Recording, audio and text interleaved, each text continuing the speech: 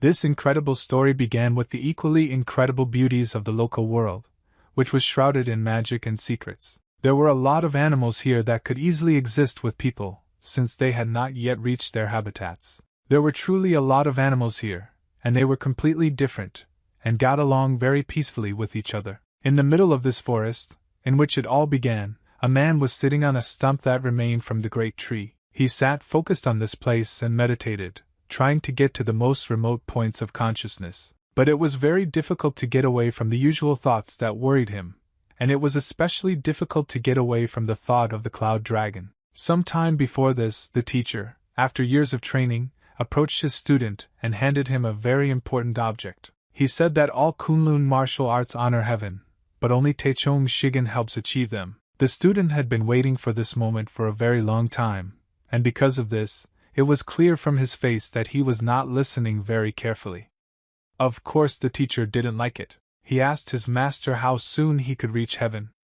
And he replied that he could not give an answer to this question, since for now the student should continue to train until he reaches what he wants. From that day on, the student devoted himself entirely to close training, and poured all his time, effort, sweat and blood into training. He was very good at it, although not from the very first day. Once, when he was in this forest, he was able to move through the air so quickly that, having reached a significant height, he used the Teikon technique Shingen. And being at this point, he struck with incredible force, which was strong not physically, but energetically. The energy that was created after this impact was incredible, and the explosion that was created after all this was also incredible. And so a lot of time passed. The student did not even notice the moment that years passed after his first training in a closed style. Thanks to the techniques that he managed to learn, he moved through the water without even falling down. Now he was truly a master, and could control almost everything that surrounded him at that moment.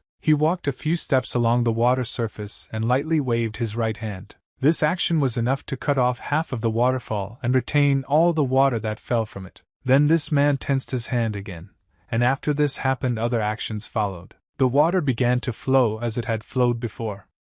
It was unimaginable to realize that he managed to stop such a strong natural movement with just a movement of his hand.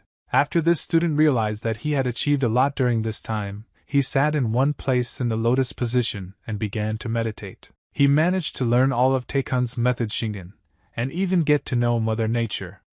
But for some reason he still didn't want to return. Time passed again, and the student sat like this for months, right up until the moment when, after a cold winter, sprouts began to break through the ground. Years passed, and these sprouts turned into vines that grew, gradually but surely moving towards the student. They enveloped his body, but he still did not begin to move. But this could not last forever, so one day he folded his hands in such a way in order to transfer a new type of energy from one to the other. He was able to achieve two great states. A condition in which 5 colors of energy appear throughout the body, and a state in which energy takes the form of 3 flower buds. From the outside it looked simply beautiful and looked like some kind of natural miracle. Flowers grew from the place where the person was sitting and rose to the left. They fell to the ground and were completely transformed in order to start a new life. The energy could no longer be stopped, and in addition to the positive effect, it also caused a negative effect on the man's body. His body lost too many cells and energy, and because of this, after a short time, he began to spit out his teeth. His hair, which had already had time to sit, began to fall out instantly, due to the fact that the body did not have the strength to maintain its life. He managed to get rid of the external and return to his natural state, while at the same time becoming younger. I wondered if the master knew that he would not remain in the Teikon state until the very end. But finally this day came, the day for which the student had been waiting almost his entire conscious life. The day when the world saw a new creature who was ready to turn this very world upside down and make it better according to the pattern that seemed more correct to him. The first thing this student did after rejuvenation stood on that stump and told himself that he would do everything in order to see his master again. The next day was very sunny, and definitely a good day to complete things that I had been thinking about for a long time. When the hero arrived at the very place where his master was supposed to be, 2 guards immediately asked who he was. This place was the entrance to Kulin, and of course the hero knew the way to it very well. He introduced himself to the guards, and notified them that he was a disciple of Kunlun, nicknamed Cloud Dragon. Then the guards were silent for a while, and then, after looking at each other, they decided that he was just some kind of tramp who took their uniform from someone. They instantly became angry and ordered him not to pretend that he belonged here, since beggars had no place here. The hero did not explain anything to them, but only walked by and opening the main gate said that they were too harsh towards their comrades. Then these guards took out their weapons and prepared to attack him from behind. But the hero, even without visually doing anything with just one turn of his head, was able to cut the blades of their swords in an instant. All the guard could do was look at the handle of his weapon and think about how this could even happen. The hero, meanwhile, continued to move forward through the lands that he saw not for the first time, and which were native to him. It even seemed to him that the air that was here was much fresher than the one he had been breathing all these years in the forest. But his presence here did not go unnoticed, since while he was walking, at one moment he heard a loud whistle. This whistle could only mean that the alarm had been sounded, and everyone guarding the territory needed to be on alert. They very quickly ran up to the trespasser and began to take up their combat positions, which they had been training almost the entire time here. They surrounded the stranger, and for some time, with swords at the ready, they simply looked at him. Then the hero thought that there were only strangers around him, and he didn't know any of all these people. A man appeared behind him, whose voice seemed more serious to him than the voice of those two guards. This man asked him what the noise was all about, and the hero realized that this face was also new to him. He explained himself and said that he was a cloud dragon, and he returned here from a closed training session. But it seems like a long time has passed since no one knows him. Then this man became very angry, since there is no such training in their sect, and also added that many impostors have come here recently. In order to prove his involvement in this place, the stranger decided to ask the man the names of the masters who are now teaching people. He began to list different names. Xinjiang, now Guangjin, and also many other masters. For a few seconds he thought deeply and said that he had forgotten the name of the master who was from the Unza clan. Then the guy smiled and said that he was their man, and came from the Tesajo clan. After these words, the man became very angry and put his weapon on alert. The hero instantly felt this, and even already knew how the man would behave in a second. He ordered him to be silent, and at the same time made a lunge in order to attack him with his weapon. But just one movement was enough to dodge this blow and end up under the weapon. Then the hero made just one blow to his blade, which created an incredible resonance within the metal. This vibration was so strong that even the man who was holding the weapon felt it. He raised his weapon up, and then even the other students noticed that his weapon had received a lot of damage and was now unusable. About 100 years passed, and the hero realized that during this time it seems that a lot has changed in this place. The students who surrounded the hero shouted that this guy is very cunning. Therefore, you need to be careful with him and attack him at the same time. The hero dedicated his youth and life to Kunlun, and now 100 years have passed. Everything seemed incredibly fleeting. Then the students once again took out their swords and prepared to strike the intruder. Of course, the hero felt this energy, and used a technique that created a protective energy ball around his body. This caused all the students to scatter in different directions, since they did not have a sufficient level of skill to counteract this. Their bodies flew apart, and they tried to put their hands in front of them in order not to injure themselves. In turn, the hero used another technique, and was easily able to fly through the gate of this place. There were still screams inside, but the guy had already decided for himself that it looked like this place was no longer for him, and he needed to do something else. The question was still open, and he did not understand where to go now and what to do. Therefore, he began to simply walk through the forest, and everything was fine until the moment his body began to remember its needs. The guy was very hungry, because he didn't even remember the last time he ate something. Due to his focus on martial arts, he had time to eat, and now he felt absolutely terrible. He moved until he noticed a white and beautiful rabbit near the road, which looked very appetizing. The hero immediately realized that he needed to use his sleight of hand to catch him right now and cook him. Now the goal was in his hands, and all that remained was to cook it correctly and eat it quickly. But this task was hampered by the fact that this little animal looked incredibly cute, and seemed to look straight into the hero's soul. Then he released this rabbit, because he realized that he could not eat it, and for pity, continuing his path, the hero could not think about anything yet, since the feeling of hunger was too strong. This happened until he stopped because he noticed a very interesting place. This building turned out to be incredibly familiar to him, and it looks like he's been there before, and it looks like more than once. A tavern called Kunlun, where he and his comrades sometimes visited the master. It was amazing that this building was still here. Don't think about it for a second. He continued walking, and walked until he entered the inn. In all 100 years, practically nothing has changed here, but the place has become a little dilapidated. He had only pleasant memories of this place. Especially warmly he remembered the hospitality, which was a very important factor here. He missed those days when he and his comrades and the master sat at the same table and talked about different topics. He managed to almost completely remember his past, but suddenly his thoughts disappeared with the arrival of the girl at his table. She immediately greeted him and asked the guy what he wanted to order first, but she was a little uncomfortable with the way her guest looked.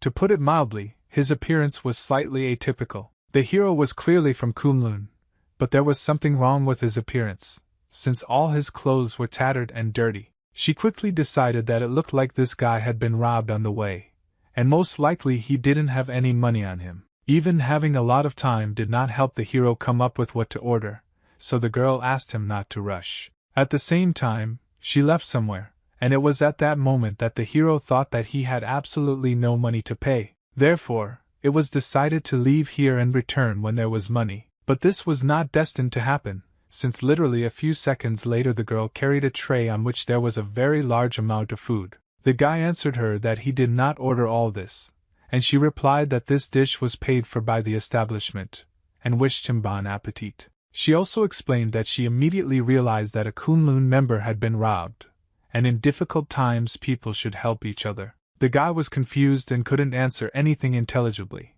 because now he was only thinking about the delicious food that was on the table. He thanked the girl, and it was indeed very sincere gratitude. Either the food was so delicious, or the guy hadn't eaten for a very long time, but the emotions he experienced during this were simply indescribable. Everything was fine until the hero felt something hard in his shoulder. It was some stranger who ordered him to take off his clothes right now, and only then eat. This stranger heard that now many people are trying to impersonate Kunlun, and he mistook the hero for just such a person. In turn, the guy continued to eat, but at some point he turned around and looked straight into the eyes of this stranger. The threats did not end there, and literally a second later this Kunlun member once again ordered the hero to take off his clothes. Then he replied, not particularly distracted from his food, that he really is a member of the Kunlun, although perhaps not anymore. He removed the scabbard from that stranger's sword, and advised him not to distract him from his meal. Then the stranger became very angry and persistently looked straight at the hero's back. He was very infuriated by the fact that he did not react at all to his words,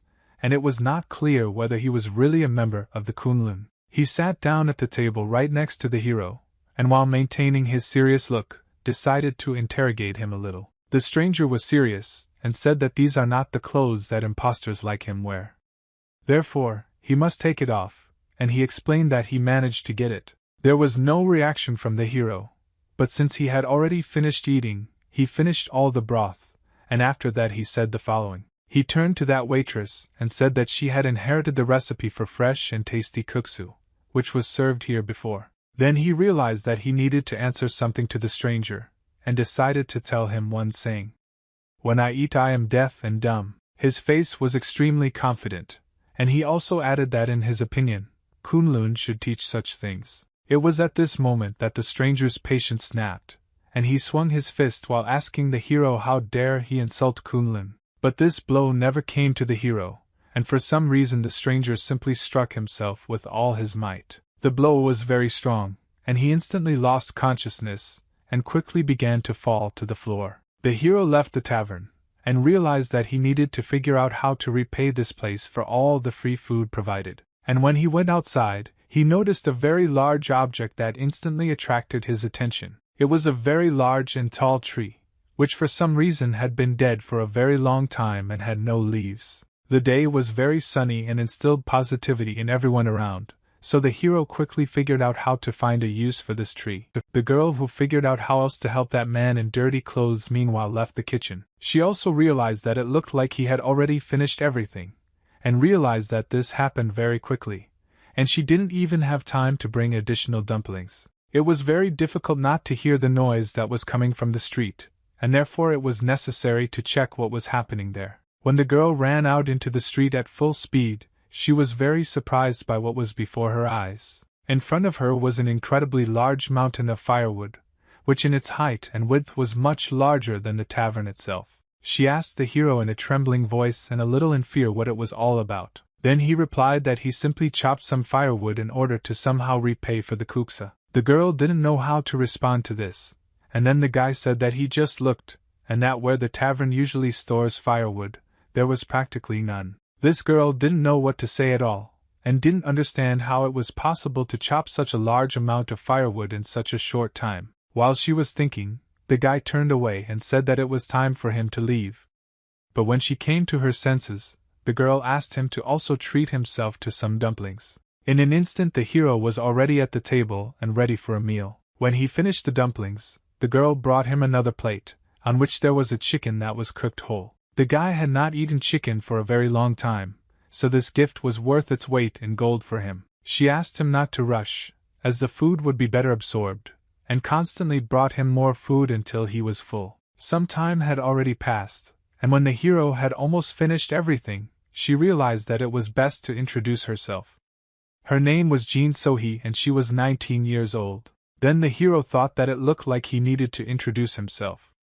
But this was hindered by the fact that after leaving Kunlun he could not even use his name. In order not to become suspicious, it was necessary to act quickly, so the hero introduced himself to the girl by the name Byak. He also needed to say something about his age, but lying was a very bad option, so he said that he was about 100-something years old. Before this, the girl had heard that strong people very often go crazy during training. It looks like, oh, this is exactly this case. Jean thought for a long time what to say, but then your gaze lowered and answered the guy that he had preserved very well during this time. Realizing what she had just said, the girl immediately began to apologize and say that she meant that the chicken not only looks good, but its meat also melts in your mouth. The guy really liked meat very much, and so he was happy when she realized that he was not offended by such words of hers. Then Beck thanked the girl again and decided to ask who runs this tavern now. She replied that her grandfather used to run this place, but he died, and now she is here to manage everything. Because of this, all the rooms fell into disrepair, since they did not get around to repairing them due to the lack of someone to help. Beck that managing such a large tavern at the age of 19 is very difficult work. Then he got up from the table, and at the same time said that since he was with the girl in another place, he had a small proposal. Namely, he said that he would repair the tavern if the girl hired him. Despite the fact that this offer turned out to be incredibly profitable for Jean, she quickly realized that she had absolutely no money to pay for the work. Byak didn't even think about it, and said that instead the girl should only provide him with food and housing during construction. She was not very comfortable that the guy would have to work for free, so the hero said that this was his wish, so she should not worry. It was stupid to refuse such an offer, so he said that she agreed. In the meantime, the guy had to think about where to start the renovation, and how to make it look much better. To do this, it was necessary to use tools, like all ordinary people when they repair something. So Byak asked the girl if she had any tools. She provided him with a small set of tools, and after a short time asked if he had started yet. The guy answered, and at the same time, I was thinking about the fact that I need to figure out what to do next, while he is helping here with the repairs. He went outside and placed a table on which he would work all this time. While preparing some parts, it made a very loud, and for many people, not a particularly pleasant sound. It was the usual sound of construction, which was created entirely due to the fact that he was preparing the parts, and using a special tool to control their sizes. This sound was the same one that Jean heard every time her grandfather worked. She didn't think she'd be able to hear him again. While she was flying through her memories, the realization of a very unpleasant detail very quickly came to her. All the rooms were covered in dust and, to put it mildly, were not in a condition where one could sleep. This means that Byak will only be able to sleep in Jin's bed, and if a hero approached her in the evening and asked where he should sleep, then Jin Soha would have only one answer. Therefore, as soon as such a realization came to her mind, she immediately moved from her place and ran into the street. Running out here, she told him that the contract must be cancelled right now. She explained that the reason for this was that all the bedding had been ruined and now there was nowhere to sleep. Then the guy replied that he already realized this when he looked around. Therefore, the hero even proposed a solution, in the form of the fact that he would simply try to take a nap on the table in the inn itself. The problem was solved, so Jean said that he could continue working since everything was fine now. This situation was slightly strange on Beek's part, since he did not understand the girl's true motives. It was not clear to him why she behaved this way, and he realized that in general she was very often a little absent-minded. The day, meanwhile, remained the same sunny, and someone snoring could be heard on the floor of the inn. It was not clear where this sound was coming from, but since it was not particularly suspicious, no one paid attention to it. Kunlun member who knocked himself out with just one precise blow right on the nose. He woke up, and was instantly overcome by rage, due to the fact that he did not agree with the fact that he was just turned off. So he jumped straight through the window, and in a few moments he found himself on the street. The guy landed and looked in the direction where Beck was now. He had a sword in his hands, and while holding it, he told the Cloud Dragon that he didn't know how he managed to knock him out, but he still ordered that these clothes be taken off immediately. Then Beck asked him why he had just broken the window, since there was a completely working door nearby. In general, this approach was not unexpected for the stranger, so he realized that he needed to attack again. Therefore, he drew his sword and pushed away in order to make a surprise attack on Bayak. His movement was very fast indeed, and within a few seconds he was already close to his target. The guy looked focused at Bayak and tried to understand where he had a weak spot in order to hit there. But at the very last moment he stopped because he understood what Kunlun taught him. Namely, he remembered that in his backpack, which is on his back, there is just something for these situations. So he put the backpack on the floor and slowly began to take something out of it. The stranger then said that since he is a Kunlun disciple, he does not attack an unarmed person. Therefore, he took out a sword from there and presented it to his opponent so that he could defend himself. There was no answer, and he decided that if he did not agree to such conditions, he would still warn him again and then attack. This situation irritated him incredibly, so he said that Bayak was missing an opportunity that would save his life. To dodge without much effort, moving in different directions. It was not clear how he moves quickly, and how he manages to dodge fast attacks so easily. But it was impossible to stop, since in this case the enemy would have the opportunity to counterattack. It was incredibly difficult to reach the body of an opponent who kept a smile on his face, and simply dodged without even attacking. Then, running close enough, he tried to strike from the air, which would put an end to this fight, and brought him victory. But even this incredibly unexpected blow was not an obstacle for Bach and his evasive technique. The stranger could not believe that he seemed so bad. He was, after all, the strongest of his kind. He backed down a little and said that it looked like that guy had learned some wonderful martial arts somewhere. But at that time, Bach already had a goal in his head that he was trying to achieve in this fight. Namely, he wanted his opponent to cry because he couldn't strike. Then the stranger realized that he needed to use all his strength, and began to use the secret Kunlun method. Namely, everyone who once fought with Kunlun's students called this technique the Sokian sword, or in other words, the 100 flowers technique. Thanks to this technique, the speed of the one who uses it increases, and he can move his weapon faster in space. But despite how fast the opponent is, very few have been able to avoid damage when someone attacks using it. But moving quickly was not enough, since the enemy was already behind the stranger, and hit him right on the back of the head with the blunt side of the sword. The blow was not particularly strong, but it was enough for the stranger to instantly lose consciousness. His body fell to the floor and raised a small cloud of dust, which only once again confirmed to the Cloud Dragon that he had won. The guy quickly moved this body onto one of the tables that was in the tavern, and I decided that he just needed to lie down for a while. It looked like this warrior was a sincere connoisseur of Kunlun. But what was also strange was that he used a technique that was mostly used by girls. While Bayak was looking at the defeated enemy, he suddenly heard a sound from afar, and quickly realized that it was Jean. Walking closer to the kitchen, he saw that everything here was a little scattered, and it looked like the girl had fallen. Then he lunged, and saw that Jean had fallen to one knee, and said that since yesterday she had been tormented by a fever, but now the feeling was even worse. Then he raised his hand to her forehead in order to understand what temperature her body was. My forehead was practically on fire, and the temperature was clearly higher than it should be under normal conditions. If the girl studied martial arts, she would easily fill her internal energy, thereby recovering. But since this is impossible, Beck concluded that she simply overworked. Therefore, within a few minutes the girl was lying on the bed, and the Cloud Dragon decided that nothing would help her as much as just a good rest. He advised her to rest well and not worry about the inn, as he would take care of it. With the last of her strength, Jean said that she was sorry, since it was the guy's first day at work. But when leaving, Beck said that everything was fine, and he would just put up a sign that they were closed. Then he went downstairs and moved into the very room where the defeated enemy was now located.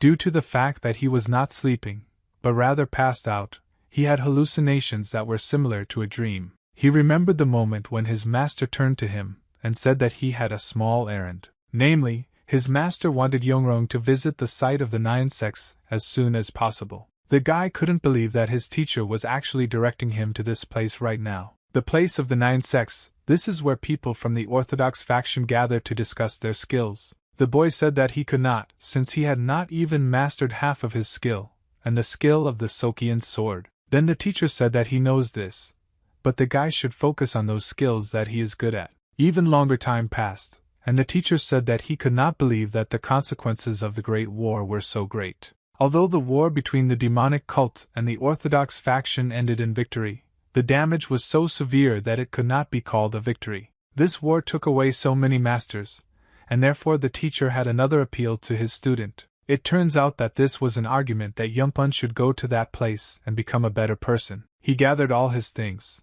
and the master told him that he wished him good luck on his journey. When he was about to leave, a thought came into his head that did not want to leave. Yumpun quickly ran back and told his teacher that perhaps it would be better if one of his other comrades went with him. Someone replied that this was impossible, due to the fact that his comrades were going to Jumaban. This place was a real gathering of bandits who would skin a person for a small debt. But still, the student maintained a positive attitude, and assumed that the master sent them there to try to put them on the path of justice. But in fact, it turned out that the reason was completely wrong, and Yongpun really didn't like the answer to this question. He thought a lot about those words, and could not understand how his master could even think of such a thing, all because the teacher said that he was sending these students to get money, since they were not doing well with it, and there was even a possibility that they would die of hunger in the winter. While on a hike, Yongpun kept thinking that not everything in this world is decided by martial arts. Then, he began to have some kind of vision, which began from the moment when the sun began to shine even brighter than usual. During his hike, he got enough sleep and quickly continued walking further in order to return as soon as possible. The road was long and a little boring, since he walked all the time on his own, and there was no assistant near him. But nevertheless, what surrounded him looked truly interesting and very bewitching. It was very scary to walk at night, since you couldn't see everything that was happening in the dark. Yongpun couldn't stand for a very long time that everything around was so gloomy, and also this smell of dampness. At one moment he heard a sound behind him, and then he almost died of fear. The guy took out his sword and realized that now he would most likely have to fight off some bandits. It was necessary to remain serious in order to fight back correctly, so he immediately shouted towards the bushes, ordering the unknown to show up.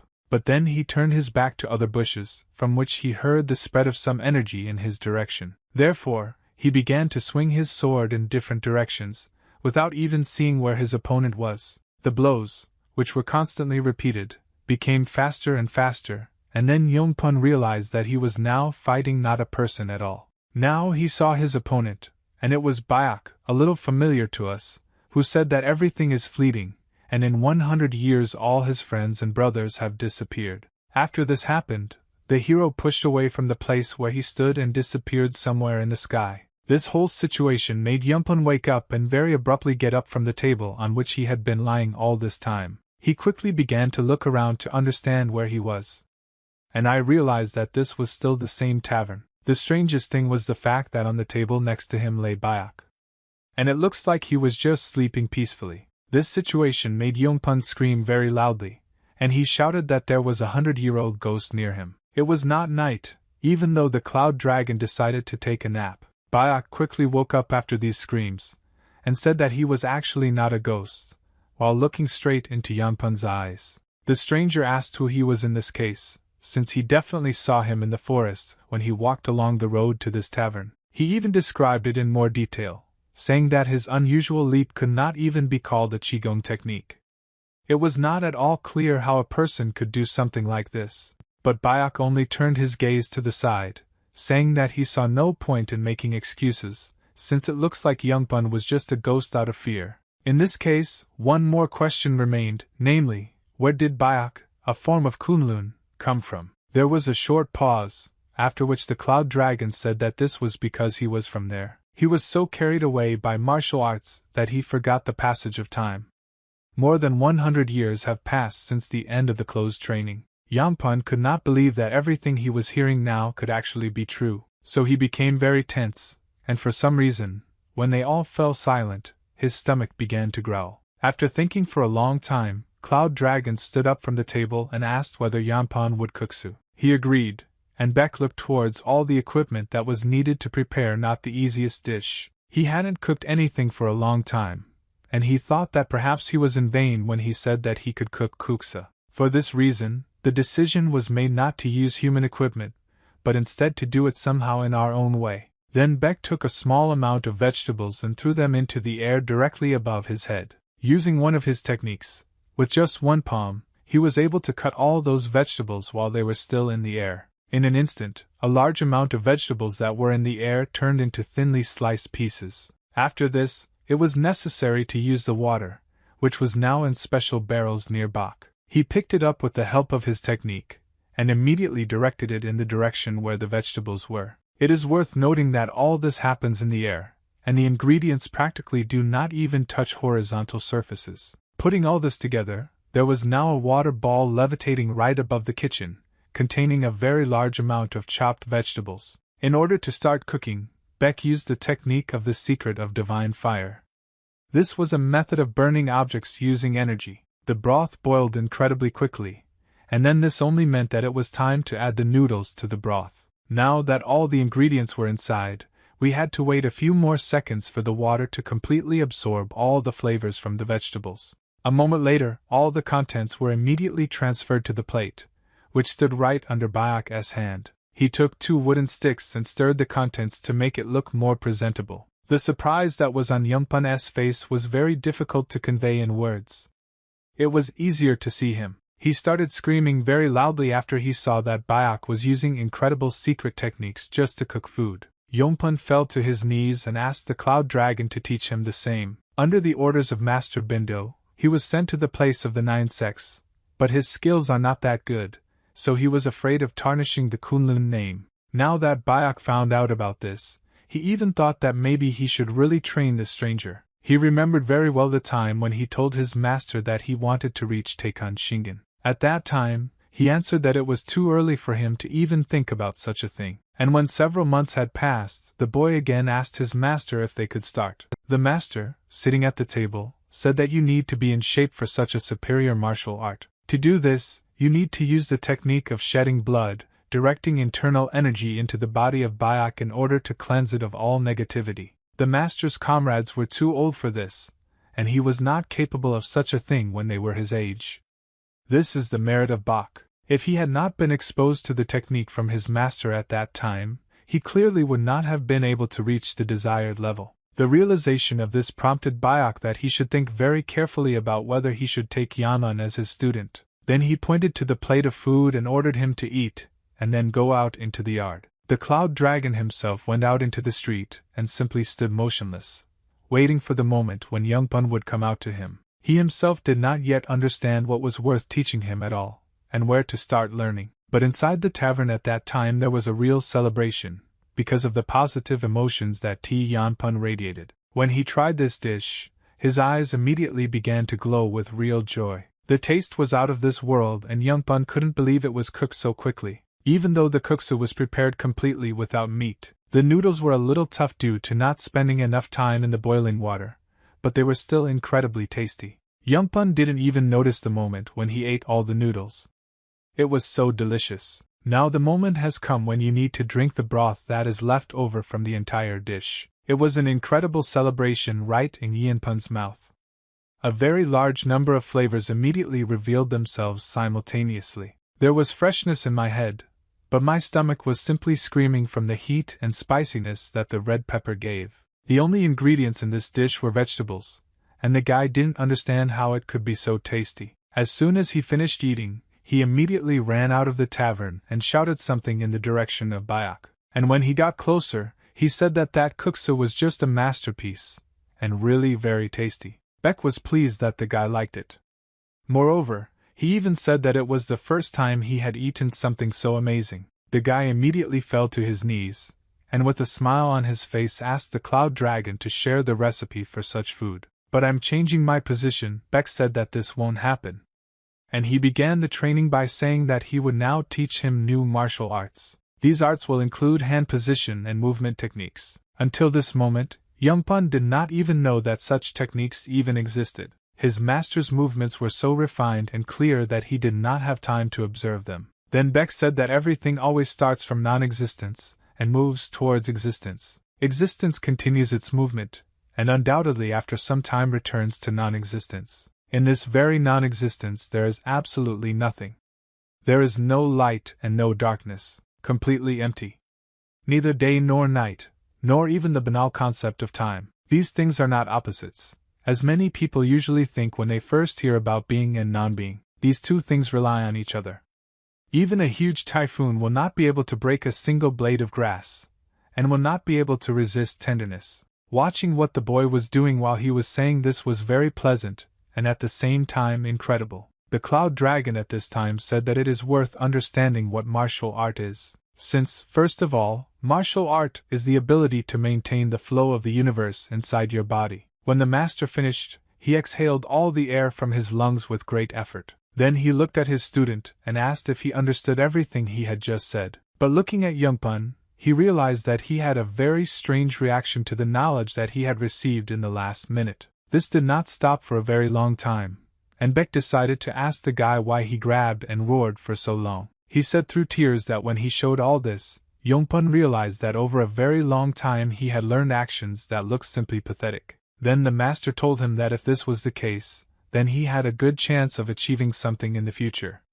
If I remember everything, then Yeonpun everything should come out in the future. The lesson continued, and Beck added that things that are close to the truth are usually always without any beauty. When he asked his student what about opposites, he replied that they do not oppose each other, but rely on each other. All things in the world are based on the 8 trigrams, yin and yang.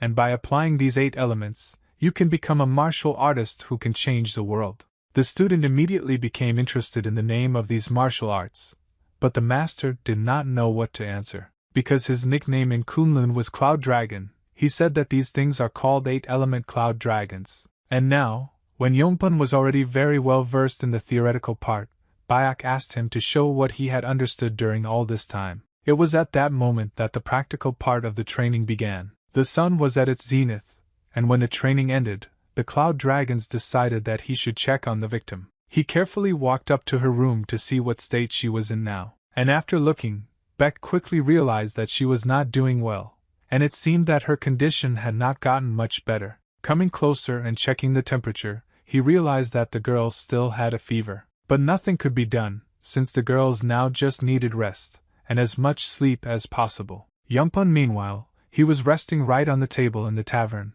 and Bayak, who was returning from the girl's room, noticed this. It was difficult not to admit the fact that the guy is trying hard, and is a good specialist in Kunlun. One day, Beck came to the conclusion that his progress was much higher than others, and then realized that all this was solely thanks to the technique of shedding blood. He remembered the moment when he thanked his master for what he now knew, thanks to which he succeeded. Then the elder replied that this was not his personal gift, but the gift of Kunlun in general, and for this reason, there was no need to thank him, despite the fact that the Cloud Dragon really wanted it. Therefore, after thinking a little, Bayak still decided that he would also pass this on to his new student in the name of Kunlun. Since the master's blood purification technique helped him fill his body with true energy and cleanse it, then he shouldn't even think about it. Therefore, The decision was made to help the student go beyond this and receive the energy of Mother Nature within his body. Even though Youngbun was sleeping and his consciousness was also resting,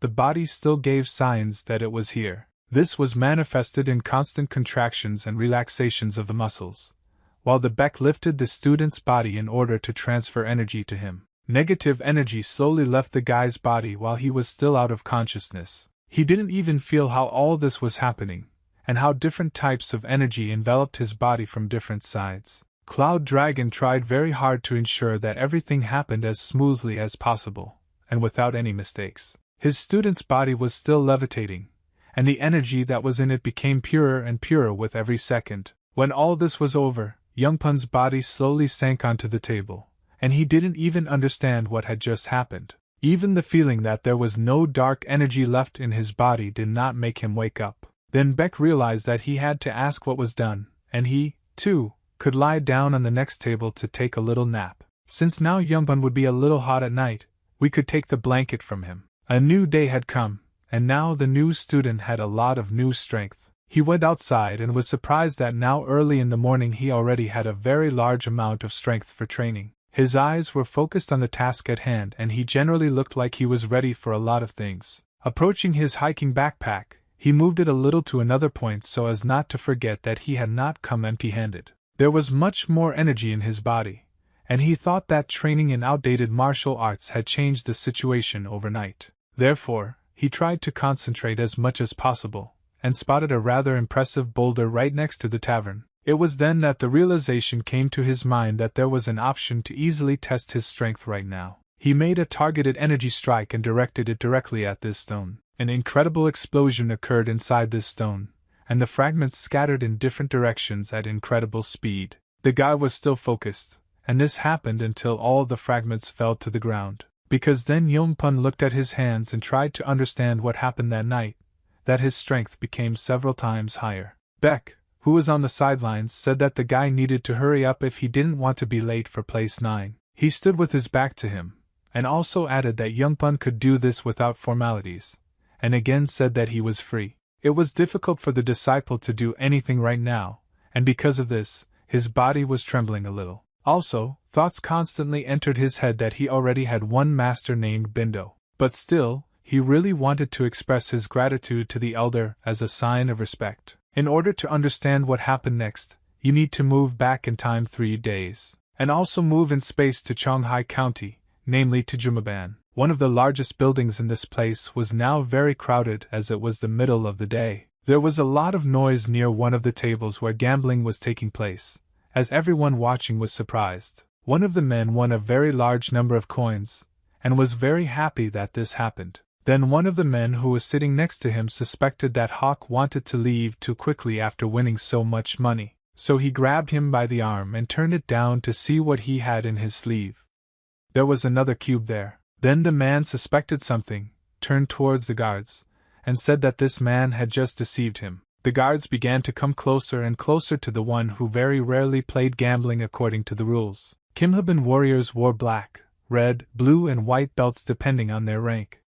These guards were blue-ranked warriors named Wanyang and Sambongi. They immediately grabbed the man and began to lead him somewhere, amid his pitiful cries that he needed to be released. Arriving at the basement, they put his hand on a small wooden barrel and prepared to teach him a lesson. Within a few seconds, a very loud scream and screech could be heard from this basement, and then crying. When they took the immobilized body of the victim outside, the man who commanded these guards suddenly received a message from the messenger that the leader was looking for him. This man's name was Nansaban, and in narrow circles he was quite famous. Having walked inside the building, he immediately began to talk to the leader and ask what he wanted from him. He asked the leader if he was really talking about Chohi, Hyamran's son. The task was to catch him, otherwise their organization would have big problems. Nan was grateful that he was entrusted with such a large task, and promised that everything would be done perfectly. The action moved again, but now it was the present time, and that same tavern. Someone was running towards her very quickly,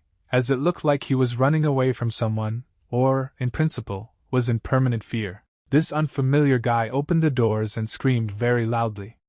It looks like he was looking for Sohi. His scream became louder and louder, and he repeated several times that his brother had come. but only Bayak came out to meet him, asking the stranger who he was and what he wanted. In a trembling voice, he said that he was just a regular customer, and also asked Bayak who he was. The heroes replied that his name was Beck and he was none other than just a new employee in this tavern. Asked him what he forgot in the kitchen, and where so he is now. The hero replied that the lady was a little sick. The Cloud Dragon realized something and asked the new guest if he had seen the sign at the entrance. Therefore, I asked him to leave again. Then I saw this sign inside the tavern, and said that it looked like he meant her. It seems that the hero forgot about her due to the fact that he trained a lot with Yonpun. Now that the Cloud Dragon turned his back to the one he was talking to, Choki understood a lot. He turned towards him and asked if he really came from Kunlun. Even though Bayak answered no, Chohi still thought that it was strange that he worked in an inn and wore Kunlun clothes. But despite this, he didn't think too much about what he understood, and simply continued shouting Soha's name. Then the Cloud Dragon said that the lady was not well, and therefore it was better for him to come a little later. The thoughts that this guy might have deceived and tied up this girl never left Choka's head, and he realized that there was no need to waste time. He walked closer to the exit, and said that he would just check other places. It was at that moment that a very strong kick landed in his chest, which did not even allow him to breathe for the next few seconds. He immediately fell to the floor, and experienced quite a lot of pain, as he thought that he seemed to have broken a couple of his ribs. It was those two mercenaries who said that it looks like Choki was late in escaping, and now he will pay for it. He moved his face closer to the face of the one he was running after, and greeted him sarcastically. Then this frightened boy said that in fact his name is Chohi, and Chanhi. The mercenary was not ready to believe in this nonsense, and immediately hit the boy in the face very hard with his hand. After that, he moved his body even closer to his face and once again asked the boy his name. But at that moment, all Chohi could do was think about the fact that his gambling debt to Jumaban was 30 gold, and most likely they would kill him right now. Then, after these thoughts, Huanyang hit him in the face with his hand again and almost knocked him out. Then the second mercenary turned to him and said that he believed that he needed to spend less time and stand on ceremony with Choki. The guy was grabbed, and then the second mercenary began to increase the distance, and at the same time said that Choki was already starting to irritate him. He swung his leg and asked if he could resist it now. Bondi himself gained very high speed in the air and kicked his target directly in the stomach. This blow caused a gag reflex in the guy, and he immediately felt sick right on the floor. He felt incredibly bad, and on top of everything, he also felt the pain from the previous blows. Nen entered the tavern and shouted to his two mercenaries that they just needed to grab him. One of them said that this guy was talking some nonsense, and so they had to teach him a lesson. Ninvai, in turn, told them that they just needed to tie his legs so that he would never run away and then interrogate him. The boy began to scream very loudly when one of the mercenaries began to take off his boots, and he shouted that in fact his name was Choki. He was so frightened because it soon became obvious that Nen intended to cut off his leg. But as soon as he wanted to do this, Beck immediately shouted to the whole gang that they shouldn't make noise here, and it was better to just leave. He also began to leave, at the same time saying that it was his fault that he did not hang up the sign, but still they should leave. It was also necessary to add that there was no ready-made kuksu for a long time, so they had nothing to do here. One of the mercenaries was much more frightened than the rest, so he moved with a sword towards Bayak. Well, literally a moment later he realized that he was in a state of free fall and was flying in some direction. It turned out that the Cloud Dragon, with just one movement, was able to throw it at all the other mercenaries, and thereby push them out into the street. When the three fell on the street, then Nansaban was now at the very bottom, and two mercenaries lay on top of his body, preventing him from moving. He was very angry about this situation, and asked the mercenary what just happened, because it looked like he had just been punched by a waiter and pushed Nan because of it, and now he was on the street. The mercenary immediately began to apologize and ask for forgiveness, since Nan thought that in a different situation he would have stayed inside and could have defeated the waiter. His anger knew no bounds, and he took out his sword and slowly began to approach the entrance to the tavern. His eyes were full of determination, and now he was ready to do anything to eliminate the waiter. Meanwhile, the mercenaries remained outside and simply listened to what was happening inside. One of them said that it looked like Nan was seriously angry, and the second added that it looked like now they would have to wash off the waiter's blood again. It became clear that now we also needed to go into the tavern in order to start cleaning up what was left of the waiter. But when the two of them went inside, they saw something they never expected to see now. Namely, before their eyes was Nan, who was kneeling in front of the waiter and asking for forgiveness, saying that he had done very wrong. The mercenaries were shocked and could not understand what was happening here, and why Nan was kneeling. But he, in a very loud and angry voice, ordered them to kneel down and beg for mercy. Meanwhile, Beck told them that the etiquette of the tavern is to sit down, calmly order and enjoy the food. Now Choki felt safe, and thanked fate for the fact that he had successfully stumbled upon the hermit master. We just had to hold out until the mercenaries left here. But since Chohi was very hungry, he decided to ask Byac for a plate of kuksu. The cloud dragon thought for a while, then said that he could make a new batch, but for this he would have to wait a little. Nan and her mercenaries sat down at the next table, right next to the table at which the one they came for was sitting. He very quickly realized that it looked like Choki was just trying to wait them out, so he needed to come up with something more cunning. He thought for a while, and after that he told the mercenaries that they should guard this place, and in the meantime he would report to their leader. This particular decision was made for the reason that even if the three of them attacked Byac, they would not be able to win.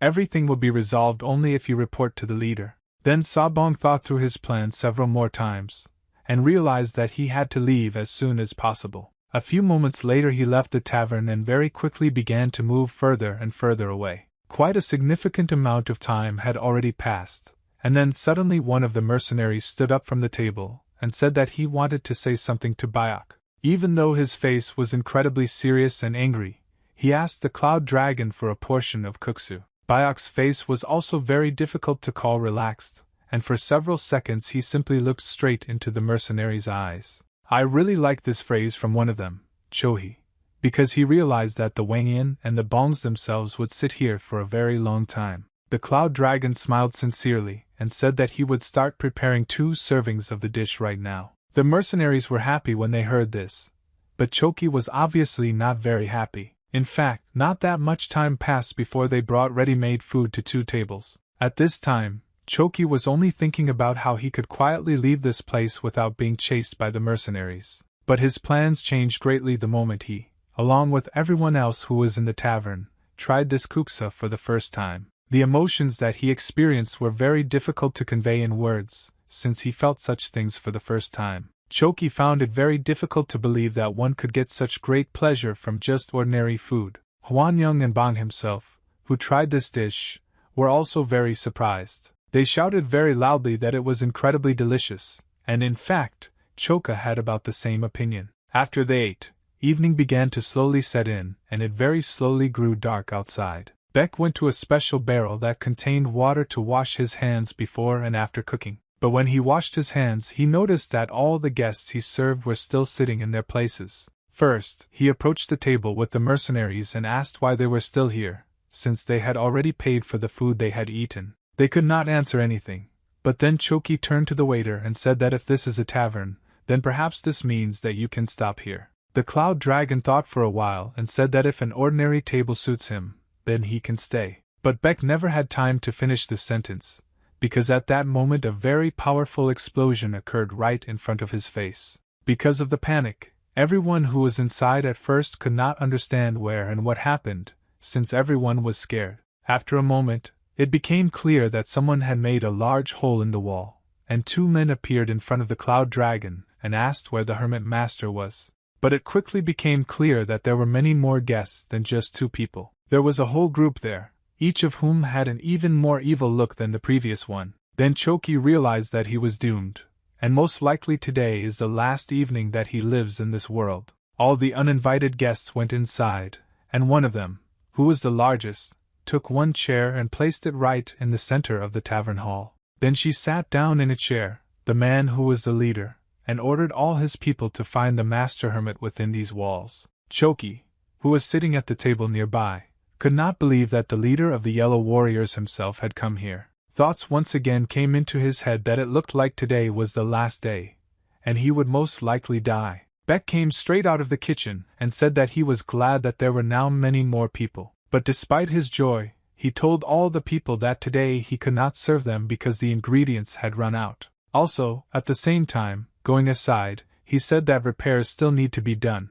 so he has no time for customer service right now. One of the warriors who came with their leader at that moment tried to attack the cloud dragon, but when he struck with his sword, it flew a few centimeters from Bayak's body, as he quickly moved. The cloud dragon didn't even react to this attack, but simply continued to walk forward. Then the moment came for the second mercenary, who said that in his opinion Chan needed to learn to hit the target. He swung his huge head and said that now he could deal with this parasite in just one blow. This blow also missed the target, and after this happened large pieces of stone that had just been on the floor scattered to the sides. Beck was not happy with what had just happened, and was already counting in his head the amount of time it would take to repair these destructions. He very quickly moved behind his opponent, and said in a quiet voice that sport was not part of the etiquette of being in a tavern. The leader was so angry that he jumped out of his chair and said that this was the master hermit, and he needed to be caught as quickly as possible. Then all the mercenaries who were there simultaneously swung their weapons and tried to strike at their opponent.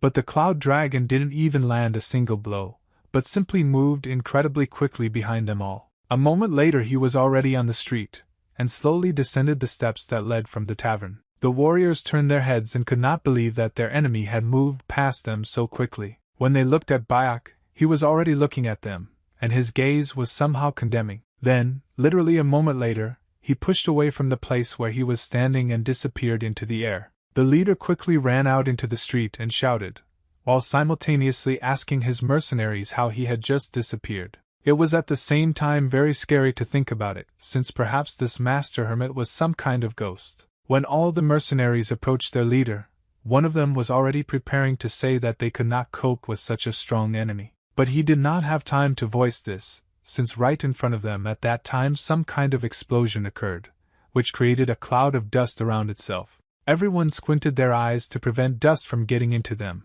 and tried to understand what was in front of them. A few seconds later, when they slowly began to fall to the ground, they saw a large stone cube in front of them. The leader could not understand what was happening here, and how this huge cube ended up here. Then, when even more dust had settled, the cloud dragon appeared in front of them and said that the walls on the second floor had collapsed, and it was better to replace them with stone ones. One of the sides of the cube was not covered with a stone slab, since it was located at a short distance from the cube itself. But the moment Beck simply touched her, she flew into the cube at high speed. Now the geometric figure was completely completed, and everyone looked at what was happening with surprised eyes and open mouths. Surprise gave way to fear the moment the cloud dragon began to focus energy around his body, and said that everything needed to be done at once. His hand movements became incredibly fast, and they seemed to cut through the space right in front of him. When he did this, even in very thin cuts into equal parts appeared on the stone cube.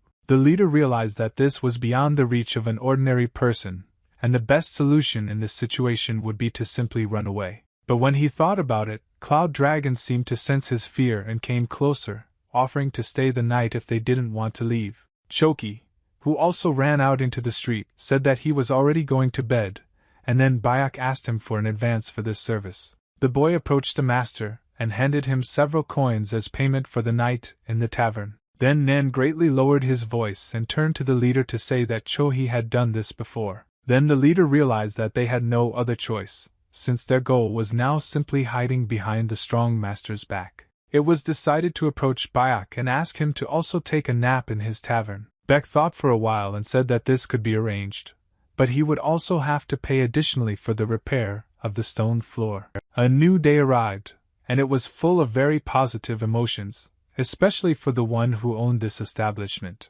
When Mrs. Jean woke up, she was very happy and felt energized because she was well rested. She quickly got ready and began to leave her room to check what happened there while she was gone. And when the girl looked around, she saw that all the walls were no longer wooden, but made of very high-quality stone. She came closer to her to touch her, and realized that absolutely all the walls on this floor had been replaced with luxurious stone. Then she had a lot of questions, and so he began to run downstairs at incredibly high speed to find Bayak. And when she came down, a second portion of surprise was already waiting for her, because of what she saw before her eyes. There were an incredibly large number of people in the tavern, and each of them was eating or drinking something. It was not clear why there were so many people here, since the last time there were such a large number of visitors was when her grandfather ran the tavern. While the girl was looking around and trying to understand what had happened here, the cloud dragon approached her and asked if she was feeling well. She replied that thanks to the fact that she had rested,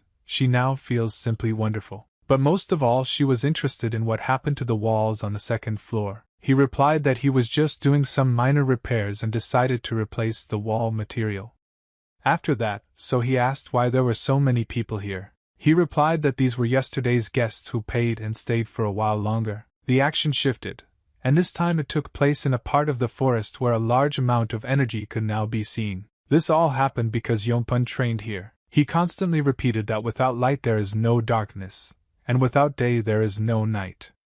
These things are not opposites, but rely on each other. Thanks to the knowledge he gained in recent training, he managed to make great progress in understanding internal energy. In 6 days from Kunlun, he managed to master as many as 4 techniques, and this is almost half the battle. Thanks to the elder he met in the tavern, he was very able to change his understanding of energy and his body. And now, his mind was full of determination, as he received power that he could not even dream of before. The guy was very grateful for the meeting with that stranger, and promised himself that he would not disgrace himself at the gathering of the 9 sects. Yongpun was already very close to the goal, and was focused on the fact that he needed to show his best side at these meetings. But when he arrived, 2 guards who stood near the entrance asked him who he was and why he had come. The guy even thought for a few seconds that perhaps he was simply in the wrong place, and in fact came to the wrong place. But after a moment, he said that his name was Yongpun from Kunlun,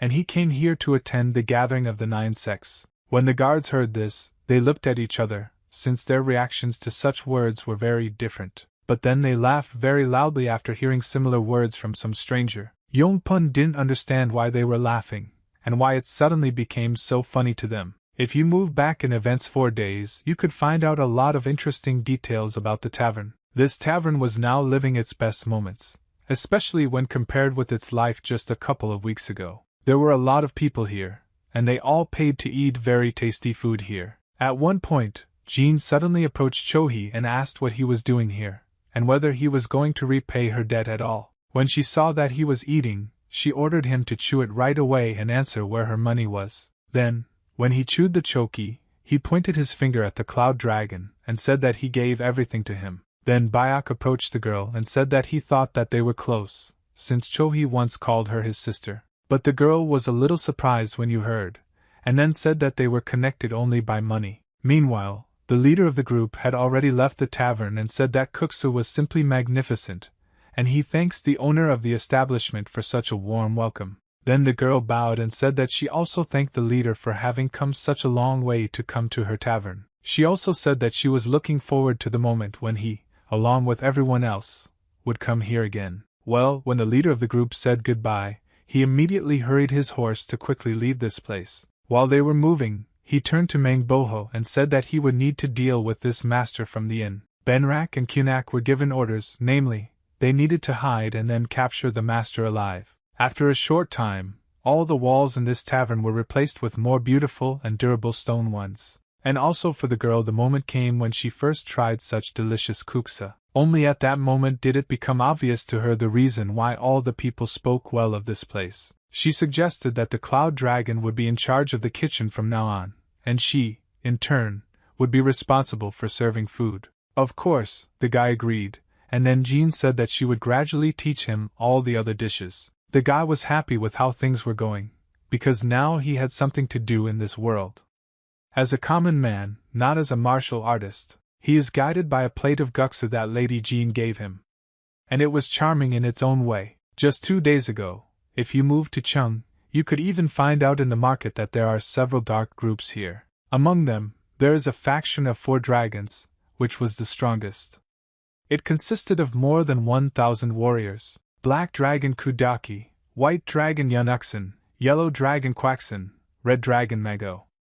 And altogether they were a faction of 4 dragons. Of these, the Yellow Dragon is one of the yellow warriors from Jumaban. It was to him that the leader known to us came, who asked for forgiveness for not catching one of Hyanryang. He also explained the problem, saying that everything lies in the master, who is located in an inn on the slope of Mount Cullen. It was obvious that he was from this formation, and then the yellow dragon said that now he seemed to understand everything. Namely, he said that it seemed that the leader was a little interested in Kunlun, and for this reason the news took so long. But the problem was that the yellow dragon believed that Kunlun was no more, all because they had big problems with money, and a few days ago 2 of them stole money from Jumaban. All the friends of this formation had disappeared, and therefore there was no longer anyone to help them. For this reason, they were excluded from the Murim forces once and for all. The yellow dragon was happy with the knowledge that he would never see the members of this formation here again. The leader had only one question left,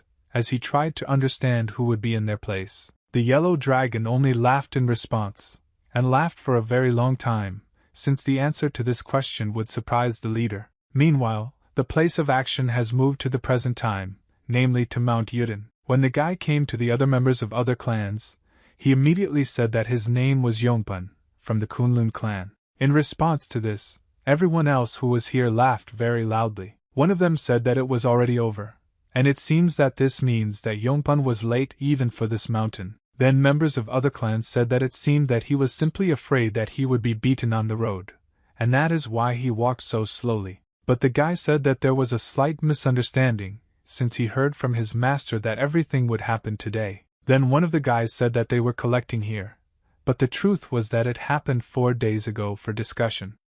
It's strange that Kunlun only found out today. The guy who started asking Yongpun questions first told his friend that there was no difference, because the truth was that Kunlun would not be able to attend from next year anyway. Yongpun already became more embittered, and told that guy that he shouldn't just be rude. Then a member of another clan said that this guy is from the Heavenly Mountain sect, and it doesn't seem like he's being rude. The sect member said that from now on their sect will become a member of the 9 sects instead of the Kunlun. At this point, Yongpun no longer remained silent, and began to shout that he did not believe what they wanted to tell him, that Kunlun would be expelled from the 9 sects. Then one of the members of other sects said that they need to stop shouting about it, since in fact, noble people really decided everything. Since members of this sect were constantly beaten at meetings, and also borrowed money from bandits, in this way they only disgraced the name of the political faction. Yongpun couldn't believe that now his sect is not even a member of the 9 sects. He started screaming very loudly that this simply could not happen. Since 25 years ago,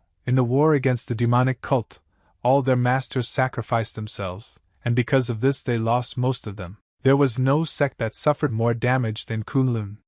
That's why Yongpun felt used. A member of another sect, meanwhile, said that he was very afraid of these words, since they were incredibly scary. He began to be rude and say that everyone should look at the one who decided to shout just like that. He pointed his finger at Yongpun, and told him that none of those present here would even believe that their sect alone fought the demonic cult. But suddenly, right from the back of this rude guy, someone said to stop hitting on Yongpun. It turns out it was a girl who said that if he continues, Yongpun will most likely burst into tears again. The guy said that in this case he would stop touching him, since he did not want to get involved with weaklings from Kunlun. There was a slight pause, and when the laughter stopped, Yongpun asked the member of the other clan to repeat what he had just said. When he didn't answer, the guy told him that he would endure everything, but definitely not an insult to his Kunlun skills. It turns out that right behind the Sky Mountain clansman's back were 2 well-sharpened daggers. He struck the name with 2 at the same time, but it's good that the guy was at a rather impressive distance from his opponent.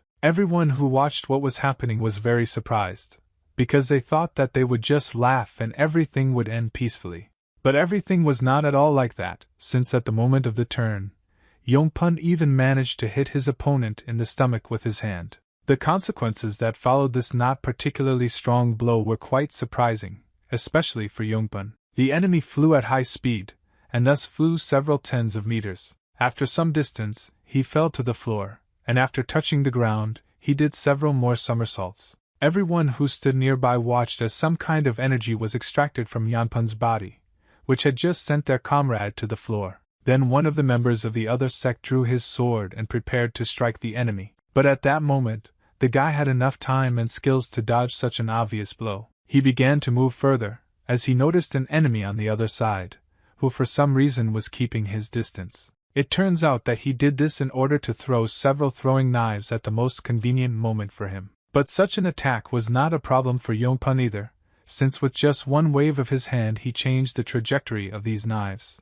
Since he was not alone, it was necessary to make several movements, and as a result, more than one knife did not reach the target's body. All the kunai fell to the floor, and they seemed to be flying at low speed that the guy was able to knock them down so easily. Then other people who watched what was happening in her could believe that he could get away with it. The girl got down to business and jumped away from the place in order to point her weapon, which was pointed towards her palms in the direction of Yongbun. But all the guy did was just a few steps towards his opponent, and from the outside he looked really confident. With just one movement and direction of energy, he was able to knock down the girl's trajectory and lift her into the air. Now that she was in the air, it was important for her to leave that point above the enemy's heads so that he would not finish her off. To do this, it was necessary to act very quickly, so the girl was quickly able to twist herself in the air. A moment later, she landed a short distance from Yongpun, but there was no strength left for a second attack. But it seems that there was no need to do this, since now the guy was attacked by one of the largest and strongest members of the sect. His blow was very strong, but at the same time not very maneuverable, so all he saw was a Yongpun, and how he prepares to strike back. The counter-strike was incredibly strong, and in essence it was just a palm strike right at the center of his target. When he did this, the big guy whom he hit at an incredibly high speed flew into the wall that stood nearby. Those who watched what was happening could not believe that such a small guy sent a large opponent straight into the wall. And this was really so, and the big man even lost consciousness after he flew into this very wall. One of the warriors with a sword tried to strike again, in order to do it unexpectedly. But he didn't know that the speed with which Yongpun was now reacting to everything that was happening was comparable to the speed of a cheetah. This enemy also flew away, and now the guy had only one problem. Namely, the girl who was just preparing to launch a counterattack after gaining more strength. But even though her blow came from behind, the guy still easily grabbed her hand and threw her to the ground. Moreover, this blow was quite strong, and for several seconds the girl could not even move anywhere. The final stage for this was the energy that had already accumulated around the palm by that time. All that the girl managed to see before she lost consciousness was only a weak warrior of the Kunlun sect, who had just laid her down on her shoulder blades in a few seconds. An explosion occurred after the energy reached the earth, and accordingly the girl's body. The observers were surprised and could not understand how the force of the wind could reach all the way here. Yongpun's body, and it constantly changed its color. The girl was completely exhausted and could not even move after such a fight. Then the observers said that it was unlikely that Kunlun had ever had such a method of combat. If you look at how Yongpun moved during the fight, you could understand that he moved in the form of a dragon. Then all the observers realized that he acted the way a Kunlun dragon master fights. After this realization came to all the observers, the guy said that from now on they should think before saying anything, and especially when they want to neglect the Kunlun sect. The actions were moved again, and now everything was happening very close to that very tavern. On the one hand, it was still noticeable that the repairs were not completed everywhere, but in those places where the Cloud Dragon wanted to carry out repairs, everything already looked good. Part of the group that was hunting for Choki announced that they were leaving this sector, but they were still searching for the target. It was very difficult to find him, due to the fact that there were a lot of thickets here, and in general he could return back to the tavern. Nan was the angrier of all, since now it was he who was responsible for capturing the target. Meanwhile, the boy was in the bushes, which were very close to the tavern, and into which one of the members of the search group, in theory, could look. Choki understood that as soon as they caught him, they would kill him, but it was also obvious to him that he could not stay in the tavern forever. One of Nan's subordinates said that he had a very important message for him. Namely, he wanted to say that they would search around the village, and let him check the tavern and the area around it several more times. The leader, moreover, some time ago said not to even take his eyes off the tavern, and therefore you need to monitor everything that happens there. After this, the black detachment climbed onto their horses, and they very quickly began to move away from the scene of events. Choki also watched all this, and quickly realized that the black troops had finally left, and now they left him half alone. The best and most joyful news for him was that Nan's team Saban also went into the tavern, which means she didn't look in the direction of his bushes. And this could only mean that now is the ideal moment to start running away without looking back. Meanwhile, the girl was training her new employee, and said that now they should move on to practice. She also added that the most important thing is to keep the dumpling dough thin and sticky. When she saw that Byac was preparing to try, she began to leave and at the same time said that she would dig up some greenery, and for now let him train. Now that Cloud Dragon was left alone, he could devote all his time to preparing the dough. He didn't even need to touch it for this piece of dough to jump from side to side and change its shape. In just a few moments, this dough became much thinner, but Bach didn't stop there. He continued to move the object without touching it, and change its shape only thanks to techniques. The three warriors watched all this and could not believe their eyes. It looked really very impressive. Moreover, it looked a little stranger than they even expected from the already rather unusual master. Meanwhile, Yongpun continued on his way, and also step by step he crossed the forest that stood right behind the place where the meeting was taking place. In this forest, he constantly thought about what the status of his sect had become. It was not clear what to do to correct this situation, and how to force everyone else to respect Kunlun. But suddenly, at one moment, he noticed his grandfather sitting on a branch of one of the trees. When this grandfather jumped down, he began to move very quickly,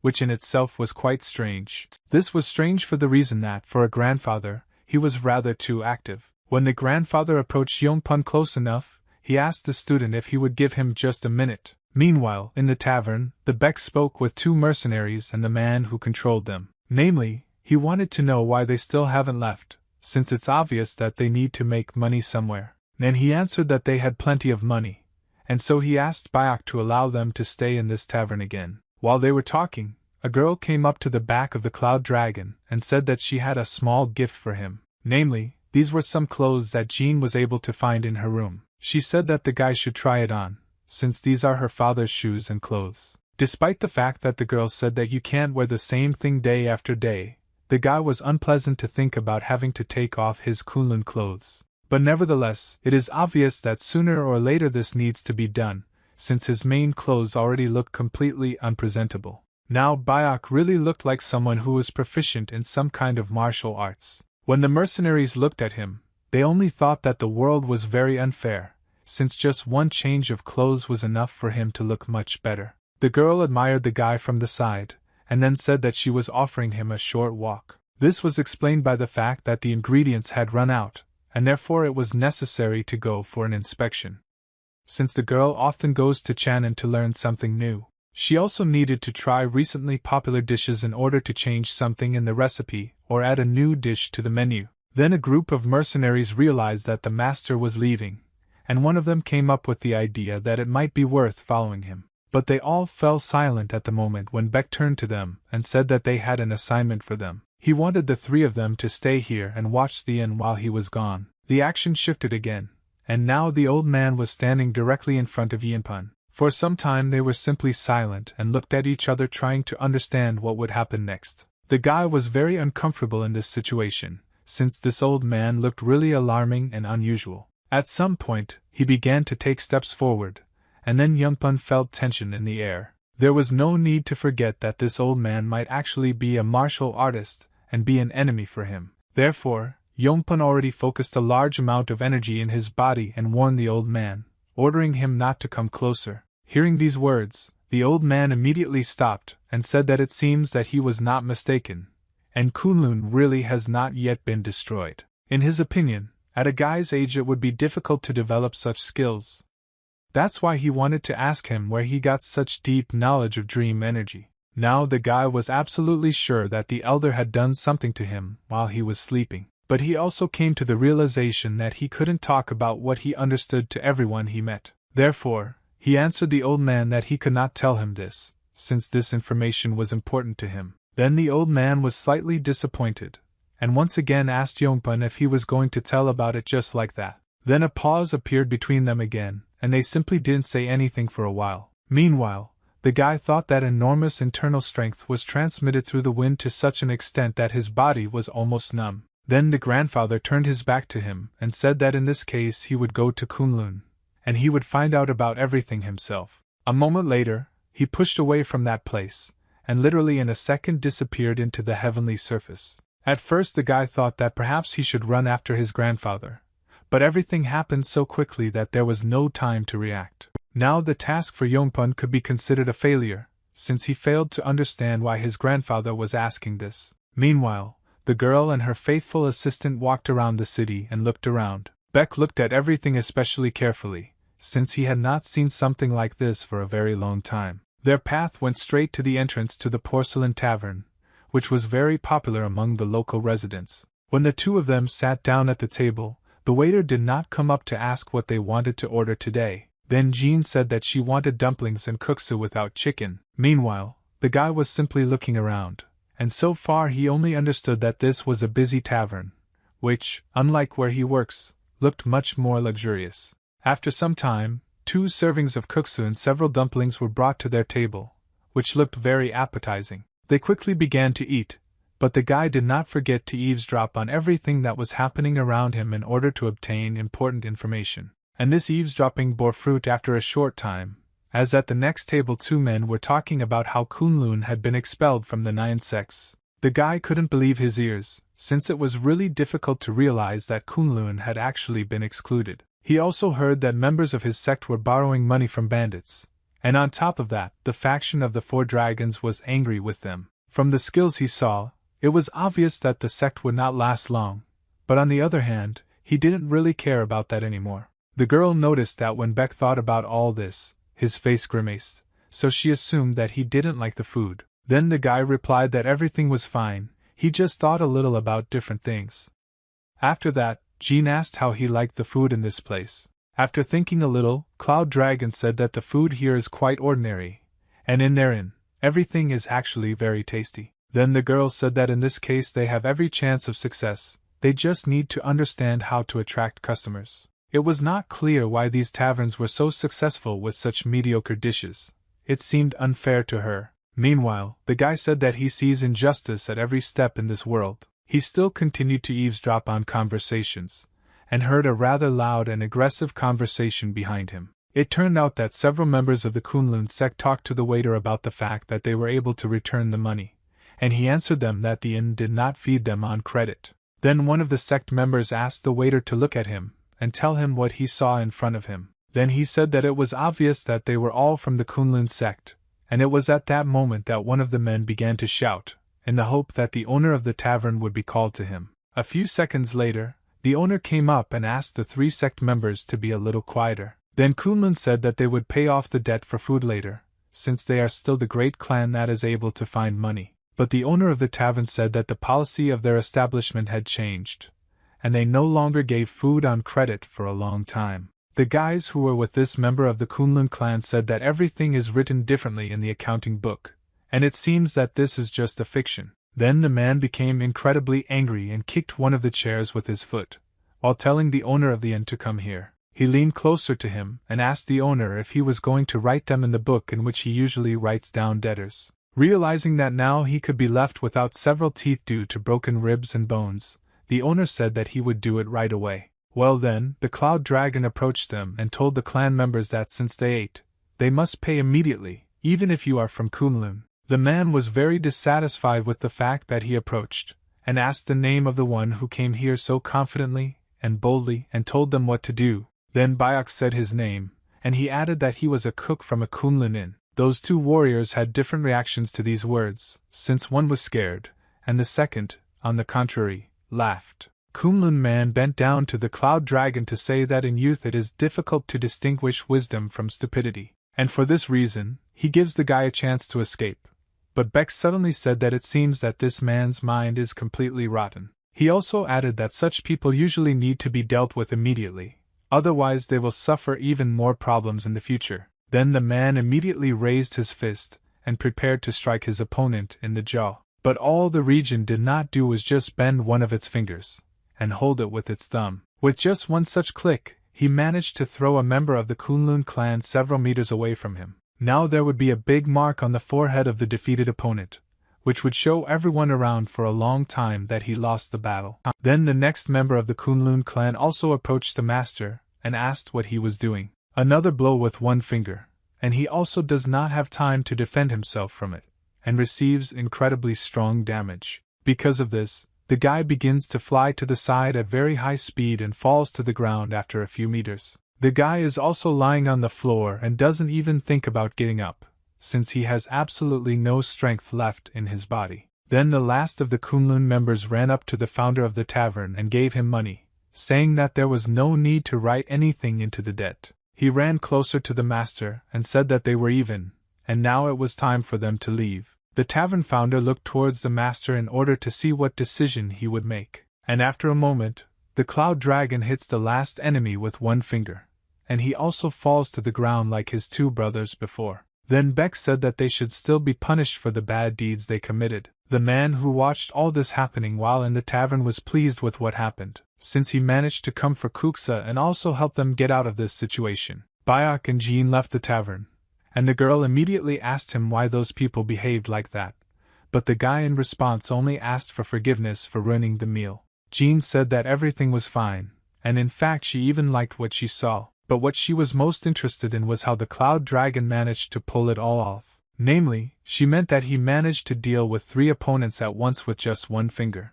Then the master suggested that it looked like the girl wanted to learn martial arts, but she replied that she wanted, but it was not the time yet. All due to the fact that at this stage of her life, the tavern is exclusively in her first place. Seeing the emotion on the girl's face at that moment, he noticed that he smiled very often thanks to her. They continued on their way, and the girl said that now is the time to go get the ingredients. Meanwhile, in the forest, which was located not far from the moon horse base, something was happening, and that is why grandfather was moving through the forest, thinking about different things during his incredibly fast movement. He constantly thought about that guy he met recently in the forest, and realized that that stranger would not even utter a word with his character, so there was no point in interrogating him. Kunlun had not taken his advice into account for more than 10 years, and the old man did not particularly like it. How can such energy come from a Kunlun person? He did not understand, and was ready to do a lot to find the answer to his question. When he approached the entrance to this sect, he saw that the entrance inside was not particularly well guarded, especially when his body found itself right near the gate, and no one even noticed his arrival. One could understand that the sect was not serious. Because of his poor eyesight, he thought that the 2 guards who were sleeping at the entrance were already dead. Then he simply walked past them and opened the gate, thereby entering the sect's territory. This action woke up the guards, and they immediately began to detain the intruder. When they asked him to introduce himself, he said that his name was Nogak, and he came here to find out something. Then the guards looked at each other, as they were slightly frightened that this intruder really answered all the questions. Why did they put their weapons in front of his face, and added that there is no place for beggars in this sacred place, so it is better for him to get out. But the grandfather did not react to their prohibitions, and made a breakthrough, thereby breaking through the weapons of the guards. After this breakthrough, he simply calmly began to walk forward, thereby getting closer and closer to the center of the sect's territory. One of the guards caught up with him, and thereby took him by the shoulder, and ordered him to leave again, in my opinion. Then the old man, without even moving his hand much, was able to send this guy into the air to a height of about 5 meters. After that, the guy fell to the ground and hit his body and head very hard on a hard stone. The second guard, who stood right next to the old man, shouted that he would not leave this just like that, and the old man would pay for his actions. He prepared to strike at the back of his opponent, but at the moment when he wanted to do this, time seemed to stop around him. A moment later, the old man hit him on the head with his wooden staff, thereby causing quite impressive damage. The security guard also fell to the ground and was unable to move after receiving a severe concussion. The old man continued his movement, and meanwhile the first guard was able to come to his senses, and hastily began to take out some object from his pouch. With trembling hands he took out this object and began to blow into it. It turned out that it was a whistle. The whistle was so loud that within seconds the old man was surrounded by clan members and prepared to attack him. But before doing this, they didn't just surround the uninvited Kostia, and with swords at the ready, they looked straight into his soul. The old man, in turn, only stopped and did not even make any movements, but simply watched. And all he needed to find out now was where such strong dream energy was located. And looking around, he could not find where the very source that he had been trying to find for so long was. No matter how much he looked around, he was never able to achieve the goal he set upon arrival. But suddenly his thoughts were interrupted by someone's voice. It turned out that it was one of the masters of the Kunlun clan. This master looked at his students, and said that in front of them was the leader of a gang of beggars named Nogak. All the Kunlun members couldn't believe it since they only knew one Nogak. Namely, the one who was the fifth of the 7 strongest masters in Mirim. Then this teacher turned to the other teachers and asked them to spend more time teaching students, since they do not even know such basics. After this, the teacher turned to the old man and said that he was asking for forgiveness, and also added that now he could move on. But the grandfather only said that he was too rude, and at the same time continued to move forward. He was approaching closer and closer to the building that was located here in the center, and was absolutely not responsible for the words spoken to his back. One of the clan members approached the teacher to ask why lately masters appear out of nowhere and create a crush in the sect. Grandfather, meanwhile, looked around and thought that perhaps he was possessed by the energy of a dream, and in fact he made a mistake. All these tense moments made him tired very quickly, and he realized that he needed to drop into a tavern and drink some mash. Meanwhile, Bayak and the girl arrived at the tavern, and the guy noticed that the table was broken. He looked towards those mercenaries who were watching the building, but they said that it was not them. The guy thought deeply and remembered the interior of the tavern in which they were together with the jinn. Everything in therein was not as colorful as in that place, and so he decided to make a new stone table. Moreover, it was necessary to make it a little thinner so that the mistress could move it if necessary. To do this, he used energy and directed it towards the stone, which was also summoned from under the earth. With just one movement of his hand, he managed to cut this stone into several pieces and create an even cut in the middle. The 3 mercenaries who watched all this through the doors still could not get used to what this master could do. The action for the grandfather moved to the place where the inn was now located, and when he approached the entrance, he was surprised that this place was still functional. Then the old man felt a very interesting sensation inside his body, and it seemed slightly foreign to him. Moreover, it was difficult to believe that it was near this godforsaken Taktir that he would feel nothing more than the energy of a dream. Beck looked very focused at the piece of stone that he was using energy to adjust so that it was suitable for creating a new table.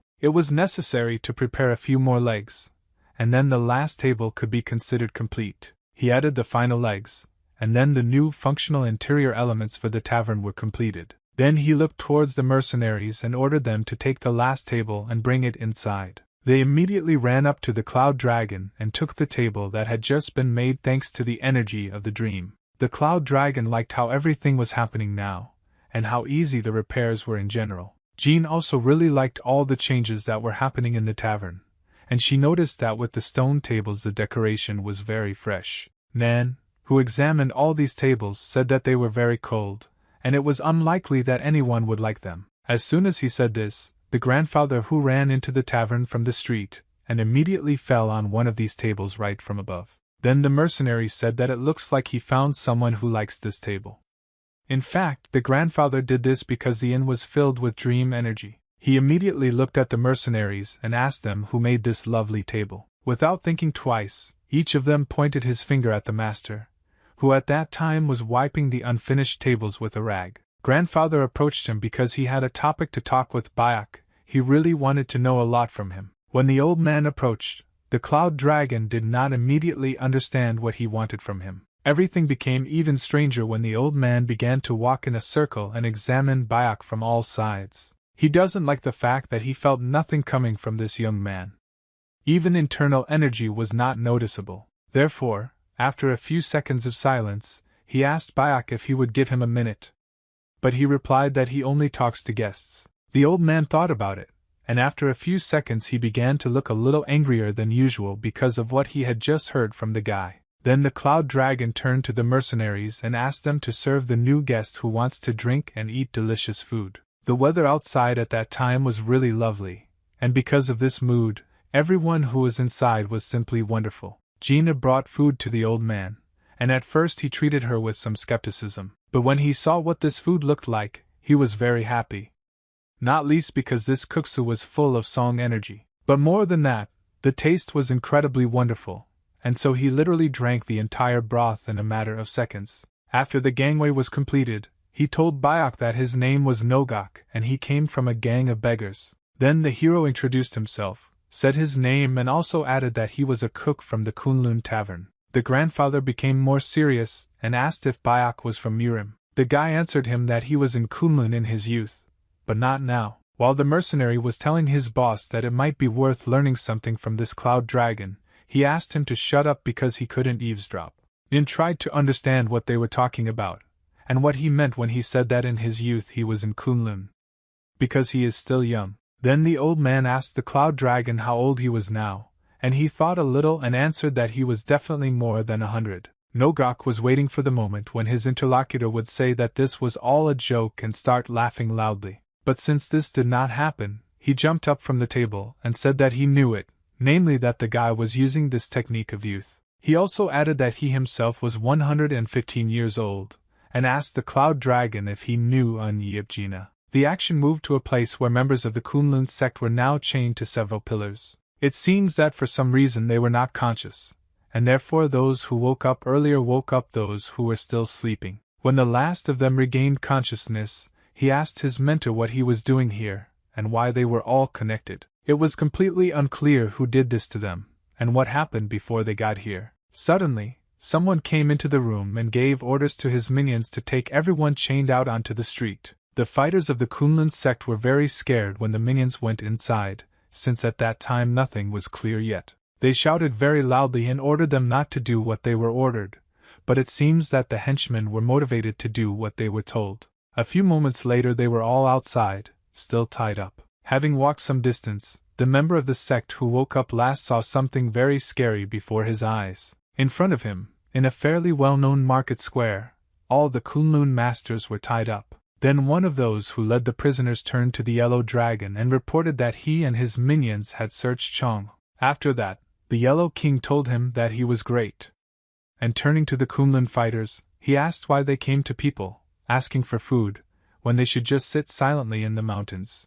One of the masters recognized this man and realized that he was a yellow dragon, after which it became clear that they were caught by a faction of 4 dragons. One of the sect fighters plucked up courage and asked the yellow dragon what he was going to do with all of them. At the same moment, he received a strong blow to the back of his head with a stick, since they had previously been ordered to remain silent. A smile appeared on the yellow dragon's face, and he said that they would all die soon, since he was going to cut off their heads and hang them for everyone to see. Now that the 4 dragons are mocking them like this, it has become obvious to the sect members that they are ready for war. By that time, quite a large number of people passing by had gathered near the Kunlun prisoners, and were whispering among themselves. In general, they were not against what was happening, since this sect did not help the commoners in any way. Suddenly the white dragon Yong appeared Wuxin, who said that Kunlun members would not be treated like this right now. His plans were that he would first drop the prisoners home,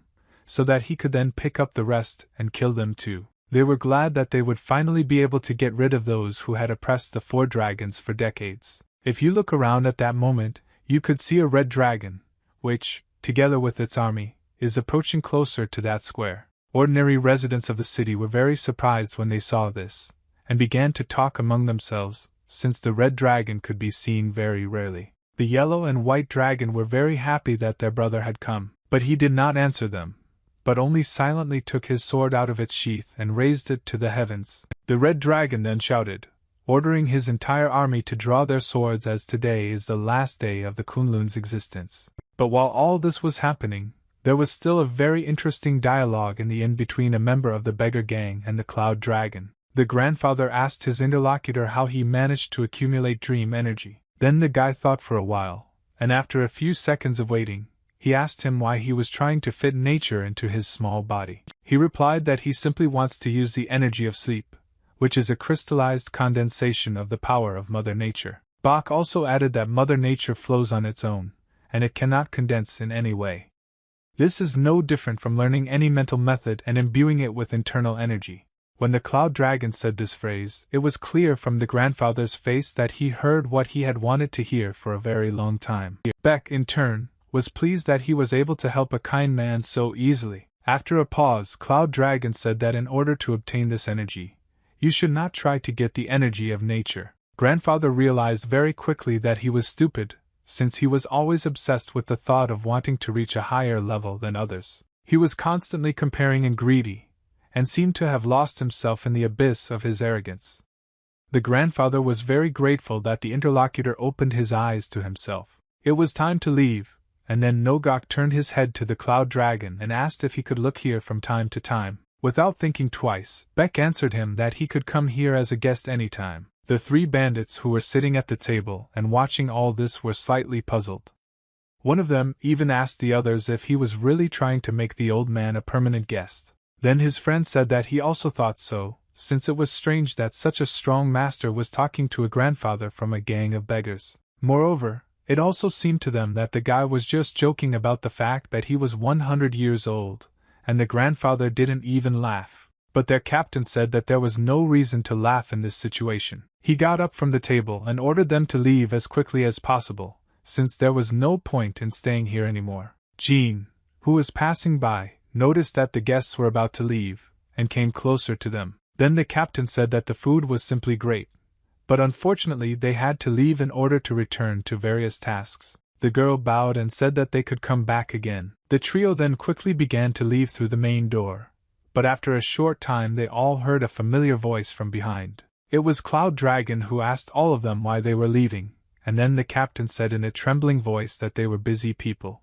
Even though they were all scared, Buck just wanted to thank them for looking after the inn while he was away. Then they separated, and one of the bandits decided to ask his captain where they were going. The second one was smarter, and answered his brother that of course they were going to Jumaban. Meanwhile, a large column of several horses and an entire red dragon army moved closer and closer to the Kunlun. One of the four dragons' comrades said that right along their road there would be an inn that he had already spoken about, and they needed to go into it. The yellow dragon was not happy with this idea, but said that if that strong master was in that inn, then they obviously should stop. All because he was interested in how this master would cope with three united dragons. The comrade, in turn, smiled echidna because of the knowledge that no matter how strong this master was, now that three of the four dragons have joined forces, he has no chance.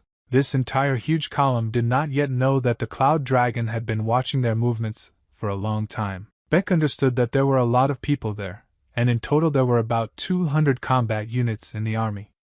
It looks like they are planning to attack Kunlun. His gaze remained calm until he noticed a very important detail. When the entire column came closer to him, he saw tied Kunlun masters among this entire army. It was hard to believe that the opponents just decided to tie them up and drag them along with them. In addition to the sect masters, there were also a lot of young fighters who had just started their journey. At some point, the column stopped because some kind of obstacle appeared in front of the horses. The animals were very frightened, and the dragons that sat on them tried to calm them down so as not to fall off the saddle. It turns out that the Cloud Dragon stood in front of them, and with a serious expression on his face, he asked the strangers why they were torturing the sect members. The yellow dragon was very surprised when he heard this, because at that moment he did not yet know who was in front of him. But his comrade-in-arms screamed very loudly, and then everyone realized that this was exactly the master whom he had previously met in the tavern. In appearance, this master looked like a real weakling,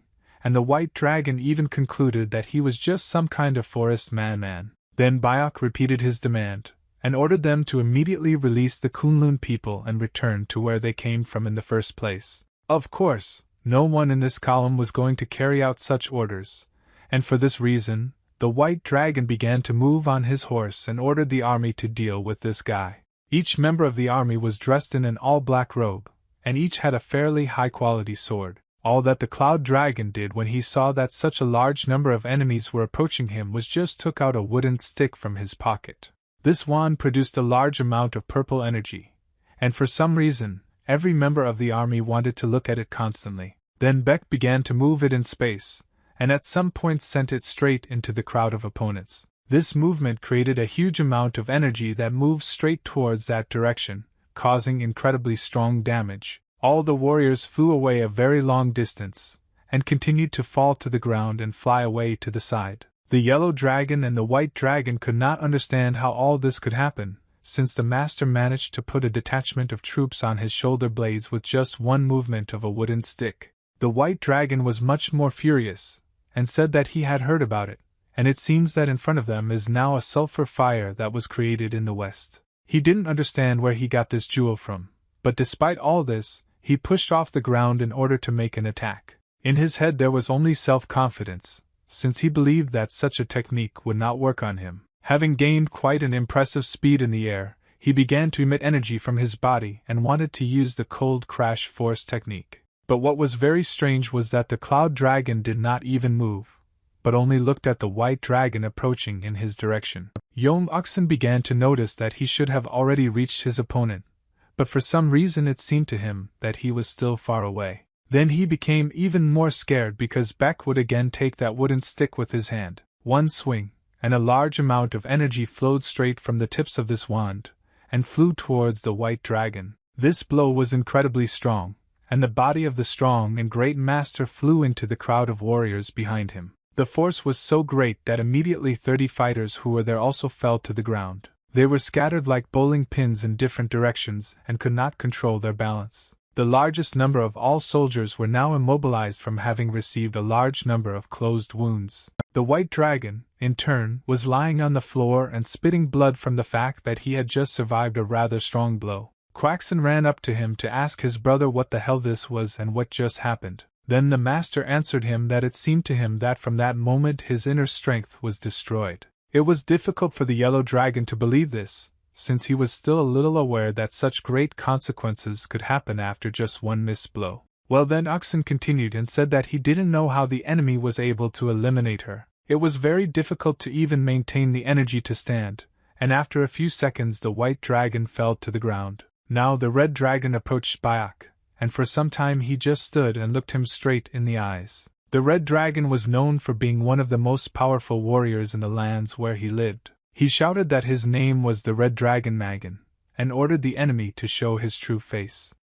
Beck introduced himself and also added that he is the cook of the Kunlun Inn. Of course, the enemy did not appreciate such a joke, and was angry that such a strong enemy said that he was an ordinary cook.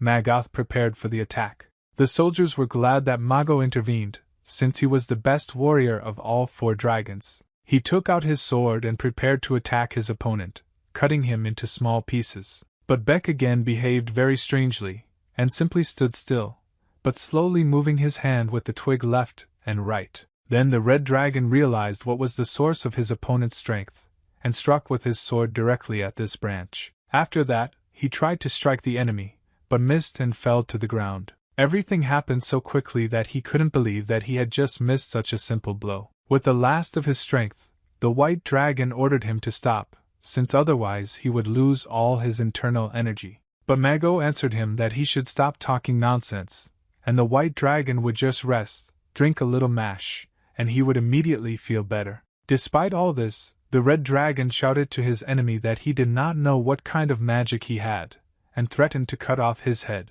Now he decided to use one of his secret techniques, namely the red sword's soul destruction. The soldiers were even more surprised that the red dragon was now using that same sword. Also, in small circles, this technique was called the flashlight technique, and it could surprise anyone with the amount of energy released. The soldiers were immobilized because they wanted to see something like this in reality at least once in their lives, and finally this day came. But when the red dragon carried out a horizontal strike, a stream of energy headed straight towards Byac.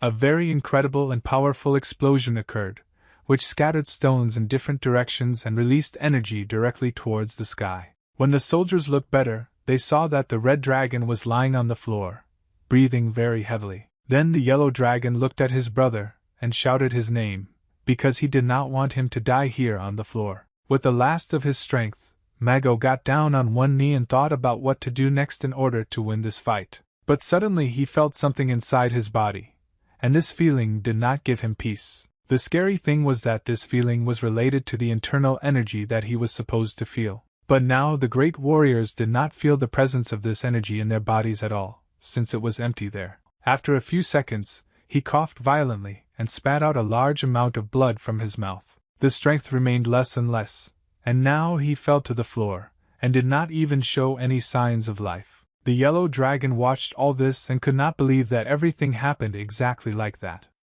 But the situation had to be taken into hands somehow. Therefore, he ordered all the remaining soldiers to attack this guy, and added that for his elimination there would be a reward and a title. This motivation worked, since for a bandit and a soldier, a large amount of money and a title are the main goals in life. They immediately began to run and prepare for the fact that they would now simultaneously attack and cut this enemy into small pieces. At that moment, the cloud dragon threw the branch that had been in his hands all the time onto the floor, and it stopped releasing energy. He took a stance, and now energy of a slightly different shade was coursing through his body, and it seemed to begin to make some kind of sound. The bandits were not afraid because of this, since now they only had a goal, and no obstacles could be built in front of this goal. The opponent changed his stance a little, and now the energy his body generated became even brighter. He used the 8 cloud dragon elements, and sent a very powerful energy attack towards the group of opponents.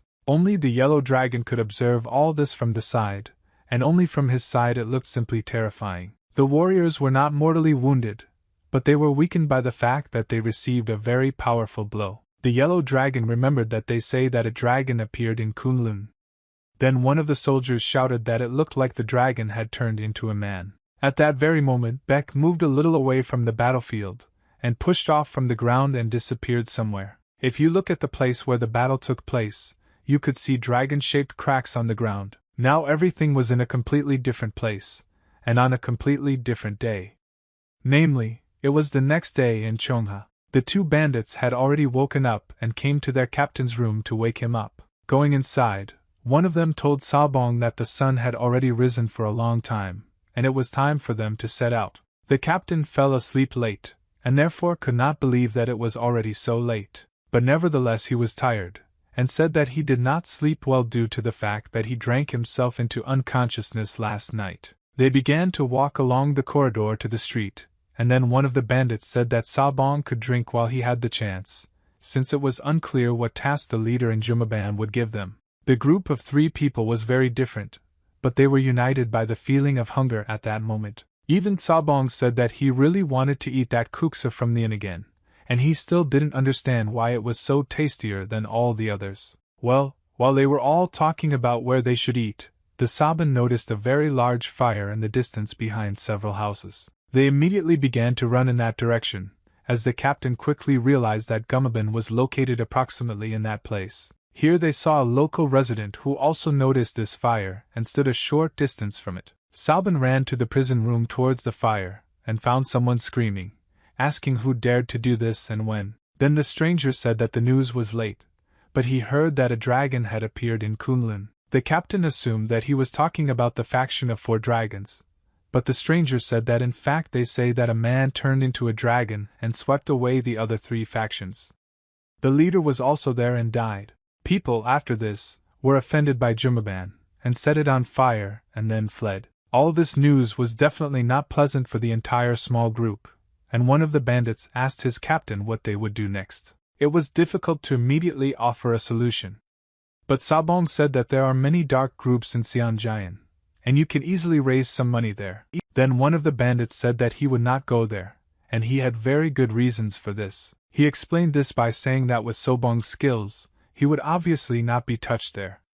But if one of them goes there, they will be killed immediately. It is for this reason that it is better for them to stay here and try to find a similar job. The second bandit thought for a while and said that he had decided to go there again. He meant the inn that is located at the foot of Kunlun Mountain, but the others still did not understand why he decided to do this. After thinking a little, he explained that he was somehow safer next to the master, and he could just sit with his hands.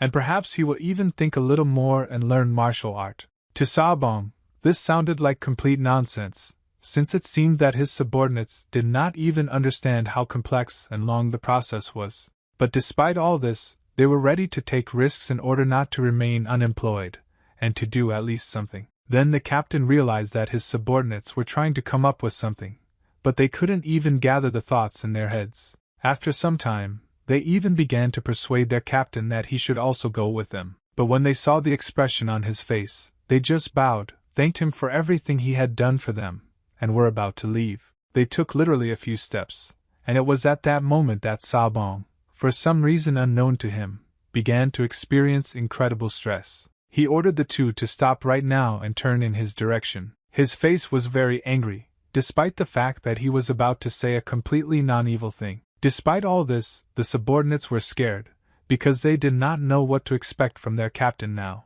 And after a few seconds, Sabong said that he would go with them, since he was not going to sit idly by, and it would be better for him to at least have a tasty meal at the tavern. He also thought it would be important to add that he had nothing to learn from that master, and would simply spend time in the inn. Once again the action moved, and now everything again took place in the already updated Kunlun Tavern. The girl was very happy that after a very long time she seemed to have a regular client. The grandfather I went inside said that now he will come here every day. He began to occupy the table that he liked the most, and at the same time asked the girl where Mr. Beck was now. She said that he was now minding his own business in the kitchen, and grandfather sat down at his place, after which he said that he wanted to try Jin's kuksu. Then the girl smiled and turned around and asked her grandfather if he was sure that he wanted to try the kuksu that she had prepared. He replied that he was absolutely confident in his words, and at the same time asked her to call Bayak. A few seconds later they were already sitting at the table, and the grandfather took out a very beautiful bottle from a small bag that he had brought with him. Then Cloud Law immediately asked his grandfather what it was and why he brought it. The grandfather replied that this was a special variety of yellow wine aged 10 years. It was also necessary to add that it was obtained with great difficulty. He also said that he heard that just yesterday a real dragon appeared at the foot of Kunlun Mountain. According to his information, members of the Four Dragons faction met this dragon and were defeated in battle. The leadership died, and the subordinates fled. In his opinion, these guys got a chance to improve, and most likely later they will be even more grateful for their fate. Of course, the grandfather understood who this dragon was, and therefore said that it looked like Bayak had a hard time yesterday, and therefore he should drink this wonderful wine.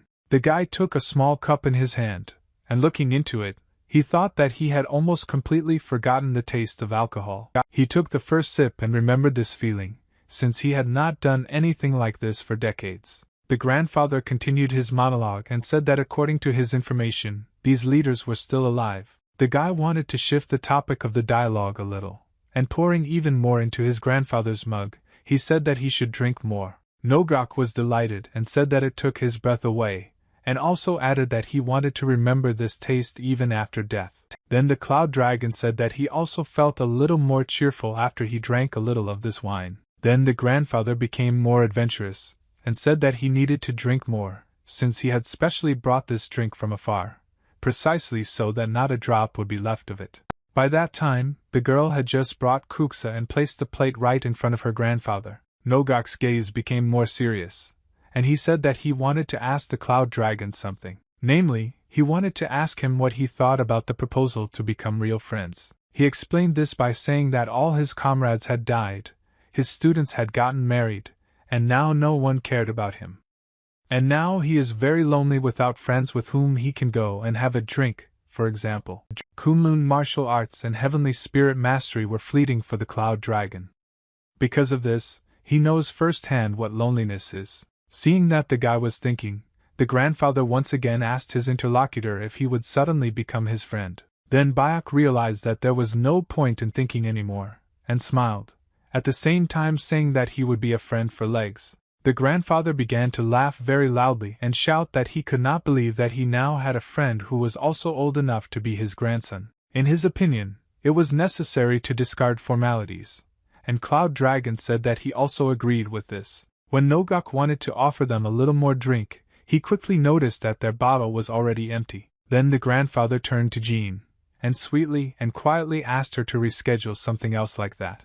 Meanwhile, everything began to happen in the place where the fire had recently occurred. There was a man there who made great efforts to move the burnt columns. It turned out that he was dragging all these columns for a reason, but it looked like he was looking for something. Leader Gumhobang said that it was good that he thought of running away from the battlefield after the master attacked the Red Dragon. He believed that he was too brilliant and strong to die just like that in a battle with an opponent too strong for him. It quickly became clear that he was dragging all those burned columns and other objects in order to free the chest from under the rubble. Having opened this chest, he made sure that it still contained all the money that he had put in there. But as soon as he noticed this money, he suddenly heard someone's voice behind him calling him a rat. He immediately turned to his body to see who was there, and saw a handsome one from some person. This man was fully dressed in black robe, and he said that the leader should not have abandoned his comrades for the sake of wealth.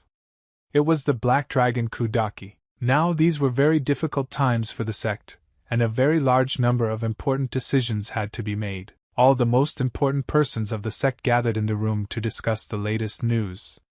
One of them said that there were rumors that a dragon appeared on Kunlun Mountain a few days ago. The fourth sect elder named Baekwan said that now everyone is talking about how their sect has defeated the Four Dragons faction. One wise man said that he also heard about this, but he did not quite understand where this information began to spread. Then the elder said that according to the words of the captive students, they were attacked by a young guy who managed to defeat all the opponents. The third elder of the sect named Baekmak said that he does not believe that all this was done by one young guy. In his opinion, this could be the effect of some kind of group hallucination, or they all just felt ashamed and came up with something like that. But the sage said that in one case or another, the fact remains a fact, namely that as a result of these events their status increased. He asked his subordinates which of them went to the meeting of 9 sections.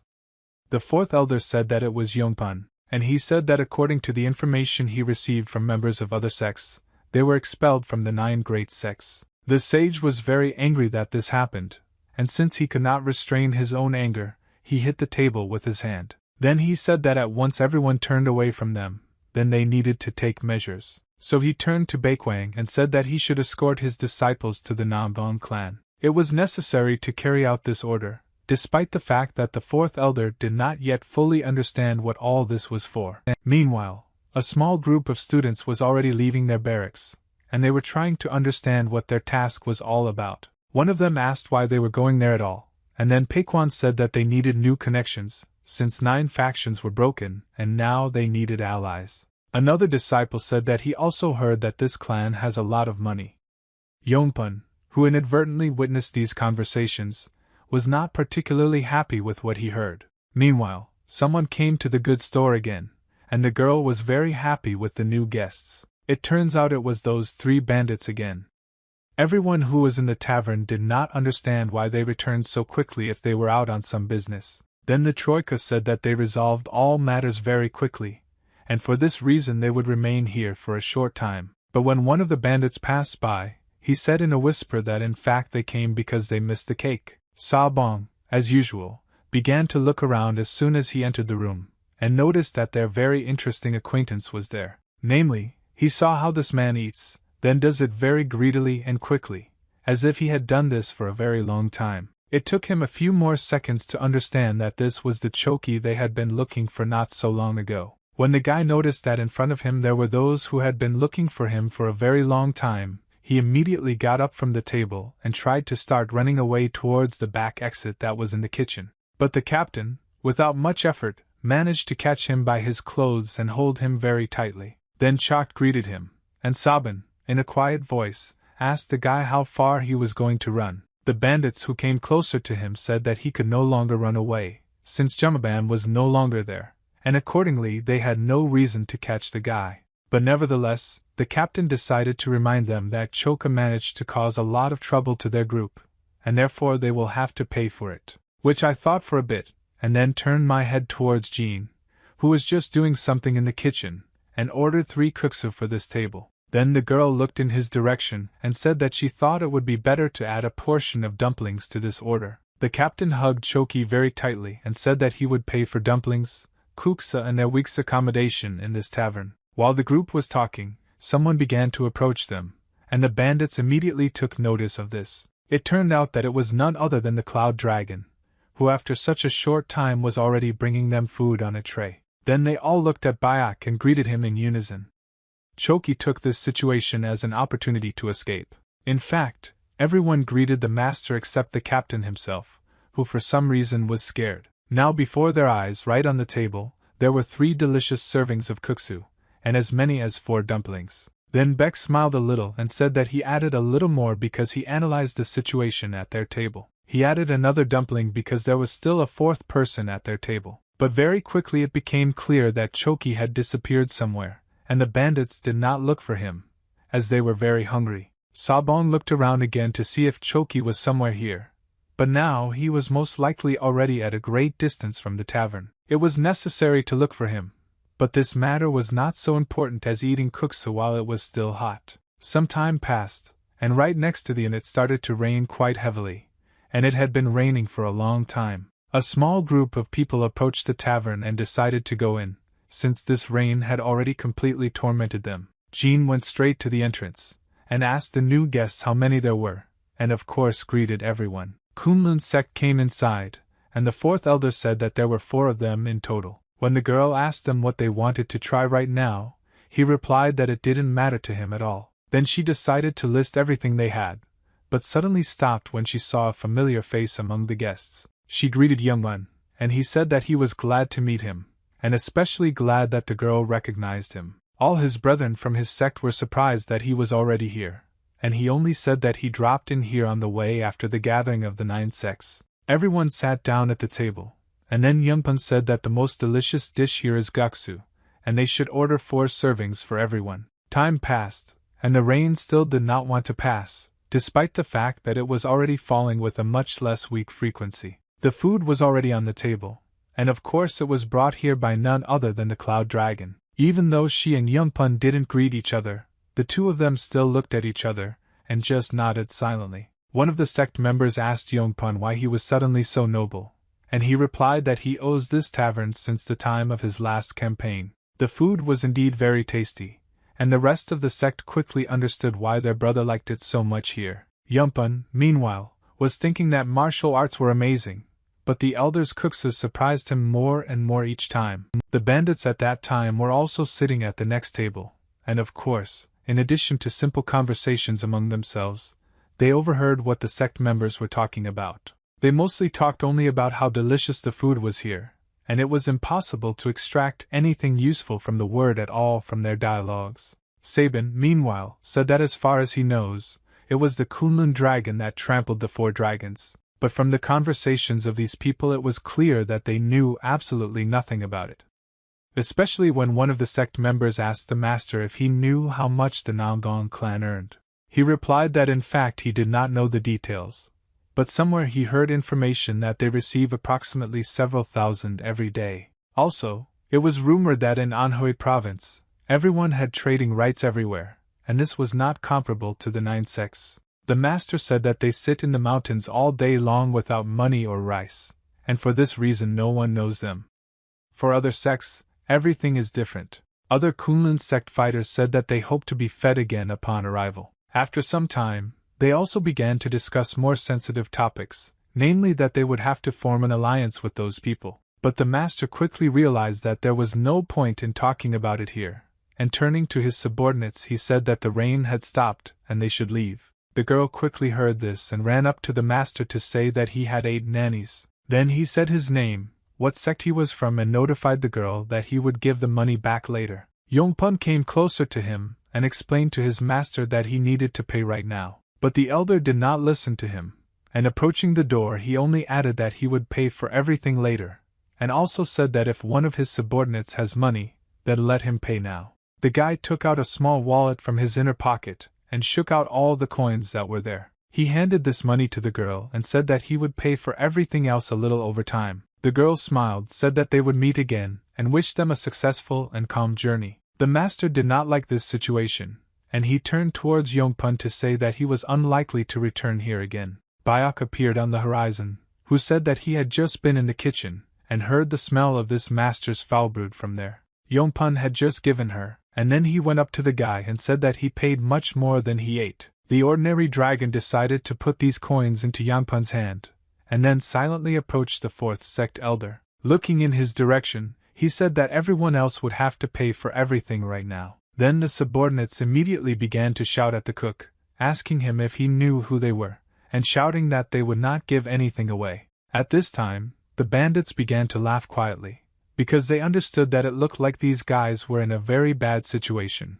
and they were wondering how they would solve this situation. The Cloud Dragon's face became more serious, and he told the guests that in there and they did not feed for free, and they did not give food on credit either. Then the master gave the order to his subordinates to teach this cook some good manners. While he was waiting for his subordinates to attack this cook, he suddenly heard a familiar voice behind him. Turning around, it turned out that it was Nogak, who greeted the cook as his friend and said that he had missed him in just a day. Then Byok said that he had a little work to do, so now grandfather would have to wait at the table. The 4th elder of the sect, in turn, approached his grandfather to greet him. The grandfather tried to remember the name of this man, and after a few tries and a second he made the assumption that he was Pakwang. The rest of the subordinate masters also bowed and greeted the elder. After all this happened, Beck led everyone inside to the street and told them to follow him. The elder, meanwhile, still could not understand whether he and Nogok were really friends. Then Cloud Dragon told the three guests that if they couldn't pay, they would make more tables. The elder of the sect at that moment did not understand at all what this cook even meant when he said such words and pointed to the big stone. It was especially strange when Beck said that he would cut this boulder so that they could work with the material. Just one movement, and energy gushed straight towards this stone, which had been directed for a very long time and in a stream. Members of the Kunlun sect, meanwhile, laughed, because they decided that it looked like they, along with Nogok, were just local madmen. But after a few seconds they heard a crash from this stone, and this made them stop laughing instantly. Inside this large wave, which cut it into several almost equal parts. At that time, Yongpun sat down at the table at which there was already an old man, who at the same time greeted him. Grandfather was wondering why his brothers were behaving so strangely, clearly not like members of a once great sect. The guy didn't even know what to answer to this, since he himself didn't know the answer to this question. Meanwhile, his brothers were on the street and observed real miracles. As they listened to Cloud Dragon ordering them to make a table out of this stone, they couldn't help but feel a sense of shock. The elder of the sect could not understand how this could happen, and only now he realized that all those tables in the tavern were made of real stone. Beck outlined the rules and said that one kuksu is equal in price to one table. Therefore, they only need to make 3 tables in order to leave here. Moreover, he added that the tables should be so smooth that even a child could not get hurt on it if he really wanted to. When one of the clan members said that this is impossible, since they are not sculptors. Then the Cloud Dragon said that in this case they will not leave here. Grandfather, who was watching all this from his desk through the open door, said that it seemed that the Cloud Dragon was slightly angry. The action moved briefly to another place, which was hidden high in the mountains. On his throne sat a black dragon named Kudaki, who spoke with the leader of Jumaban about why he abandoned his brothers and fled. The man tried to explain himself and said that he apologized for his cowardice, and added that then he was only thinking about his safety. The black dragon didn't care at all about these words, and so he simply asked the leader who did it. The Kunlun were behind it all. His voice began to tremble even more when he said that in fact it was not the masters from the Kunlun sect, but the cook from the Kunlun inn. Then he also added that although it sounds strange, he already told the yellow dragon about this once, and he didn't believe him either. The black dragon needed a little more time to think about everything, but the only thing he wanted now was to stop seeing this coward in front of him. Therefore, he ordered his subordinates to immediately grab him and take him away from here as quickly as possible. His voice became quieter, and he told the Jumaban leader that he could not forgive him, and therefore he would have to die. The man constantly shouted something and said that he would give up all his property in exchange for his life. But the black dragon was not very interested in this, since he already had at hand the same chest with all the money of the leader of the Gumaban. It was not clear whether he was lying, since a truly ordinary guy would hardly be able to eliminate 3 dragons at once in one battle. But also, before he heard this information from the leader, he thought that there were several opponents there, and they attacked his brothers in a group. Meanwhile, the members of the Kunlun sect tried very hard to cut the stone evenly. One of them guessed that in order to cut a stone, you need to take a sword, wrap its blade in a thick rag, and stand in a stance. After this, you need to use the skill of standing as a pillar, and put a very large amount of effort by pressing on this stone. With one movement, the sect member managed to cut this stone into 2 parts with his sword. He turned his head towards the master, and said that he should also try something similar. But in response, the master only exhaled all the air that was in his lungs and said that of course he was not going to do this. This is because he, as the 4th elder of the sect named Baikwang, will not tolerate such treatment. After the master said this, he turned around and slowly began to walk further and further from the inn. When one of his subordinates asked what he would do when Bayok found out about all this, he replied that he simply wouldn't find out, and that's all. One of the members of all of you said that he would still go to see what the master was doing, and then he would return. He came close to the tavern to look in and see what was happening inside. With just one eye he managed to see that Yongpun was sitting at the table along with the cook himself and Nogok. Then he returned and told everyone else that this was their chance, since they were chatting, and he would definitely not notice that they had run away. The master gave the order to his subordinates to hurry up, since it was impossible to hesitate now, and they needed to run as quickly as possible. One of them asked what to do with Yanpun, and then the master replied that he seemed to like it in this inn, so he should leave without him. Meanwhile, Cloud Dragon was talking to her old acquaintance about whether he was making progress. He replied that he had not forgotten what the master taught him, and now he trains every day. Then Byok said that Youngpun should not be arrogant, since he has not yet reached the level to do this. Then grandfather told Youngpun that if he knew that he was a disciple of the Cloud Dragon, he certainly would not have been rude to him. It was not entirely clear why the guy didn't really want to be called a disciple of the Cloud Dragon, but Byok didn't react to this statement. Grandfather turned his head towards the boy and said that he was indeed a real student. Then he leaned closer to him and asked if he wanted him to teach him something too. For the guy it was a very important chance to learn something from the elder Nogak himself. But he only answered that he is a student of Kunlun, and therefore cannot receive knowledge from anyone, except those associated with the sect. Then the grandfather replied that he was a real member of the Kunlun sect.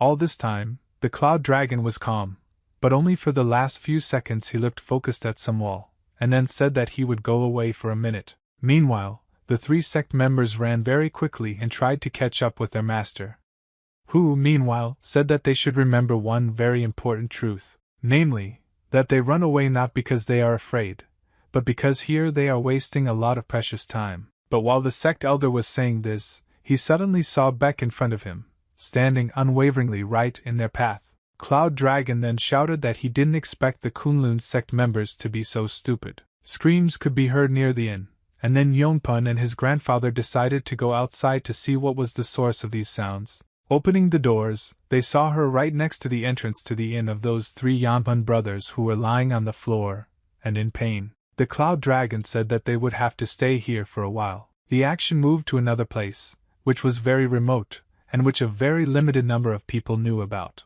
It looked like a small temple that had not been visited by people for a very long time. Everything here it was as if there was absolutely no one here and never would be again. But in fact, there was one person here who cleaned the area from time to time, but did it in such a way that it was still clear that the temple was not visited.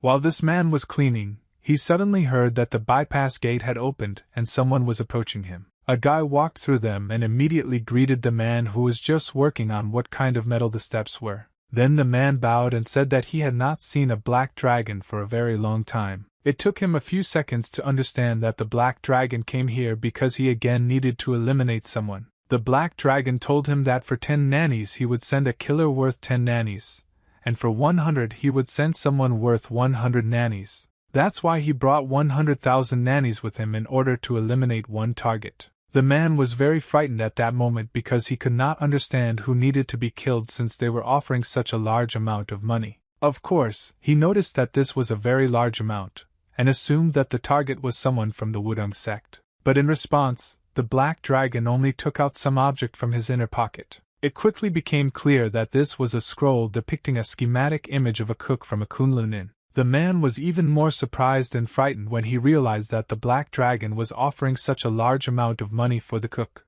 But then he answered him that he should not underestimate this enemy, since all his brothers were killed by him quite recently. The man took a small chest with this money for himself, and said that they had now agreed. And he also added that from now on he can consider this cook already dead. Meanwhile, the grandfather's dialogue with his old friend continued, and it seemed that it was becoming more and more interesting. He asked Yongpun if all 4 of them were really going to go to the Namgun clan. He didn't even have time to answer anything when he already said to Gog that it was better for him to go on his own, since if he goes there with his master, he will only disgrace himself. The guy agreed with this, since his master and other brothers are very often disgraced in such situations. But still, before making this decision, he needed to talk and ask permission from his master. Meanwhile, work was taking place on the street near the tavern, which was now leveling the stone in order to make it smooth.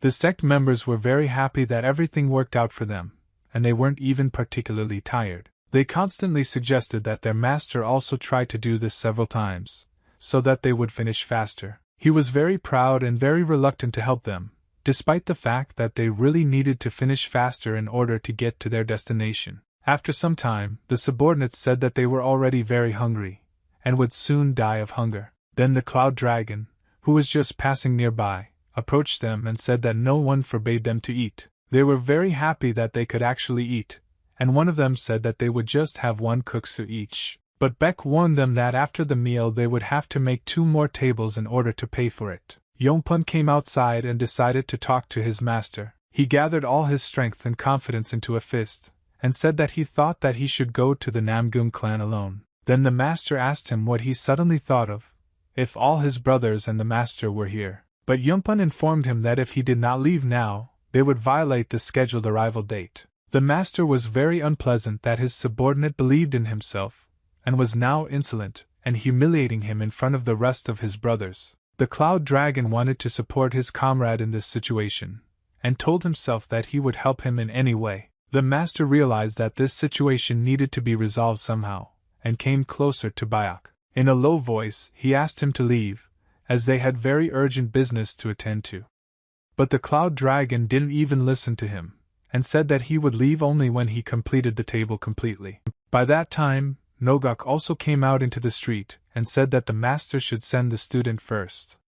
Because if they break their promises, they will become a real laughingstock. The master saw no other way out, and said that he understood the elder, and would act as needed. Yongpun thought for a while and said that he was leaving and needed permission from his master. When the 4th elder of the sect named Baekwon said that he allowed it, the guy really left, and for some reason his brothers were jealous of him. Meanwhile, on the other side of the city, training was taking place, right in one of the largest training halls. In this training hall there was a very large number of weapons, which differed in style, and right in the middle of this room stood a man who was just getting ready to start his training. In addition to the various weapons and types of weapons, there were also many simulators that are also used for these purposes. The man was focused and looked at his target, which was a special wooden simulator. Using one of his secret techniques, he was able to lift the axe that had been lying on the floor all this time, and the weapon began to levitate in the air. Just one movement of his hand was enough for him to have this axe behind him in a few moments.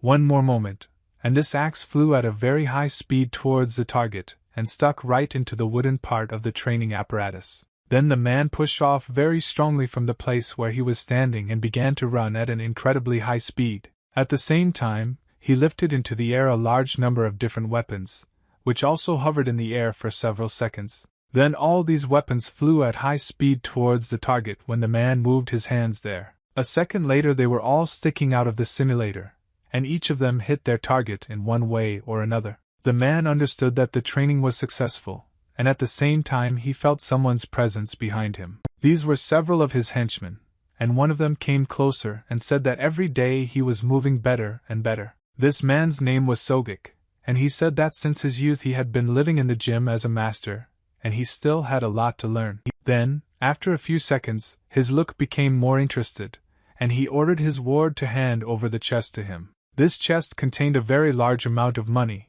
but to tell the truth, it was slightly less than the amount that the Black Dragon delivered to its intermediary. He counted. The man realized that there were 70,000 in the chest, which means that the customer offered 100,000 for completing this task. The assistant said that nothing was known about the cook from the inn, given that Kunlun people are always together, and there is no connection between them. He also told his commander that the owner of the inn is Jean Plow, who is 19 years old and lives without a family.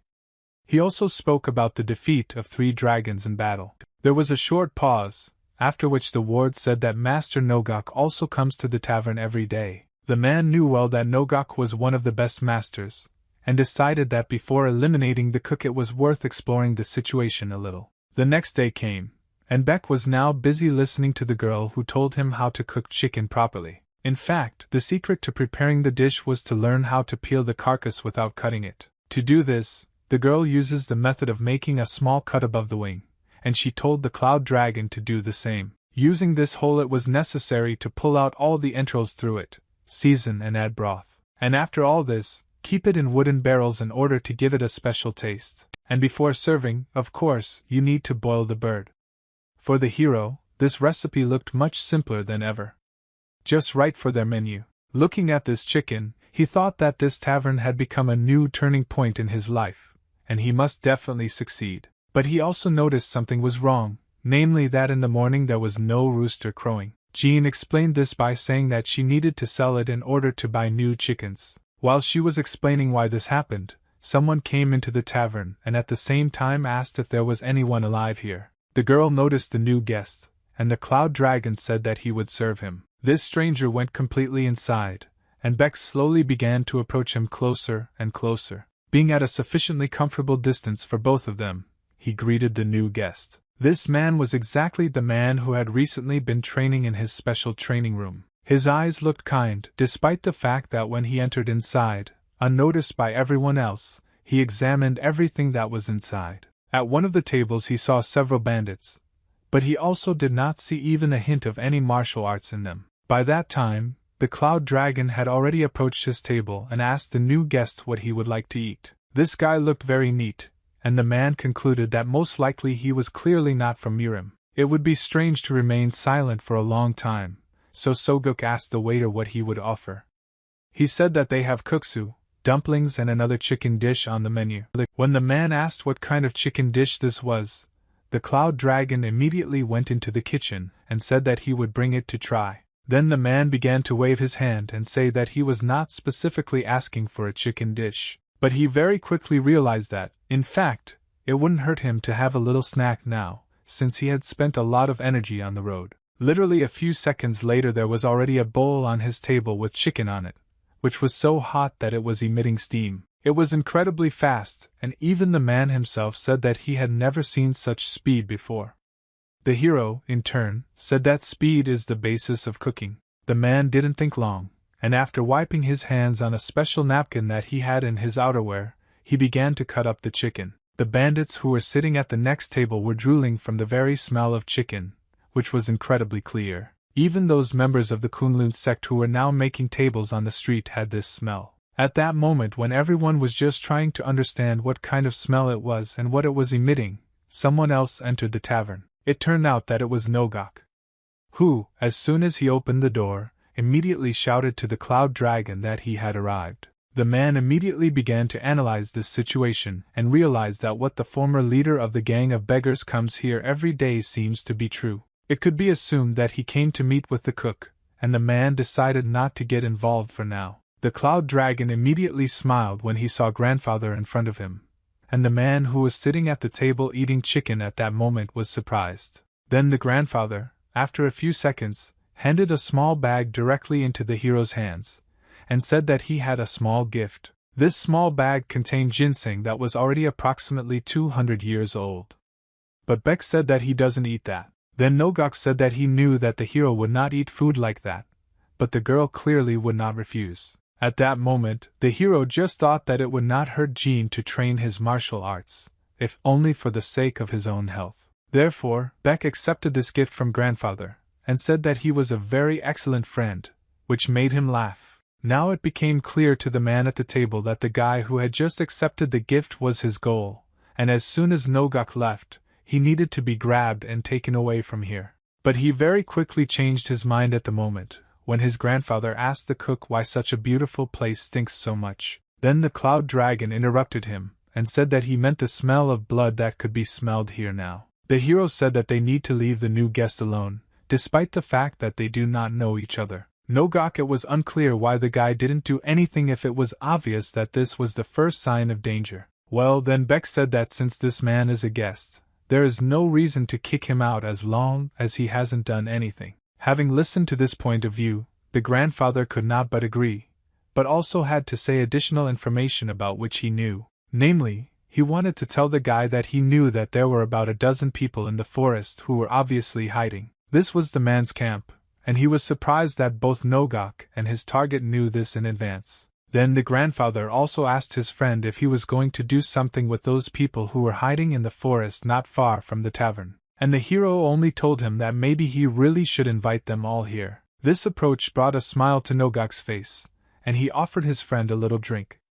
It seems that the killer was misled by this guy's neatness. It became clear that if he had rushed a few minutes ago, he most likely would have died right here. His whole body was trembling and afraid, since on top of everything he couldn't put away the knife that had been lying on his lap all this time. The Cloud Dragon and his grandfather were sitting at the table, and at one point Nogak said that this new guest was shaking very much and seemed to be about to leave. And so it turned out. The man with shaking hands approached the girl and asked how much he should pay for all this.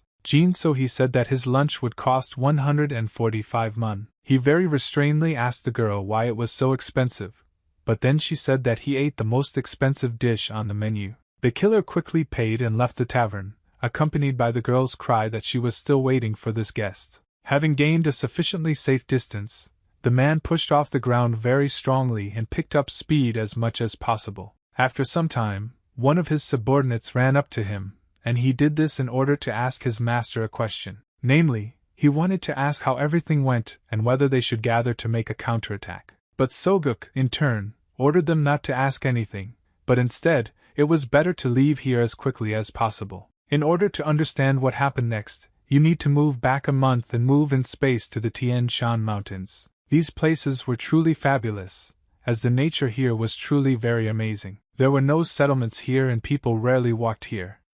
But everything changed when, among all this nature, a frantic scream was heard. It became louder and louder, and it seemed like it was coming from one of the caves that was nearby. If you get closer to this cave, you could hear this loud screech and even louder scream. Right at the end of this cave there was a man who was in a state of shock, and because of this he was screaming loudly. His hands were chained to the rock and his entire body was emitting purple energy. But literally after a few minutes he stopped screaming, because the energy stopped leaving his body and he stopped feeling pain. A smile appeared on his face, and he said that he was pleased with himself, since he managed to pass all 3 levels. It was the best blood demon in the magical arts named Kujashin. He was the leader of the Heavenly Demon Temple and the master of 100,000 demon minions. But this man was dissatisfied with his position and wanted to conquer the world. Did heaven change his cruel desire? By the end of his life he got what he wanted, namely, the skill of the heavenly demon. His hands fell upon the best teachings of the central plane, left by the heavenly demon, the founder of the magical arts. After painful close training, only the 3rd technique of the heavenly demonic sword remained. Now, after learning the first technique, incredible changes have occurred in his body. He had undergone a complete bone transformation, and now his body was much stronger than the strongest stone. When he mastered the 2nd Great Destruction technique, he turned back time and was able to easily control it. He started with the Rejuvenation technique, and thanks to this he was able to regain his youthful years. And finally, he managed to master the 3rd technique, which turned out to be elusive. But also with all this power came negative effects. For example, he now didn't even remember his real name. It was necessary to deal with all this and somehow get out of the situation, so he strongly strained his hands in order to destroy the shackles on them. Jashin, I don't even remember why he was chained and who even dared to do this. But the most important thing was that now he could move freely, and now there was an incredibly beautiful world in front of him. Coming out of the cave, he saw a light that he had not seen for many years, and when he finally did it, when he went out into the street he could not understand what he was even going to do here. But despite all this, he felt the most powerful internal energy in his body. With just the small amount of energy that he could release from his body, he was able to move half a kilometer forward from that cave in one leap. And this brought him incredible pleasure, since ordinary people, of course, cannot move like that. The landing was also incredibly soft for him, and he used this landing to push off for the next more powerful jump. This jump was incredibly long, for many kilometers. The guy didn't even understand that he was so carried away by the 3rd technique that he lost his memory. Jashin flew for a whole month and enjoyed his movement.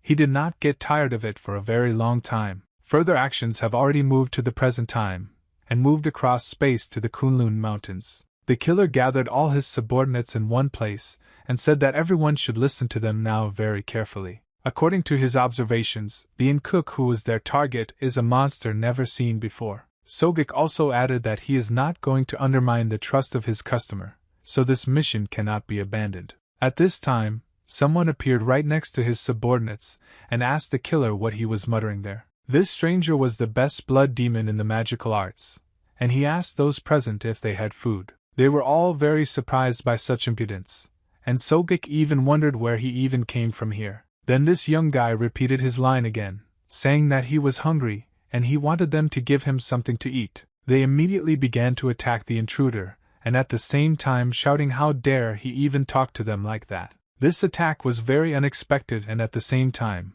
but due to the fact that Jashin could control time, such an attack lasted a very long time for him. He had enough time to hit the Slegonets on the ground with his foot, and thereby free a large number of stones from under it. These stones flew at the opponents at very high speed, and each of them eliminated at least one. Soguk simply watched all this in surprise, and could not believe that over the past half-day he had met several monsters at once. It was simply impossible to believe that there was a master who had just eliminated a dozen professional killers with just one stamp of his foot. He asked his opponent what he was doing, but it was more likely not a manifestation of rage, but of fear. Then it was the stranger who said that success had come to him. After 30,000 attempts, of course Soguk didn't even understand what this even meant. The stranger decided to explain everything and said that he woke up and began to jump from the top of the mountain, and then realized that this was the Tian Shan mountain. And he had so much fun that he jumped 30 times. The view there was simply masterpiece, and this was the reason that he jumped 31 times. Due to the fact that one of the minions he had not killed moved during his story, he finished him off with just one movement of his leg. After the guy did this, he said that after this happened he did about 300 more jumps. But suddenly, at some point, some guys appeared and began to demand money from him for moving around their territory. Of course Jashin killed them all, but that was after 300 failures. It was in these mountains where they were now that he managed to make his 30,000th jump. All these stories tired him, and he seriously looked into Soguk's eyes, and after that he said that he could die of hunger. He also didn't like the fact that this killer was pointing knives at him out of fear, even though he just asked for food. Using his most basic tactics, Soguk pointed several swords at him that were left on the corpses of his subordinates, and ordered him not to approach. But seeing that he was getting closer and closer, he pointed all these swords directly at the enemy. None of these knives reached their target, as the stone wall turned them all into a pile of metal, and some straight into dust. The killer could not believe his eyes once again, and realized that most likely now he was closest to death. Blood Demon and the magical arts appeared in front of his body, and it seemed that he had no intention of letting his opponent go. With just one wave of his hand, he made a 20-centimeter hole in Soguk's body, and he began to fall to the ground. All that killer managed to do was just scream, but this death was almost instantaneous, so it did not last long. When his body almost touched the ground, Jashin raised his leg and said that he should leave if he has nothing. A moment later, he kicked his opponent in the stomach, and he flew at incredibly high speed straight into the sky and never fell. When his stomach made itself felt again, he said that all this made him want to eat even more. A short amount of time passed and the action again moved to the inn, which was now ready to receive new guests. And there were indeed guests, because after a while someone came into the tavern. The bandits immediately drew attention to who it was and looked carefully at the new guest. The girl, in turn, smiled and greeted the new person. Coming closer to her, Jashin asked if it was possible to eat here, and she replied that they now have dumplings and guksu in stock. He did not remember what kind of food it was, since after training his memory was very damaged. The girl was still smiling and asked the guy if he wanted her to bring him all this. Then he agreed and warned the girl that there was a small problem and that he had absolutely no money. The bandits realized that this was a good chance for them to prove themselves. The stranger who was just talking with Jean heard some sound behind him, which was obviously addressed specifically to him. It was Nan, who came as close to him as possible and asked if he was really trying to eat without any money. He also added that this would not happen here, since the three of them were guarding this place. But the guy very quickly felt fear due to the fact that this guy's gaze was so fierce, as if he was going to kill him only with his help. Then the bandits began to take their friend away, because in their opinion, Beck asked them all not to make noise and just sit at the table. But when leaving, Sabong told this stranger that he was watching him, and therefore it was better for him to behave calmly and without nonsense. Jashin decided not to remain silent this time and said that they are all alive only because there are three of them, and if there were two of them here, they would already be dead. Even though Nan didn't understand anything from these words, he was still incredibly angry. But all his anger disappeared somewhere when he again saw Silver and the look of this stranger. Then this guy sat down at the table and loudly ordered to bring him kuksa. At this time, the cook came out of the kitchen, and the bandits who had already sat down at the table realized that something interesting was about to happen. The hero came closer to the table at which the stranger was sitting, and it looked like he didn't really like what had just happened. Despite the fact that this guy's views were very stern and incomprehensible, this did not frighten Byack for a second. This did not stop him from saying that the food here is not free, and they also do not provide food on credit. The bandits were very tense, and at the same time could not take their gaze away from that table, since it was still not clear what would happen there now. It seems that the stranger did not understand anything, and then the Cloud Dragon said that the guest should leave since he has no money. But it's better that the bloody demon in the magical arts said that he won't leave, and Beck better get busy bringing food. Then the hero said that it looks like the stranger just wants to be taken out of here. Jashin could not tolerate such humiliation from some cook, and therefore immediately raised his hand to strike him. He couldn't even understand that his opponent would have enough time to block this blow with his hand. Moreover, the most amazing thing was that he was able to block his incredibly powerful attack with just one fist. After the blow was blocked, the hero was also able to throw the enemy directly over his head without much effort. Having done this, he sent him to the next table, and now he was sitting at it, still not understanding what had just happened. The best bloody demon believed that this was impossible, since just a few hours ago he had scattered those guys with just one attack. He still remembered that he was incredibly strong, but it seems that now he has found someone who is stronger than him. But obviously it was very unpleasant to come to terms with this, so he decided to prove to him and himself that he was much stronger in martial arts. Then he jumped up from the table and said that he would kill the Cloud Dragon right now. But as soon as he got close enough, the hero used one of his techniques and lifted the guy into the air again. It seemed to him that all this was happening incredibly quickly, and in a moment Jashin was already in the air, and did not understand where he was going now. It turns out that his opponent threw him with all his might at the door, and he flew straight out into the street. But of course he had the skills and abilities to slow down with his own feet. Something had to be done, since the realization that you are not the strongest in these lands did not give rest to the best bloody demon. He even tensed up a little because it seemed like he had now found an opponent who was equal in strength. He was especially scared when the Cloud Dragon came out of the inn, and he looked like a real monster. For the hero, everything was also not very pleasant, since for the first time he felt such an impact on him rather than someone's attack.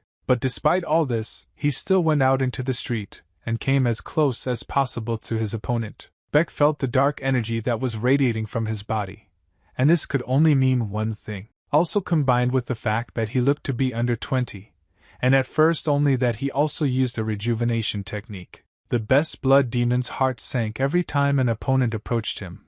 The feeling was unpleasant. Now, when the Cloud Dragon stood right in front of him, the hero asked the stranger who he was. The realization that the guy could die now forced him to honestly answer this question. Jashin said that he actually doesn't know the answer to this question either. Namely, he himself does not know who he is and what he is doing on this earth. Now that Cloud Dragon realized that this guy had lost his memory during training, his opinion about the stranger had changed. His voice became rougher, and he asked Jashin if he was hungry right now. When he nodded, Beck turned his back to him and, going inside the tavern, ordered him to follow him. Just a few seconds later, on the table at which this stranger was sitting, there was already a bowl of kuksu. Of course, the best bloody demon asked what it was and why it was standing here. Then Beck said that it was kuksu, just as he ordered before they fought. Only from that moment did the stranger remember what this food looks like, and now he will remember what it is for a very long time. He took the bowl in his hands and began to smell it,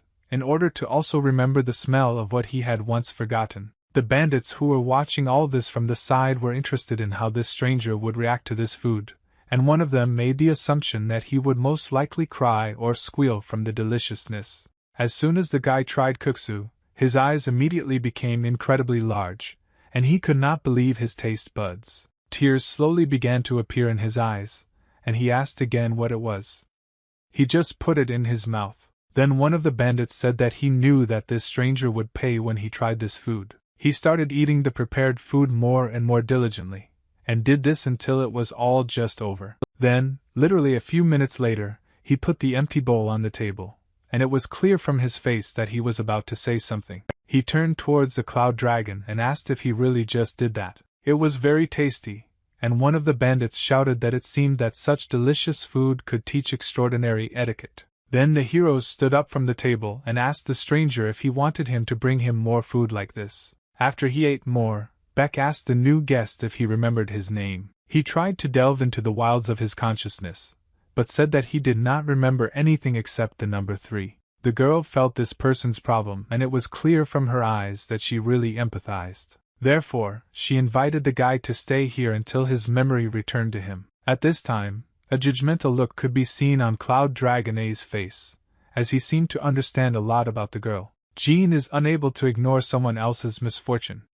And it was precisely thanks to this character trait that Beck actually stayed here. But if it turns out that this stranger comes from Mirim, then perhaps over time he will destroy everything in his path, and then no one will be able to avoid bloodshed. After thinking a little, the hero told the girl that it would be nice to have another employee to help with everything. He could not believe that he was being offered to stay here, since the people he had seen before could hardly be called kind. The girl came closer to him, and said that now they would be together for some time, and together they would solve various problems. The best blood demon in the magical arts couldn't believe that this was really happening. Meanwhile, the bandits came running from the next table and asked if they could work here too. But their captain came up and ordered everyone to sit down again at the table at which they had been sitting all this time. Byok thought for a while and said that since spring has already come, they will call him Chung Sam. It was the girl who really liked this name, and she even said that it suited him very much. The bandits, in turn, understood that now would come exactly that moment that they did not particularly like. One of them said that it seemed that the time had come. The second did not really understand what he was talking about. About a moment later, a grandfather entered the tavern and told his friend that he had finally reached it. When he saw an unfamiliar face, he noticed that he had not seen it before. Then his friend said that this was their new employee, and then the grandfather added that this was very interesting. And this interest was manifested in the fact that he approached the stranger, and said that from now on they would see each other more often, and also said that his name was Nogak. In response, the guy only said his new name, and the grandfather who had just arrived did not really like this situation. He immediately raised his head and said that this guy is very arrogant, he knows various basic rules of etiquette. Then he answered that in his opinion, there is no point in respecting someone who is weaker than him. Of course, tolerating such a formulation was not the easiest task, and therefore Nogak immediately began to ask him what he even meant when he said that. Perhaps things could even have come to a fight, but this did not happen due to the fact that at one moment the grandfather felt some kind of energy. Inside this stranger there was living energy that was located and coursing around Chungsam's body. There was no point in talking directly to a stranger, so the grandfather decided to ask his friend what it was. Meanwhile, on the street, a group of 3 members of the Kunlun sect are busy adjusting stones for tables. The hero and his grandfather went out into the street, and he explained everything to him, including telling him what kind of stranger he was. Now everything was obvious to the grandfather, and he decided to share his thoughts about this guest with the Cloud Dragon. He informed him that this guy was a real active volcano that could explode at any moment. The guy answered him that this is precisely the reason that he keeps it with him, because otherwise a disaster could happen in Mirim. Nogak only at that moment understood the tactics his friend had chosen, and he generally agreed that it was effective. Night fell, and 3 Kunlun warriors sat in the backyard near the inn, preparing their dinner. It was a rabbit that was caught in these parts, very close to the building. The guys who were sitting near the fire could not wait for the moment when the meat would be cooked, since they had not eaten for a very long time. They all looked at this piece of meat and waited for when it would be possible to remove it from the spit and start eating. At one point, the teacher decided to address his students, as he had a small message for them. He said that he did not want to create problems here and fulfill unreasonable demands, and therefore asked the students to give him a table each. Of course, they did not agree and said that they would rather give up the rabbit than make new tables again. At the moment when they began to argue among themselves, someone very quietly and unnoticed approached them and took the spit with the rabbit in one hand. It quickly became clear that this was the stranger who had recently come to the tavern, and as he came closer he immediately began to bite off pieces of this chicken. The students and the master were pleased with me, so they began to shout at the stranger. But the guy did not react in any way, but simply slowly chewed the meat, which was burned on all sides due to the open fire on which it was cooked. Kunlun members for a while. Then he began to leave, and in a quiet voice told them that compared to the cookses served in the tavern, it was just garbage and not food. Then those guys started shouting after him and were ready to attack him, due to the fact that they had just witnessed the destruction of their own food. The situation became even more tense when Chung Sam saw the table that the students had finished a few hours ago. With one movement of his hand, he destroyed this table, and it turned into only a small pile of stones. The guys could not believe that the fruit of their efforts was destroyed so quickly, but they also felt the energy that came from it, and could not resist anything.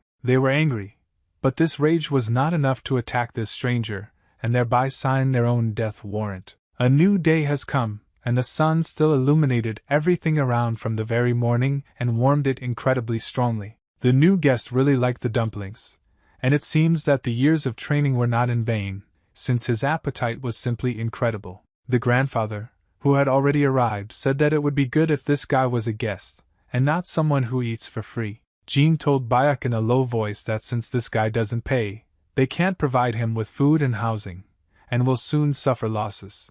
In general, Nogak agreed with this, and added that if things went smoothly, then the money would increase. The ordinary dragon thought a little and analyzed all the words he heard from these two and was also ready to express his opinion. The hero said that he thinks it is better to have another employee, a smart person who can increase their sales. The girl didn't quite agree with this idea, and asked the hero if he was really sure that they needed to hire more people when things weren't going well anyway. He told her that it was better to do it now, and it would immediately affect their sales and the number of visitors. The grandfather also did not decide to lag behind and got into this dialogue, saying that this place needs a smart person, which means he has a candidate from the Zhuge clan. When the Cloud Dragons and Jean heard about this clan, they were very surprised, since it was very famous. It would be strange if the girl didn't ask if he accidentally meant the clan, which is one of the 5 best clans. Then he replied that you shouldn't think that they won't agree right away, since these guys are indebted to him.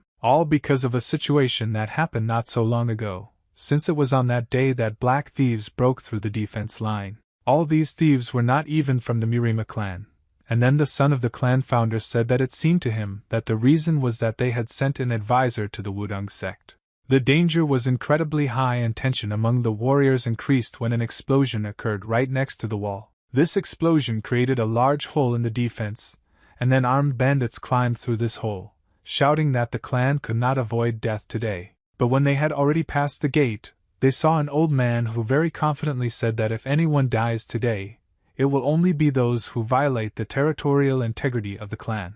The grandfather shouted very loudly and threatened the violators that now there would not even be a wet spot left from their bad habits. Everyone watched his grandfather deal with all his opponents, and the founder's son could not believe his eyes. The moment when his grandfather with a wooden club stood right on the mountain of defeated enemies remained in his head for a long time. Currently, Nogak was persuading his friends that this clan could not refuse him, since they owe him a lot. This idea sounded very good to the hero, and he added that he would be grateful to his grandfather if he did it. It was not worth wasting time just sitting in the tavern, so Nogak got up from the table and said that he would immediately move there. The Cloud Dragon said that he would go with him, because he simply could not leave him alone. Jean, meanwhile, said in a sweet voice and with a smile on her face that she would be waiting for them here. But it was at that moment that Beck looked at the stranger who was eating another plate of kuksu with incredible appetite. Then he thought that it was incredibly dangerous to leave such a strong person alone. Therefore, he turned to Chunson and invited him to go with them, since his help would be very useful when they reached their destination. He agreed, and after that the Cloud Dragon turned his head towards the bandits who were sitting at the table and ordered them to keep an eye on the waist. Sabong was very proud of himself as he finally waited until the Cloud Dragon recognized his worth. The 3 strongest warriors set out from the tavern, amid Nan's cries that he had already become attached to this place and therefore should do everything to the highest standard. When they went outside, they all noticed that the disciples of the Kunlun sect were still sharpening stones for a new table. But the hero, like everyone else, ignored their presence, and turning his head towards his grandfather, ordered him to go first, and they would follow him. Nogak at that moment thought only that it seemed that his friend had shown him nothing more than courtesy. He pushed off from the ground and at a fairly high speed moved several kilometers in space at once. For an ordinary person, this speed was incredibly high,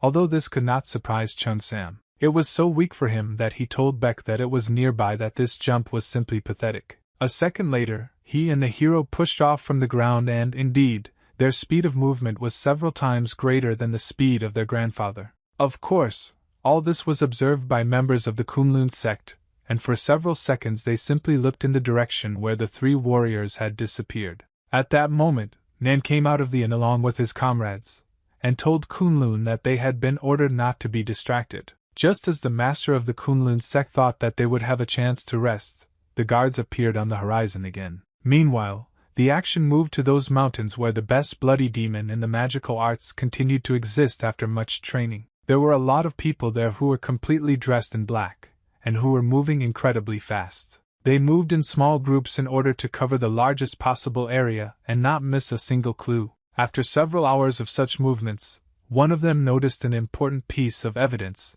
and called his other brothers. One of the group noticed a very suspicious footprint on the floor, and said that most likely this trace belonged to their target. Then his brother agreed with this and also added that these were clearly traces of the heavenly demon whom they were looking for. After a short pause, the commander of a small unit made a conclusion and said that judging by the soil, this is the same mountain, but it is still unclear what he is doing there. The men began to move from that point and told each other that there must be a reason, and therefore they should continue their search. Once again, the action moved to the territory of the demonic cult of the heavenly demon. Very important conversations usually took place in the offices located on this territory, and that day was no exception. In one of the largest reception rooms sat a cult advisor named Sama Zogi. He quietly took care of his business until someone walked into his office. This was a person he already knew, who only upon entering the office said that he was curious about how the search for the heavenly demon was going.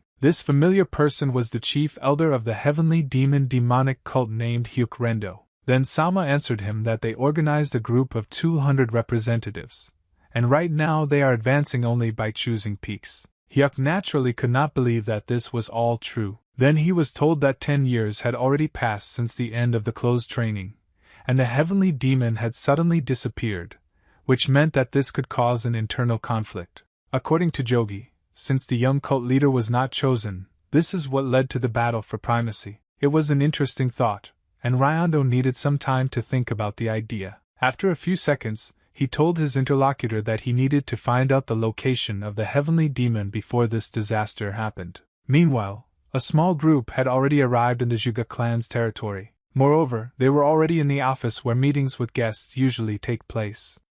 The head of the clan immediately recognized Mr. Nogak. The grandfather greeted him, and literally after a couple of minutes of conversation he said that he had a small request for the head. But the head interrupted him and said that he would see these two for the first time, so he boldly suggested that most likely these were Nogak's students. Then the grandfather laughed and said that this was a good joke, but in fact, these were his real friends. And the head of the clan could not believe these words, since Nogak had never been friends with such young guys. At that moment, a servant approached the head and said that the tea was ready and brewed well enough. When he nodded, the girl walked up to the table at which the guests were sitting and poured tea into small cups. Then Chun Sam asked the hero in a quiet voice what it was.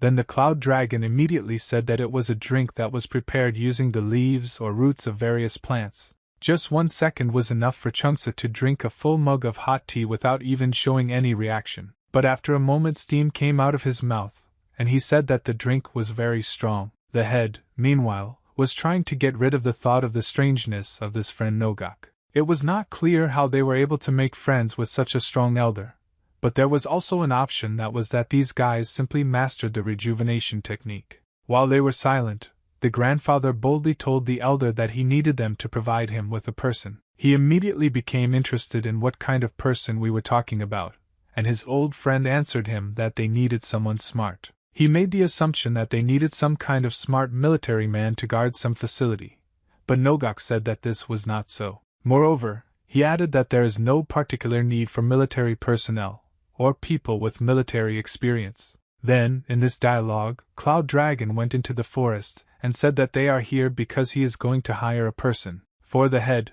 It was necessary to understand who he works for, since he needs to find out the essence of the activity, and only then will he be able to select the right person for this position.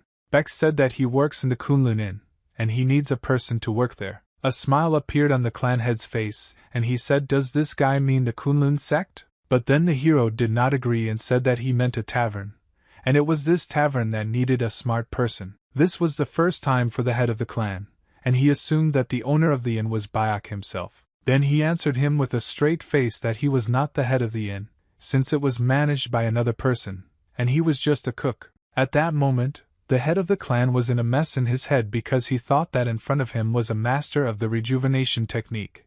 But in fact, it was just a cook who came here and demanded a person. The grandfather saw the face of the head of the clan and realized that he was very stunned after what he heard. Something had to be done, since it is obvious that in the state he is in now, he would never agree. Therefore, Nogok told him that, in fact, things were not very good in the tavern, and for this reason they came here for a smart man. Since rumors do not lie, and there are a lot of similar people in the Zhuge clan, they came here for such requests. The head of the clan had a similar candidate who would be suitable for the role of a person who should not know military affairs or be an advisor, but only an employee in a tavern. I thought for a few seconds and realized that this man was just right, and at that moment the action was taken. Just a few days ago this man approached his father, and said that after a long time he had finally come. Then the father instantly smelled the fumes and asked if his son really got drunk again. He replied that you can't go out in public if you don't know how to drink. The father immediately ordered his son to keep his mouth shut and remain silent when he was so guilty. He immediately remembered that he had given his son the task of exterminating the rats in the basement, so he asked whether this task had been completed. The son was a little ashamed, but he still said that he could not kill rats since they were alive, and therefore he came up with another method. He took his father outside and said that all the grains were in the barn on the second floor. And the problem is that there are some rats that think of climbing poles. Therefore, due to their new invention, now rats will not be able to rise higher, because if they stumble upon the disc that he placed on the posts, they will immediately fall to the ground. At first, the head of the clan found this solution creative and quite effective, but he didn't like the way the disc looked, so he asked his son what it was made of. He replied that he needs the soybean paste, and then gives it the desired shape. The son immediately received a blow to the forehead due to the fact that his father did not like such an answer. He shouted that his son did not even think that they could eat this paste from a rat, since it would not become an obstacle for them. The father became incredibly angry and began to shout about what else he didn't like was that his son was saving the family money to build a house this spring, although everyone was saying that there would be a drought. Well, then the son told him that this month was the most convenient opportunity for this.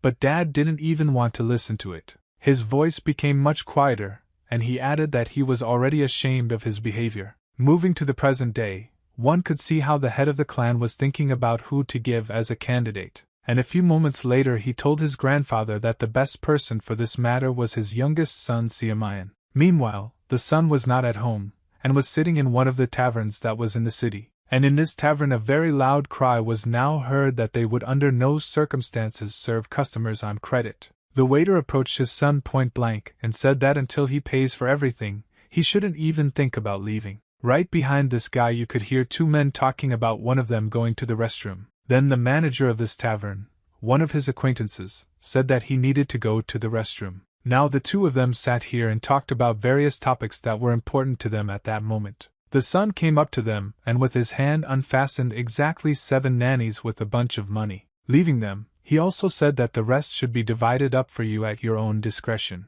After this, the son approached the waiter who had just shouted at him, and said that there were just 7 nannies here. The son went home, and on the way it was difficult for him to even move his legs. Upon entering, his father said that he could smell that he had been drinking again. But while the son was walking along the road, he came up with an excuse, and therefore told the father that he was very worried about how he was working for their family, that he could not sleep properly, and eventually went to drink.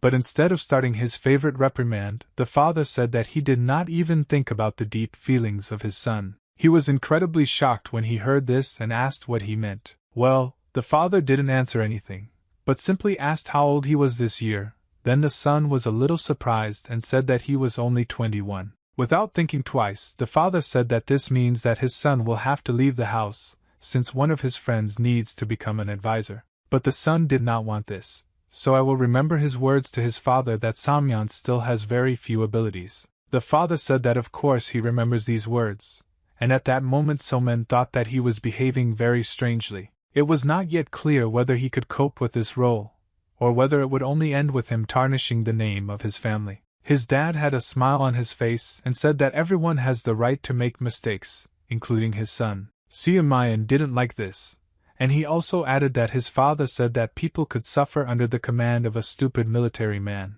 In his head, this was an argument that one should not make mistakes while risking human lives.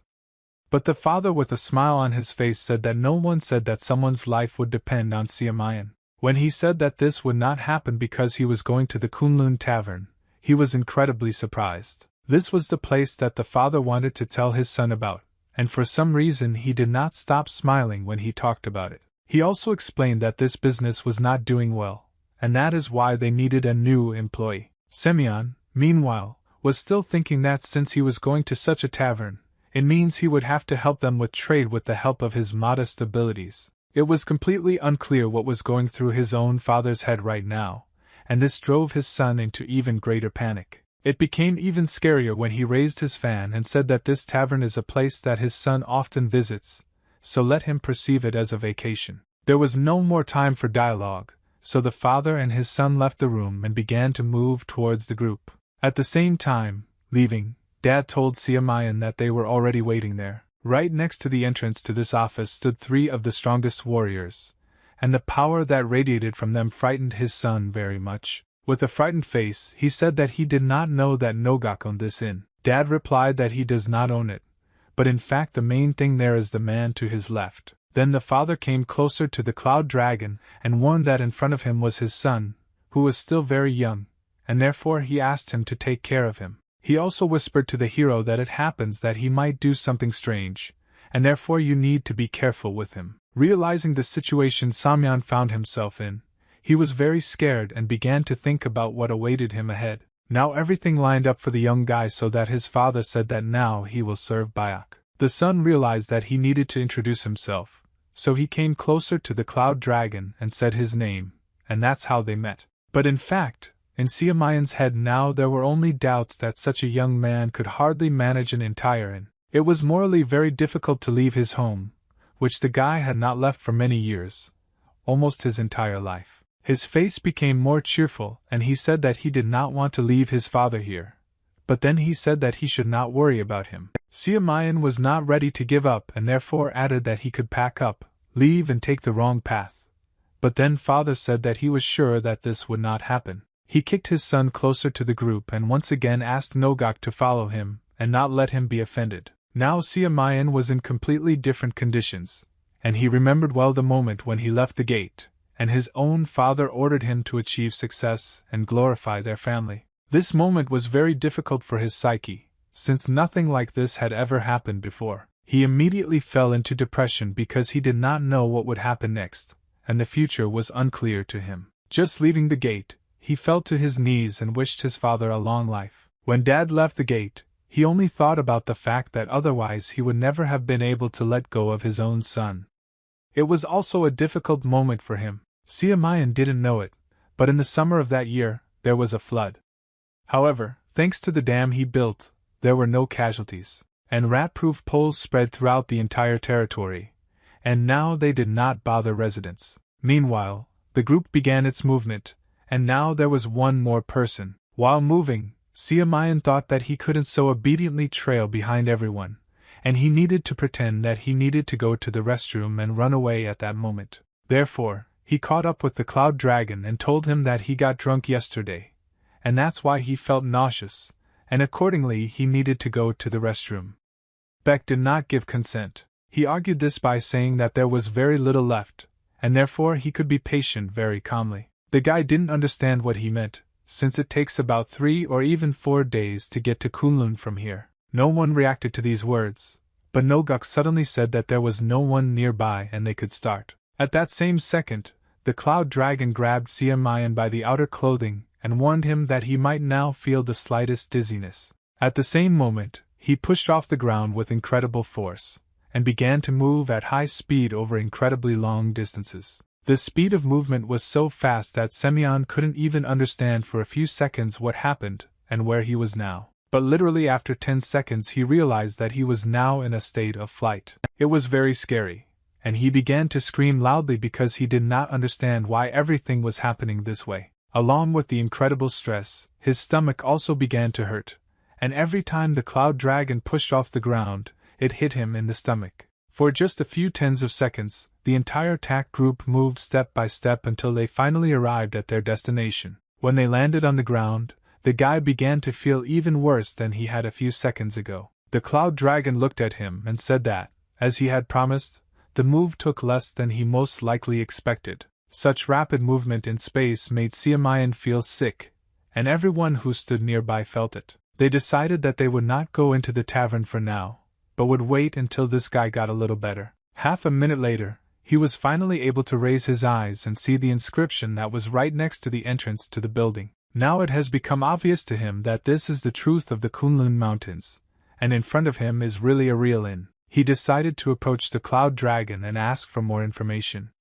According to his assumption, the tavern is a cover to prepare an army here, but the boy told him that his task was to simply attract people here. When he asked what kind of people he meant, Nogok got into the dialogue and said that he meant guests when he talked about the need to attract people. It was very difficult to comprehend the fact that the task was so simple and so uninteresting, and was not even remotely related to military affairs. A girl was already waiting for them inside, and she immediately greeted the new person who would work here. The guy really liked her appearance, and his face turned a little red, and in a trembling voice he introduced himself, saying that his name was Semyon. Meanwhile, the grandfather and Chung Sam sat down at one of the tables and asked Soha for a bottle of something strong and a portion of dumplings. Then the guy came up to the guy and said that he couldn't order anything until lunch. Semyon sat on a separate table, and could not believe that he really became an employee of an ordinary tavern, despite the fact that he was training to command troops.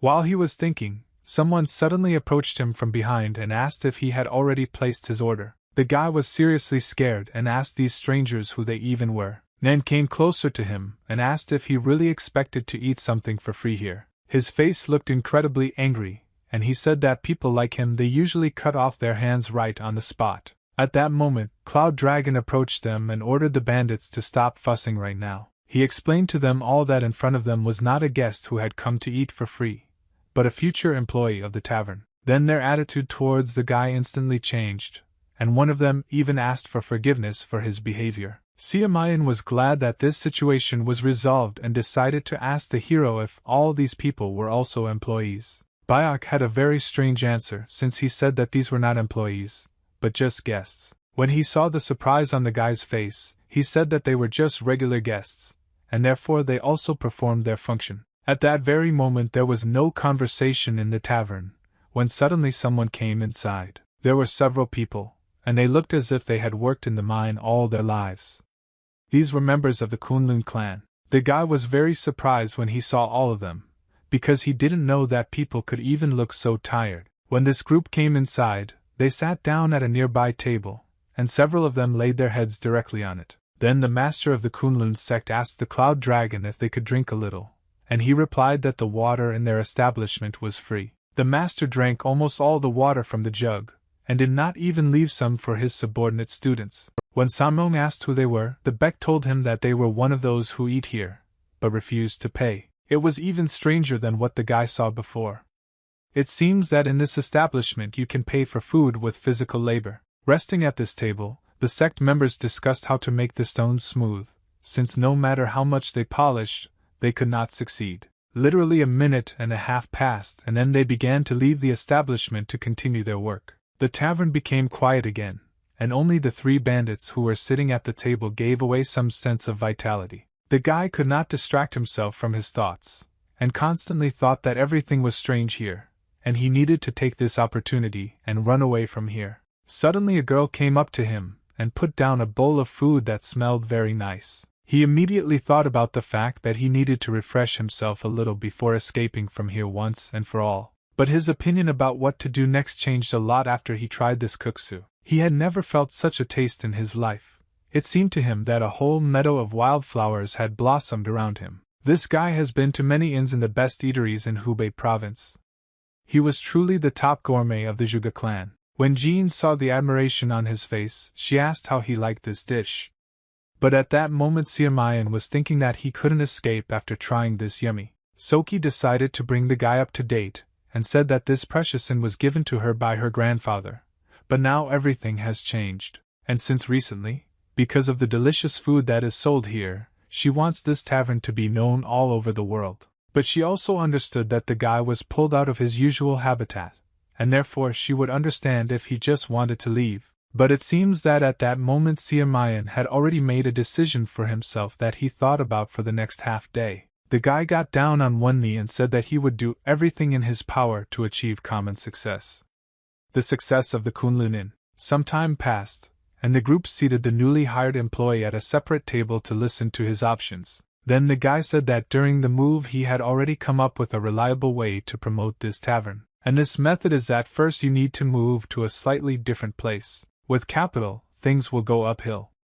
And if they open a tavern on a busy street, then guests will flock there, even if the food is not tasty. Since a tavern is not just a place where they sell food, but also a place where you can spend the night or get the necessary information. But Cloud Dragon said that the owner of the inn already has no capital. Plus, this is a precious place that she inherited from her grandfather. For this reason, you only need to work here. He did not voice this reason, but the third reason was that this place also meant a lot to him. The girl, meanwhile, thought that she knew that Mr. Beck thought very deeply. Deeper than everyone else in this room. Then the guy thought a little and said that if they insist on their terms, it will be a little difficult. After a few seconds of silence, he added that if they implement what he is now talking about, then the Kunlun Inn will become better in Chong. This idea was brilliant in its own way, but first it had to be explained to the general public. The first point for Siamayan in his opinion should be rumors, and how people will communicate with each other and integrate therein into their conversations. Regardless of the method, they need to spread the word about the existence of the inn, and everything connected with it. The main thing is to do it in a very provocative way. It must be said that Danya is simply delicious, and that she can make you swallow your tongue. He also suggested saying that sick people are immediately healed after trying this food. The girl panicked when she heard this, because she said that it was a lie, and that this guy seemed like a real scammer. Siamayan's face, and the guy said that they all just need to impress people, and this is not called fraud, but advertising. For legs, all these words sounded quite convincing, and the Cloud Dragon, meanwhile, decided to ask the guy what exactly they should do first. The guy said that they should start their marketing activities with leaflets. Grandfather suggested drawing a map. Well, then Siamayan said that all the locals already know the Kunlun Mountains, so you just need to write the location, and also add on the leaflet that all the food is free. Grandfather didn't like this idea, and even said that this guy was not hired to ruin this place. The guy explained everything, said that dumplings and coke are everywhere, so no one would want to overcome this path for the sake of these dishes. Well, if they are free, then that's a different story. The idea is to make only the first portion free, and then make people pay for another one. The bandits agreed with this idea, since the kuksu prepared in this tavern is addictive, and he can eat 15 plates in one day. They even said that with such advertising things would go uphill, and it is clear that during this period they only need to sell kuksa and dumplings. The idea sounded good, and Cloud Dragon decided to ask the girl what she thought about it. She replied that she liked this strategy. Siamayan looked confident, especially when he said that he would do the sketches, and then Mr. Chung Sam would help him make about 5,000 sheets. But the look of the best bloody demon in the magical arts made it clear that he did not want to be ordered by this guy. Beck's voice was heard from the kitchen, who told him to help with the leaflets. He didn't really like this situation, but he understood that it looked like he would have to carry out this order. And in order not to remain a loser, he turned to a group of bandits who were sitting at the next table, and said that they would also help him. The guys said that they were just regular guests, and therefore were not obligated to help. But just one glance was enough for them to say in a very short period of time that they would help them in this matter. Jean approached Chung Sam and also said that she would help with the leaflets as much as she could. While they were talking to each other, Sia Mayan had already made sketches and showed everyone what the leaflet should look like. Chung Sam didn't really like how it looked, but he still agreed that this leaflet could be effective. The bandits sat down at their table and began to slowly rewrite leaflet after leaflet, making them as similar as possible. One of them told his friend that it looks like he doesn't know how to write, and just redraws what he sees. Nan was the most literate of them and knew how to write, but he still couldn't believe that he was now just writing leaflets. Chung Sam had similar thoughts, since he lost his memory, and now he's just drawing some doodles in the tavern. The guy said that for the sake of Cooksie you can be patient and work a little at a monotonous job. A few hours later, the girl said that 500 leaflets were already ready, and they could be sent soon. On the street near the tavern at this time one could hear dialogues about how they needed 3 more sets of tables. But even those they had already made were much tougher than those inside the tavern. The master decided that he would rather starve than continue working.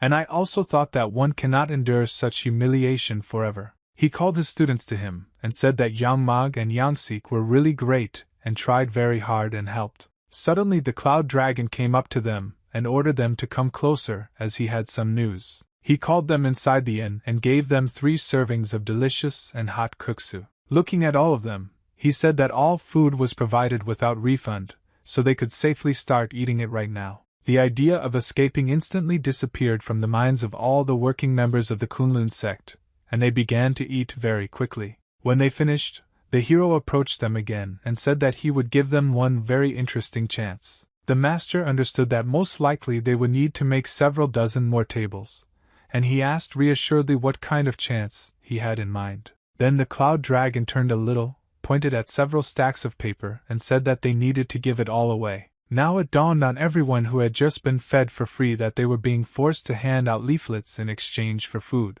But they were very interested in this proposal when Beck said that if they gave it all away, he would immediately let them go. Kunlun sect members were incredibly happy to hear this, and one of them asked if they could move to the village. Then he answered them that they would go to the province of Sichuan, since a group had already been sent to the village. The master said that this is impossible since Sichuan is very far away.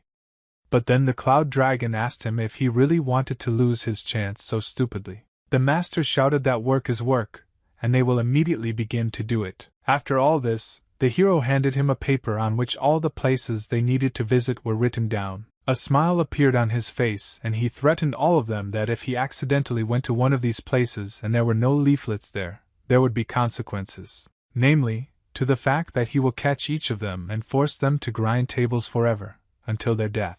All 3 of them shouted in unison that they would not miss a single place, and Beck could trust them in this matter. Literally a few minutes later the group was already on the street, and the master said that it seemed that now the air was cleaner than it was before. When one of the students said that he had not seen such a cheerful master for a long time, he said that they needed to move forward. We moved further away from the action to Kioni, where now one of the group members was also busy distributing leaflets. On Chung Sam's shoulder there was a huge bag filled to the top with paper leaflets. After walking around the city a little, he noticed the house of the 10 family, and realized that since there was a very large building there, most likely there were a lot of people there too. He went inside and the sound was immediately heard and one of the guards stopped him. From the very beginning, he did not want to get involved in a fight and only asked who he was, at the same time saying that anyone should not come here. The guy ignored these words, and the guard asked how a stranger dares to break into the territory of the Ting family like that.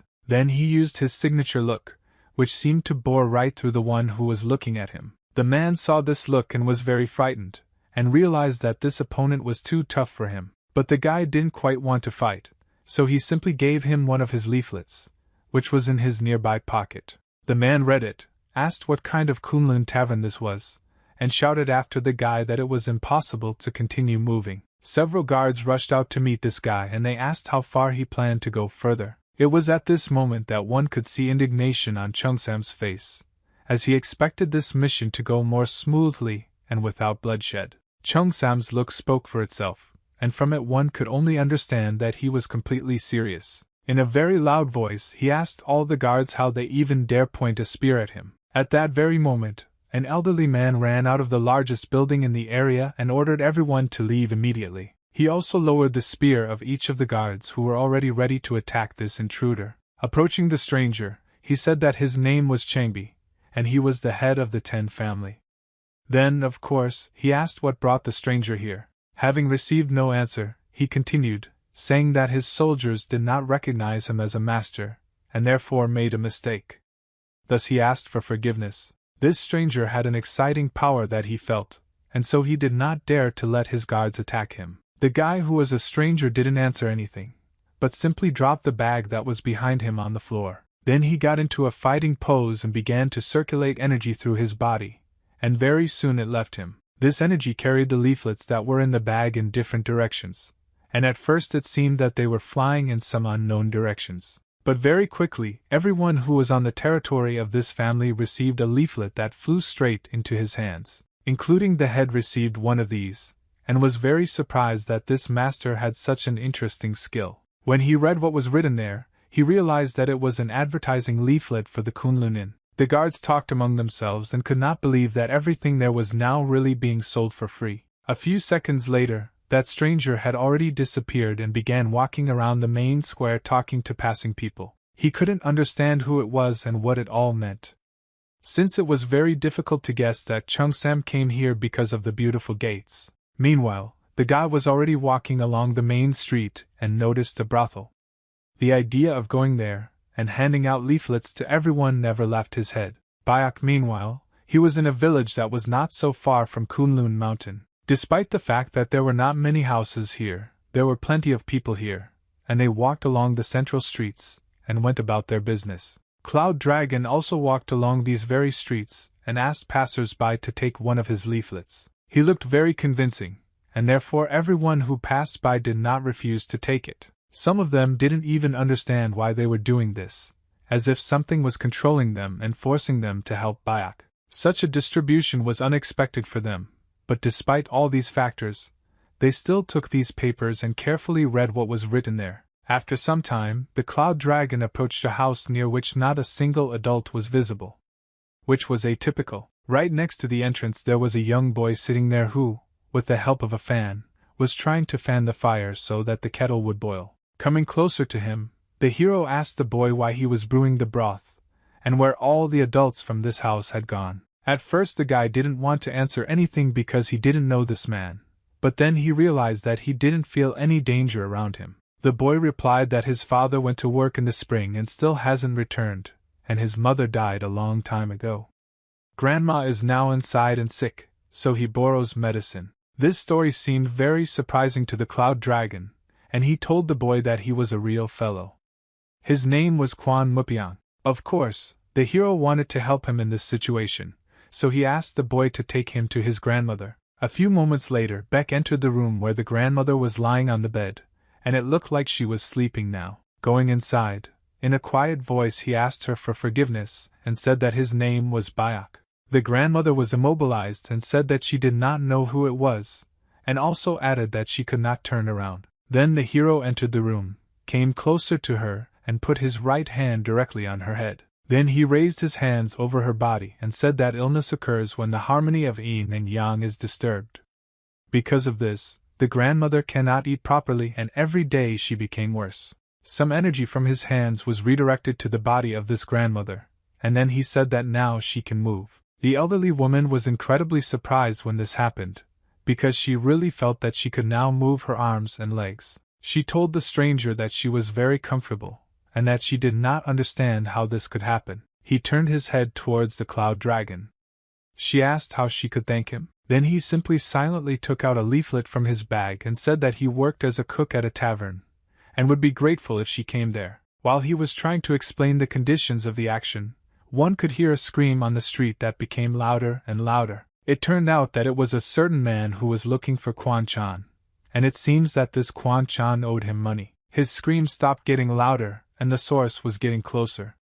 It seems that his debt amounted to 5 nannies, and he was also not very happy that he also had enough money for medicine. Bayak came out of the house and asked the stranger who he was to break into a house where there was not even the head of the family. He decided that in front of him was one of the relatives of his debtor, and therefore he decided that he should repay the debt. This situation did not suit the Cloud Dragon at all, and so he asked the bandit who he was. It quickly became clear that this guy is not local since he doesn't know the group T-Bomb from the village of Namro. A smile appeared on the bandit's face, and he said that they destroyed Jumaban in the village of Puno, and therefore this village will also soon become their property. Well, there wasn't even a hint of a smile on the hero's face, especially when the bandit once again demanded money from him. All the hero did was silently bring his hand to the blade of the man's swords, and then with one click he broke this blade, turning it into a pile of iron pieces. The man could not believe how this could all happen, and for some time he simply stood in shock. Then, for some reason, his assistant also came closer to Bayak,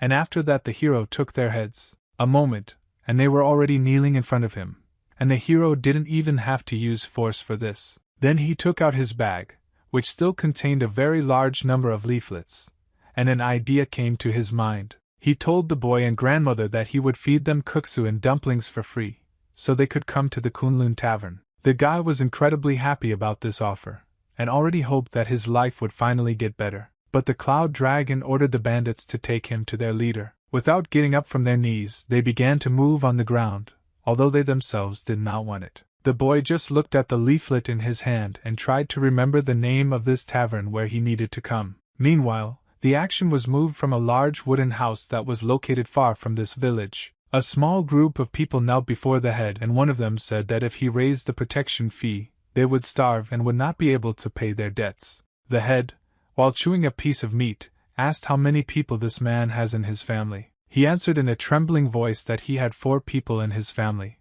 if you count him. The head was not satisfied with this answer, and so he decided to ask this man if he knew how many people he had in his family. Since, taking into account those who are on the street, he has 58 people here, and he also has to feed them all. He started shouting that he didn't even dare to complain about the size of his family, since how to feed 3 mouths is not that difficult. At this moment, 2 of this head's subordinates fell to the ground right at his feet, and from their faces it was clear that they seemed to be not very happy about this meeting and felt nothing more than shame. Raising his gaze, the head saw a Cloud Dragon in front of him, who, with a serious expression on his face, asked him if he was the local leader. These 2 subordinates slowly began to get up and at the same time apologized for their weakness. Then the hero once again asked the head if he was the leader of this group. At that moment, the head couldn't even believe how this stranger dared to put on airs in front of him. The thought crept in that he might be a civil servant. After a short time, he said that his name is Toxicon, and he is none other than the leader of the group, Tabum. After listening to this, the hero said that today his group was disbanded, and now it is not doing what it was doing. After this, the head asked this stranger if he was a government employee. Of course, Cloud Dragon only said that he was not a government employee. This situation brought laughter to the face of the leader, and everyone who stood nearby also understood how it would all end. They immediately started laughing, because they understood that an order would now follow, after which it would be very fun. They immediately started laughing, because they understood that an order would now follow, after which it would be very fun. And so it happened. The head gave the order for everyone to take out their swords and cut this intruder into pieces. Everything looked very good at the beginning, and the warriors simultaneously attacked the enemy with their swords. But just a few moments later, everything didn't go according to the plan in the leader's head. Crowds of soldiers scattered in different directions, and immediately fell to the ground. The impact of the ground was so strong that some of them broke bones in several places. The leader was furious because he did not understand what was happening here, and why his entire army fell to the ground in a second. Moreover, when the bandits tried to get up, they began to spit blood. Then the hero explained that he had destroyed their internal energy, and now nothing would interfere with their lives, and they should continue to behave decently. In parallel with the explanation of what had just happened, he began to approach the leader closer and closer. Having come close enough, he directed the energy into his hand and leaned it against the man's stomach. Within a few moments, the leader felt some liquid in his mouth that came from the intestines. He immediately spat out a very large amount of blood onto the floor, and his body slowly began to fall. Then Beck came closer to the men who were asking for money and said that he had heard their story, and hoped that now the bandits would not bother them and they could live carefree. The men really wanted to thank their savior, and asked him where he came from. He answered his name, and also handed it to one of the leaflets, and said that he works as a cook in a Kunlun tavern. The action moved to the tavern, where a rather positive atmosphere now reigned. Everyone celebrated the fact that all of them were able to distribute a very large number of sheets. In particular, Nogok praised the Cloud Dragon for the fact that he managed to distribute absolutely all the leaflets, and he did not bring back a single one. Then a smile appeared on his face, and he added that most likely there would be a lot of people here tomorrow. Siamayan was also incredibly happy and said that he also thought that their plan worked, and tomorrow it would really be impossible to get through here. In honor of this, the grandfather decided to pour him a glass of a special drink, and he naturally did not refuse. The new day arrived, and when the sun was already at its zenith, the doors to the tavern opened for the first time. When they opened, everyone was already prepared for the fact that after the first visitors even more would come. The first man opened the doors slightly and asked if this was really a Kunlun inn, and if they really served free food here. The girl was already standing near the entrance with Siamayan, and they greeted all the guests in unison. A queue had already formed near the tavern, and people were talking among themselves about whether food in this place is really absolutely free. But even though they doubted that everything would be free here, the idea that they needed to come in did not leave them. Inside there was already a very large number of people who were ordering mainly kuksa. Siamayan was busy receiving new customers and also listening to their orders before passing them to the kitchen. Bayak, meanwhile, he tried as much as he could to prepare the dish as quickly as possible. He did it quite well, and the food could stay hot for a long time and was cooked in less than 5 minutes. Cheongsam, in turn, was busy walking between the rows and handing out special plates of dumplings. The bandits looked around and concluded that today a very large number of people came that they didn't even have a place to sit. The main bloody demon in the magical arts noticed that they were messing around and ordered them to help. 2 of them said that they were regular guests, but Nan, in turn, volunteered to help with the food distribution. His subordinates could not understand why he did this, and looked at each other. Sabongja, in turn, shouted to them to help distribute all the food, since there is still a lot of it here. Everyone who was here didn't even notice how night had fallen, and how all the clients either went to their rooms or went home. The bandits, along with their captain, were very tired after all the time helping to distribute food. Siamayan approached them to say that all expectations had been exceeded, and there were a lot of repeat orders. There were so many of them that income exceeded expenses, and this is very rarely to be expected from the first day. Also, after hearing the words, Nin got up from the table and began to come closer and closer to the Cloud Dragon, and when he came as close as possible, he bowed and asked to be accepted. The bandits who watched all this made the assumption that it looks like he wants to become the master's apprentice. But in fact, Sabong only wanted to become a full-fledged employee in this tavern. His subordinates were surprised by this, but very quickly realized that in fact Cheongsam, for example, treats them as full-fledged employees already. So they approached their captain and asked to be hired too. Their desire was very sincere, and they really wanted this position. Then Beck thought a little and realized that there were already quite a lot of employees, and they clearly did not need even more. Siamayan approached him. He obviously had an idea.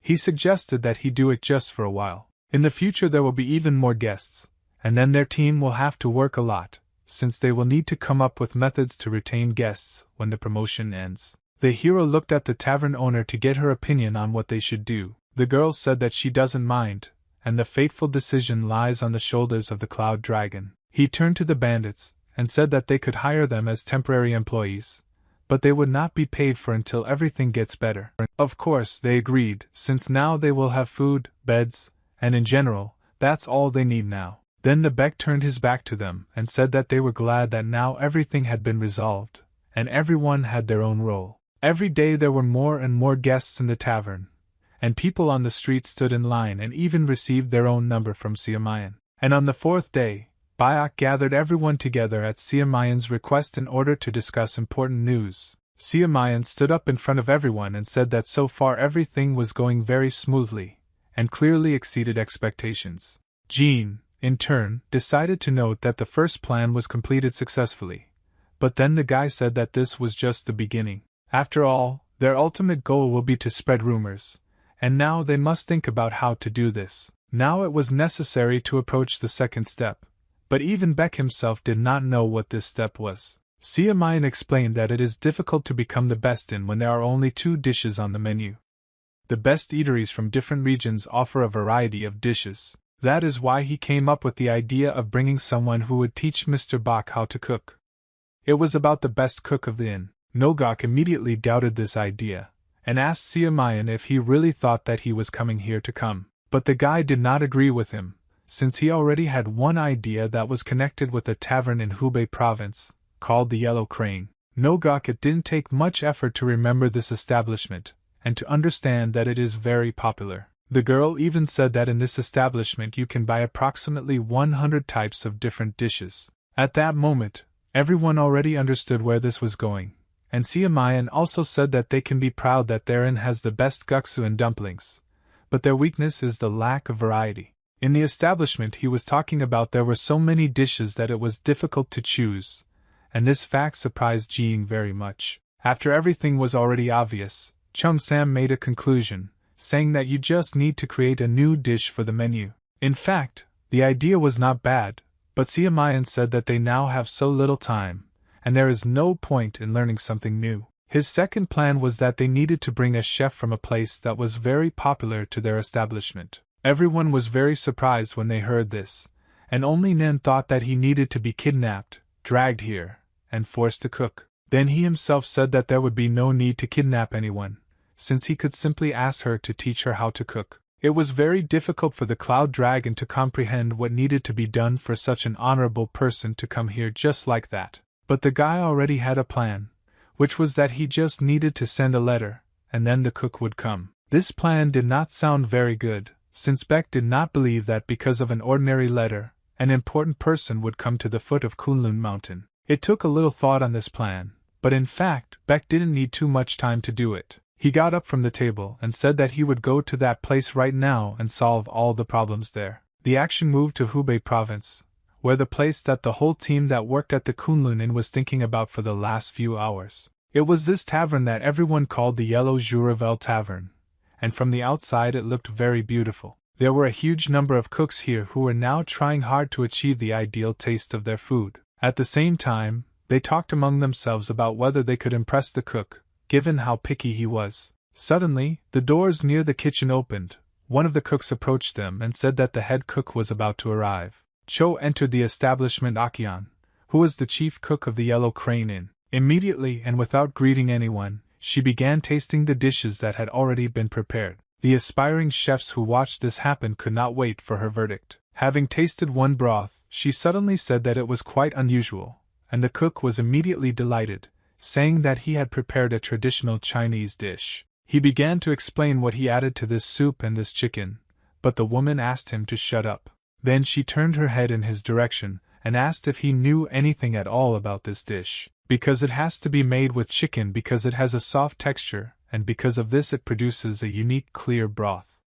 And this novice cook added pork fat to it. Therefore, leaving more simply, she said that he should cook it again tomorrow, and take into account all his mistakes. The second young cook offered me the usual roast duck, which was prepared according to standard methods. But the cook didn't like it either, since it was too simple and, in her opinion, she could have avoided wasting an expensive duck and just fried the chicken. Chef Cho training Akian and the Yellow Crane Inn were always very strict, and everyone knew it well, all because of a true love of cooking. She was always disappointed with the talent and efforts of her students. She tried to get out, but at the same time she said that she could not trust anyone after retiring.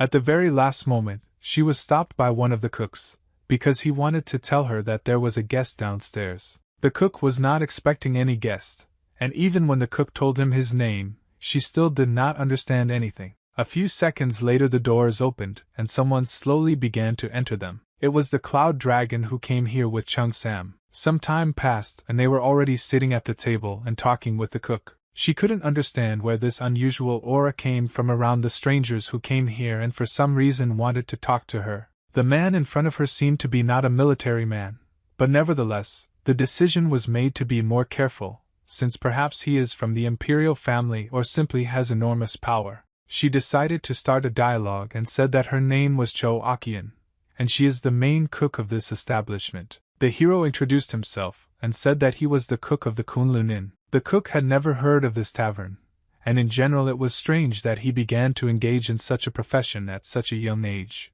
But nevertheless, she sighed and decided to ask one leading question to the guest. Namely, she was wondering why Byak came here and what he needed from this meeting. At that moment, Chung Sam could not stand it and asked why the cook decided that she could speak to him on a first-name basis. But the Cloud Dragon was calmer and said that he just needed a little help. He admitted that he had only recently become a chef, and therefore he had a small number of dishes in his arsenal. And for this reason he wants to learn from her. For a while Cho Akian was silent after this phrase, and simply looked into the eyes of the hero with empty eyes. But then she turned to one of the students and asked to kick these two out, since it was obvious that they were some kind of abnormal. The hero realized that he could not do without trump cards here and thrust a small letter into the hands of this woman. Then she took a small bundle of paper and began to read. In this letter, the author addressed the cook as godmother.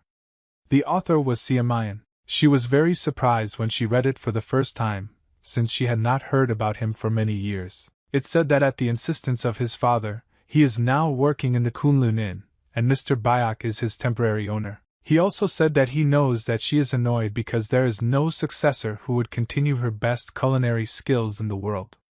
And in the letter he guaranteed Bak as the ideal option. The only thing this gentleman knows how to cook is kuksu and dumplings, but when he tried them for the first time, he burst into tears. And this was written by the best gourmet of the Zhuge clan. The guy also added that he could say with confidence that Mr. Byak was a real genius sent from heaven, and he advised her to train him and test his skills. After reading everything to the end, the cook put the letter on the table and said that these words made her think a little. But still she did not believe those words that said that a genius with unsurpassed talent was now sitting in front of her. The young chefs who were standing next to her laughed, since this guy certainly didn't look like a brilliant cook. She continued by saying that since Siamayan asked for it so sincerely, then she will give him a chance. The Cloud Dragon needed to clarify a couple of points a little, namely, to find out whether he just needed to prepare something. Then she said that everything is not entirely true, since they are all here to try his dish and make a verdict. And if everyone likes it, then she will take up his training and will put all her efforts into it. She got up from the table and at the same time ordered Byak to go to the kitchen right now, since she didn't have much time. But the hero said that he can show everything right here, so he just needs all the ingredients. Literally a few minutes later, all the ingredients were already in this room, lying nearby. Then he began to focus energy around his body, and streams of energy spread throughout the room in different directions. Just one stream of energy was enough for all the ingredients, along with the vegetables, to rise into the air. Then they cut themselves, and changed very much. The chefs who watched all this could not believe their eyes, since it was the first time in their lives that secret techniques had been used in this way. Then the water came straight from the bucket into the air and at some stage it hovered there. The cook couldn't believe her eyes, because it looked like real magic. A sphere appeared in the sky in which all the ingredients needed for kuksu were simultaneously located. It was only necessary to maintain it like this for some more time, and after that Beck sent the finished dish in a bowl to everyone who was in the room. For Cho, the cooking process itself was also important to Akian, and because I couldn't believe my eyes, this was the highest score. But everything changed, or rather worsened, when she first tried this dish. The surprise on her face could not be faked, and the taste of this dish was truly incredible. The junior chefs who were eating it couldn't stop, and tears began to flow from their eyes because of how delicious it was. The cook concluded that this food has so much energy, and such a rich taste that it seems to be alive. Not even a minute had passed before all the plates of food that had been prepared were empty, and there was not a single gram of food left in them. The cook looked at her subordinates, and was also sure that they really liked it. And so it turned out. You could see from their faces that this was the first time they were having such a delicious kuksa. Therefore, she turned to Byak to ask how long he had been cooking. He thought a little and said that he actually started cooking about a month ago. It seems that this guy had a talent from God, and the cook understood this very well. She didn't really want to come from afar, so she directly told the hero that she didn't know what kind of fighting skills he had, but since he was from Mirim, he most likely saw many on his way, and it was clearly not easy for them to surpass him. With the superpowers that Byak had, almost the whole world could have lay at his feet, but he still chose to be a chef. In fact, for the hero there was no such thing as noble work. All that mattered to him was how strongly he was attached to his work. In his opinion, the cook's job was simply to provide the hungry with warm food. Akian's decision was made and she turned to her subordinate to give him one order. Namely, she wanted to ask him to take over the duties of the head cook while she was away. It very quickly became clear to her that the person in front of her was truly valued, and she would have to imitate this. There was also an order to prepare the cart. Well, then from the face of the subordinate one could understand that this would be a small problem. In a trembling voice, he said that now there is only one cart, and the cook didn't really understand what the problem was then. Then he said that there was an old horse there, and another cart would arrive tomorrow, so it was better to wait. But the hero said yes, that there was no need to wait. Beck assured the cook that there would be no problems with this, and she just needed to trust and follow him. For some reason, the cook believed him, and within seconds the three of them were already on the street. Subordinates who literally offended after the ladies wished the cook a pleasant trip. But when he ran back, they began to rejoice, since now they would not have to experience all this respect again from a very strict teacher. When the hero went out into the street, he realized where the very cart was located on which the cook should ride. She looked very presentable indeed, but the most important part was not there, namely the horse. Then the guy turned to Chuzum to ask if he could carry this cart. Without thinking twice, the guy agreed, and moreover, he himself would even like to do it without an order. A few seconds later, the hero approached the cook to ask her to climb inside, and said that they would do without a horse this time. Despite the fact that the cook climbed inside, she still asked the hero if this was possible, and he replied that it would be even faster. It was also very strange when he asked her not to be surprised if the cart suddenly took off for no reason. A moment later, the cart really took off, and the cook, who was inside, was very surprised by this. It turned out that the guy was able to lift her into the air without much effort,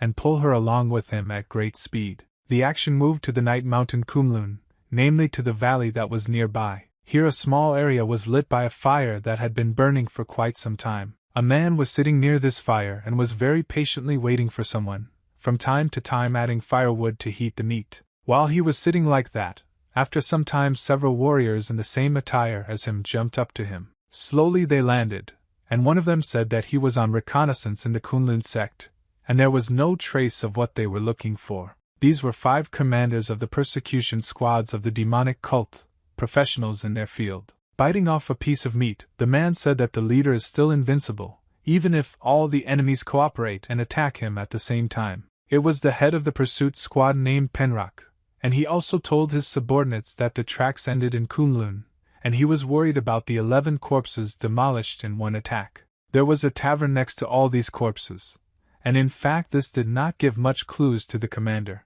because people came to that inn in droves, and it was known that it was called the Kunlun Inn. The commander needed to think a little, and after a few seconds he gave the next order. Namely, the search squad had to search there well and catch everyone who was involved in the known events. The next day came, and she was armed inside the tavern. She was very surprised by the number of people who were in the establishment, which in turn was far from the city center. Siamayan walked past her, carrying orders at the same time, and said that it looked like he was right about this place. Kuksu would finally be brought to him soon. Then the guy said that it looked like at this rate he would be ordering like a squirrel in a wheel until the evening. And Akyung told him that today she would just observe. Suddenly, right behind the girl, a voice could be heard asking if she was standing for the reason that she had nowhere to sit. When she turned her head, she saw her grandfather who, while pouring something into his glass, said that he was sitting alone, and she could sit down. The grandfather made the assumption that the yellow crane in front of her was the main cook of the tavern. Sitting down at the table, she decided to ask her grandfather how he knew about this information and whether they knew each other. Then grandfather said that Siamayan talked about this, and in fact it was he who brought him here, since he had one request to the Juga clan. Then there was a pause, after which grandfather said that the guests would leave only in the evening, so for now they could have a little drink. The cook had not been away from her tavern for a very long time, so she was not particularly thirsty. After she thought for a while, she asked for a glass, and the grandfather realized that he could organize it, and he gave a small glass to the girl, and then said that he was also friends with the cook from this tavern. It was very difficult for her to believe that this grandfather was a friend of the brilliant chef whom she had met earlier. The grandfather added that she will be surprised when she finds out how old that guy really is, because he is old enough to be her father. The girl did not change her humor and asked her grandfather to stop making fun of her, but he asked her to calm down. He explained that he didn't want to embarrass her, and suggested that they introduce themselves to each other. Realizing that she didn't want to introduce herself first, grandfather said that his name was Nogak and he was from a gang of beggars. After that, Akian's patience ran out, and she said that it's unlikely that he is now talking about the best martial artist in the world. She couldn't stand another joke, and her face was as serious as it could be, and after a few moments she laughed very loudly, saying that she had not heard such a joke for a long time. After that, her grandfather took her to a very interesting place which was on one of the rocks of Mount Kunlun. Suddenly he began to laugh because I remembered the saying that you can admire the Kunlun mountains only on a full stomach, and that's why now the view seems magnificent. Then the girl looked at her grandfather's hand and asked why he needed the bottle in this place. Someone replied that he was going to have a drink here, because it would make his soul much calmer. There really was a very good feeling here, as if all the negativity had evaporated somewhere. But someone's presence did not give Nogak peace, and he suddenly froze and looked into emptiness. Then he stood up abruptly and said that judging by the vibration, these are not guys from a gang, but a demonic cult. The girl turned to her feet and noticed something. It looks like we should stop drinking alcohol. At that moment, several bandits came out of the bushes, dressed completely in black clothes. One of them said that apparently this was not an ordinary old man, since he could recognize them so easily. The third commander said that he didn't care, since that grandfather hung around the tavern that was important to them every day, which means he needs to be captured. At this very second, all the wars pushed away from the places where they stood in order to attack Nogak. But it seems that this grandfather still had a few trump cards up his sleeve. There were a considerable number of warriors, and each of them was well trained enough to cope with just one enemy. The only catch was that their opponent was much stronger than all those they had fought with before.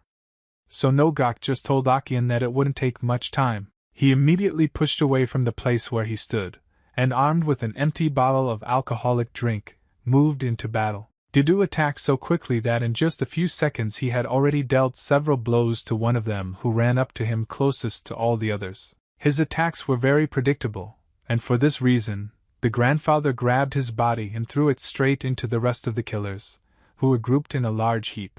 The man who commanded this entire unit was surprised that even after the grandfather was quite successful in defeating all the opponents, he also used displacement tactics to move to the side. But at some point in their battle, that old lady who was behind her grandfather suddenly screamed. Cho Akian started screaming that she was the head cook of the Yellow and Crane Inn, and was closely connected with the imperial family, so she ordered them to leave here. Grandfather listened very carefully to all these words, and only now he realized that this young lady was really a very important person in society, and she had plenty of willpower. But despite Akian's rank, the unit's commanders still ordered their subordinates to attack their grandfather and grandmother. Therefore, they all began to flee at the same time, and now some of them even had edged weapons. But for some reason, the grandfather did not move at all, right up until the moment when one of these killers jumped up to him with a sword at the ready. In the blink of an eye, he lowered the dry silhouette, and found himself directly under his opponent. Having struck one blow with a bottle, the killer flew a long distance to the side, and even seemed to lose consciousness. By that time, the second killer had also approached the grandfather from behind, and tried to attack his back with his sword. But he blocked this attack with a bottle. Then, turning his body towards the enemy, he said that the killer's sword was slightly dull, since he couldn't even break a bottle. Someone watched everything that was happening very closely and realized that the attacking killers had no chance, since it became obvious to him that their opponent had completely surpassed their master, and was a very experienced fighter. Therefore, he decided to use voice vibration in order to immediately convey to all his subordinates what he wanted to tell them, and thanks to this technique, he gave the order for them to leave the mountains as soon as they received this message. All the killers immediately pushed off from their seats, and quickly began to walk away, and grandfather simply looked after them. When they ran away, he just bent down after them, saying that if at least one of them had remained, he would have immediately neutralized him. Cho Akian, who watched everything that was happening with her mouth open, noticed that the grandfather was simply excellent in battle. Nogak liked this formulation, and he suggested admiring the scenery in another place, otherwise wild animals would soon come and fill their stomachs with them. Further actions moved to the demonic cult, where a very important dialogue was now taking place in the office, which would affect a lot. Two men were sitting at the table, one of whom was surprised that a talented hermit was opposing them. The man in the green robe, to whom this information was conveyed, made the assumption that perhaps their leader was going to confront this grandfather. Well then, the interlocutor answered him that the target was nowhere to be found, and even in the Kunlun tavern it was not found. The man thought about it, because maybe he was defeated and killed by that beggar and hundreds of swords, although this was unlikely, since no one is able to defeat a leader who has completed closed training. For this reason, he asked his subordinate who else knows about this besides him, and he replied that no one except the pursuit squad would ever know this. The man began to think, because if the truth is distorted, people will think that the leader is dead,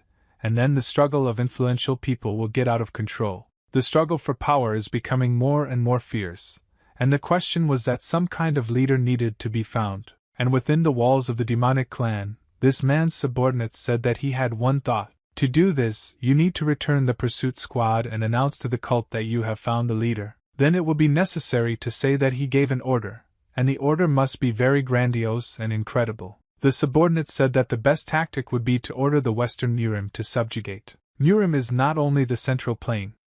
In the west of Murima, relatively close to the borders of the demonic cult, there are such powerful forces as the Temple of the Myriad Blood Curses and the Temple of the Great Thunder. The idea was to transfer the struggle of influential people to the outside world, and even if blood was shed, it would become a fulcrum for all factions. As soon as the sun rose, it was decided to give the leader's order, and say that the person who made the greatest contribution to the outbreak of war was the junior leader. Further action shifted again, and now took place in the inn itself, where Cho Akyung was able to return. Cloud Dragon went up to Grandma to greet her, and say that he was always glad to see her in this tavern. She answered him that he would have to learn a lot, so he needed to approach this very responsibly.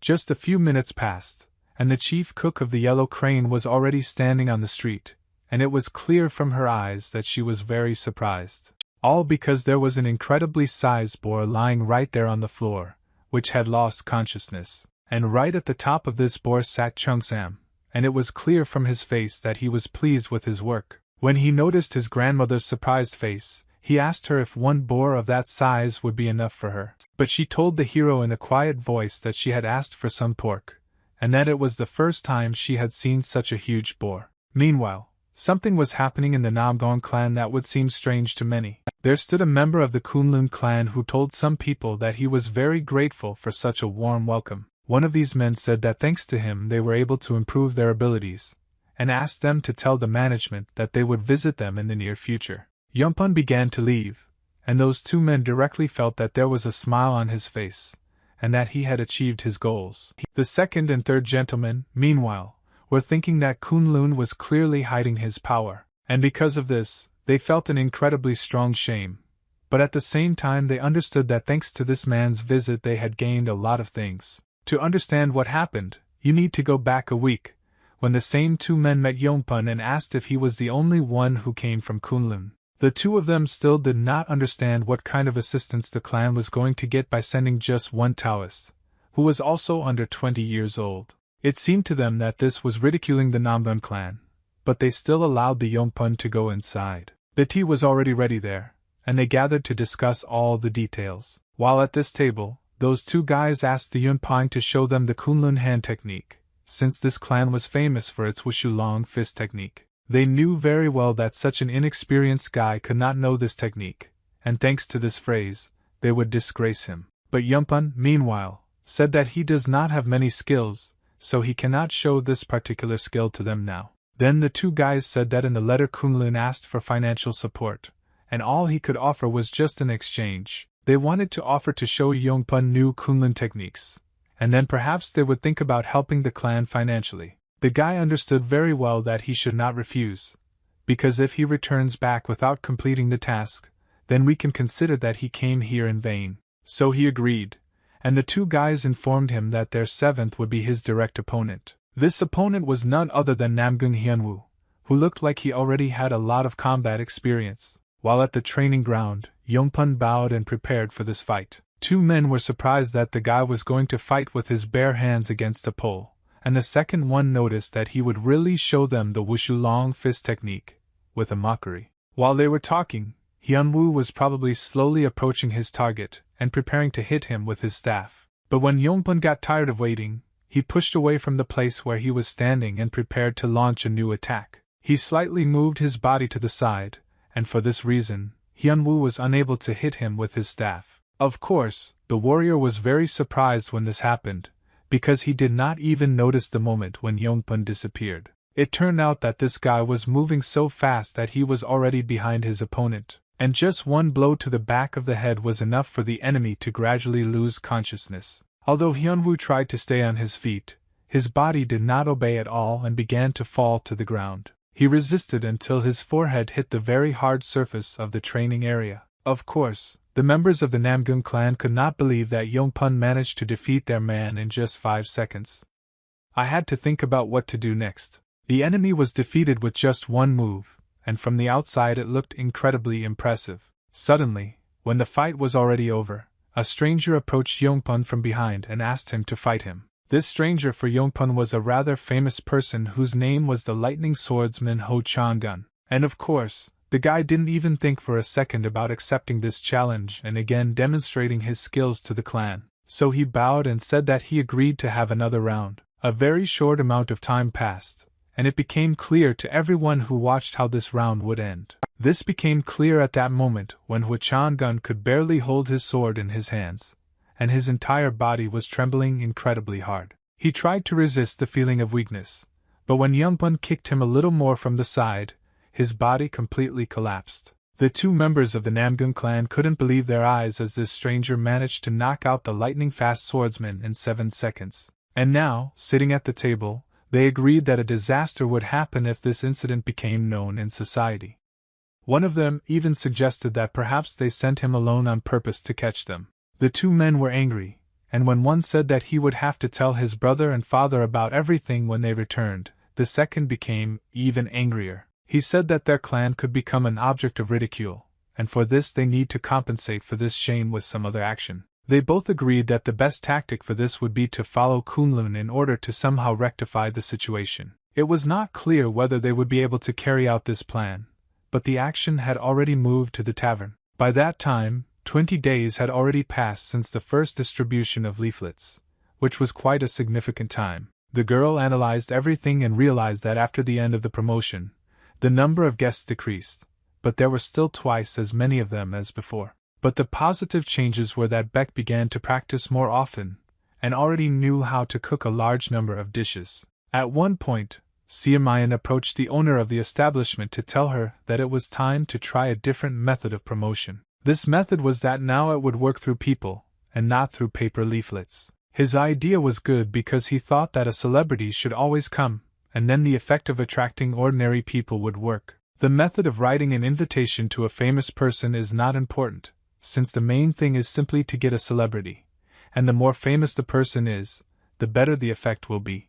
The grandfather, who was sitting at the table nearby and overheard the conversation, asked if Siamayan had someone on his mind, and he shook his head positively. This man was associated with the Zhuge clan, and of course Siamayan was confident that this man would not refuse his invitation. Just a few days later, an invitation came to his own father, who realized that they were going to promote the tavern through him. But when Siamayan's mother saw this letter, you were very happy, even at the very fact that she received some news. Samryang told her husband that they had to leave immediately, since they simply had no other option. The father tried to somehow justify himself, and at that time he himself thought that his son knew for sure that his mother would push him to do this. And of course, his wife started screaming that the father kicked out his son while she was away, and she doesn't sleep at night because she's worried about him. Therefore, after a few hours they were in the carriage, heading towards the tavern, the address of which was also well described in the letter.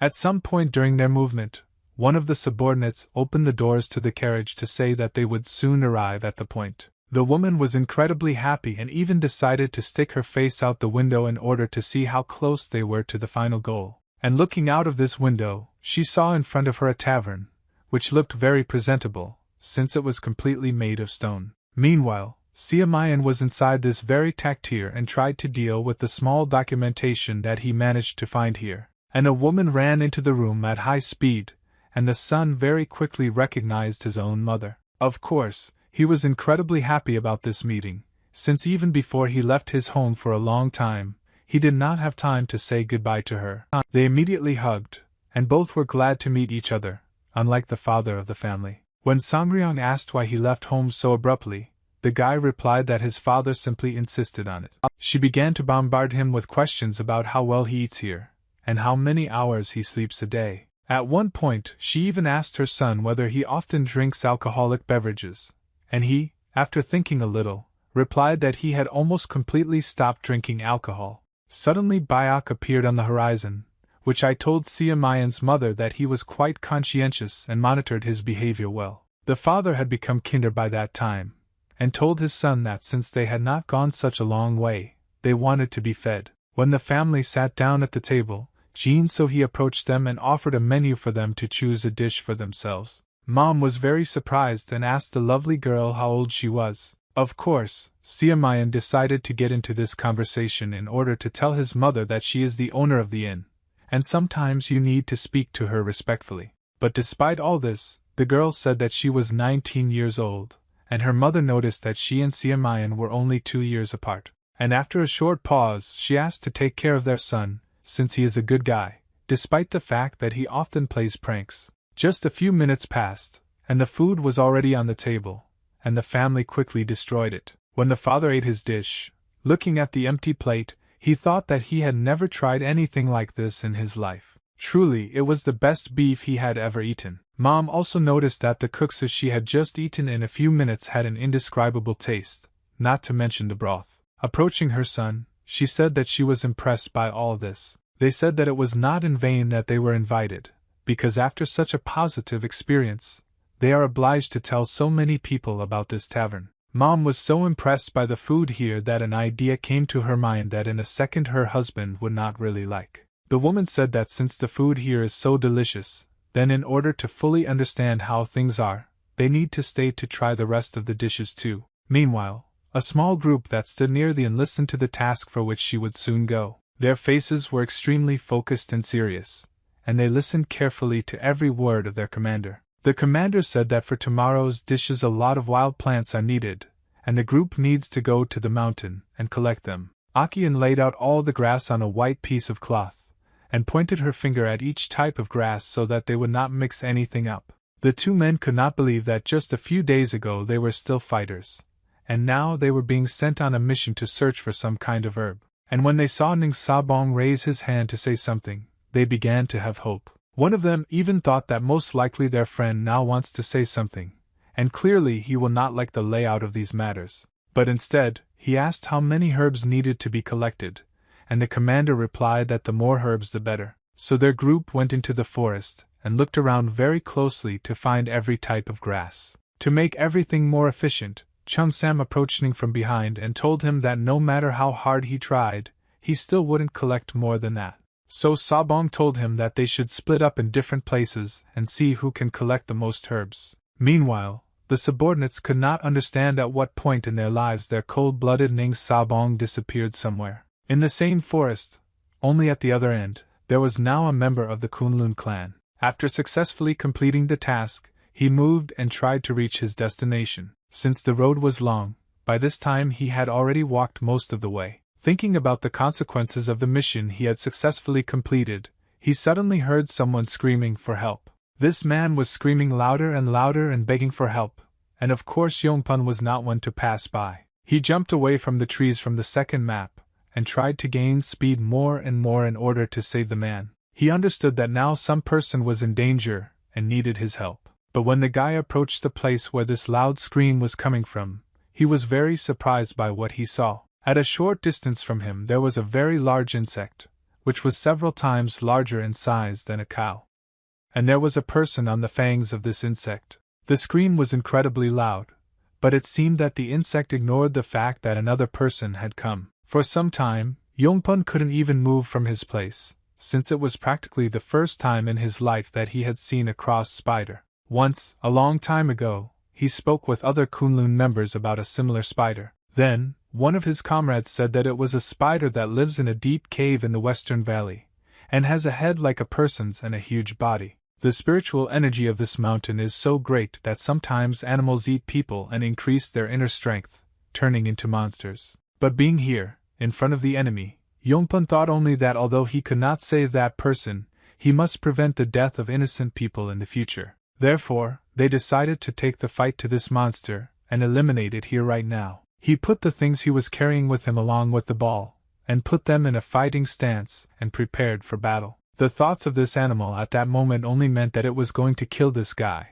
just like the person he killed before. Despite its enormous size, this insect moved very quickly, and quickly pushed away from its place, preparing to attack. The guy, meanwhile, understood that he needed to increase the power of his internal strength, which he trained with the help of the 8 elements of cloud dragons. And after you manage to do this, you need to focus on your palms and throw out all the received energy from the enemy. It was quite successful to do this, and the flames began to fly straight to the enemy, and became brighter. Moreover, there was even a fiery explosion right next to the body of this insect, but smoke also appeared around, due to which visibility was deteriorated. The guy tried to look through the smoke in order to understand whether the enemy had been eliminated, and when, after a few seconds, he did not see the spider anywhere, he concluded that he was afraid of this fire, and probably took some kind of shelter to attack unexpectedly. Just a second after the guy thought about this, a huge spider with a head the size of a human jumped right onto him.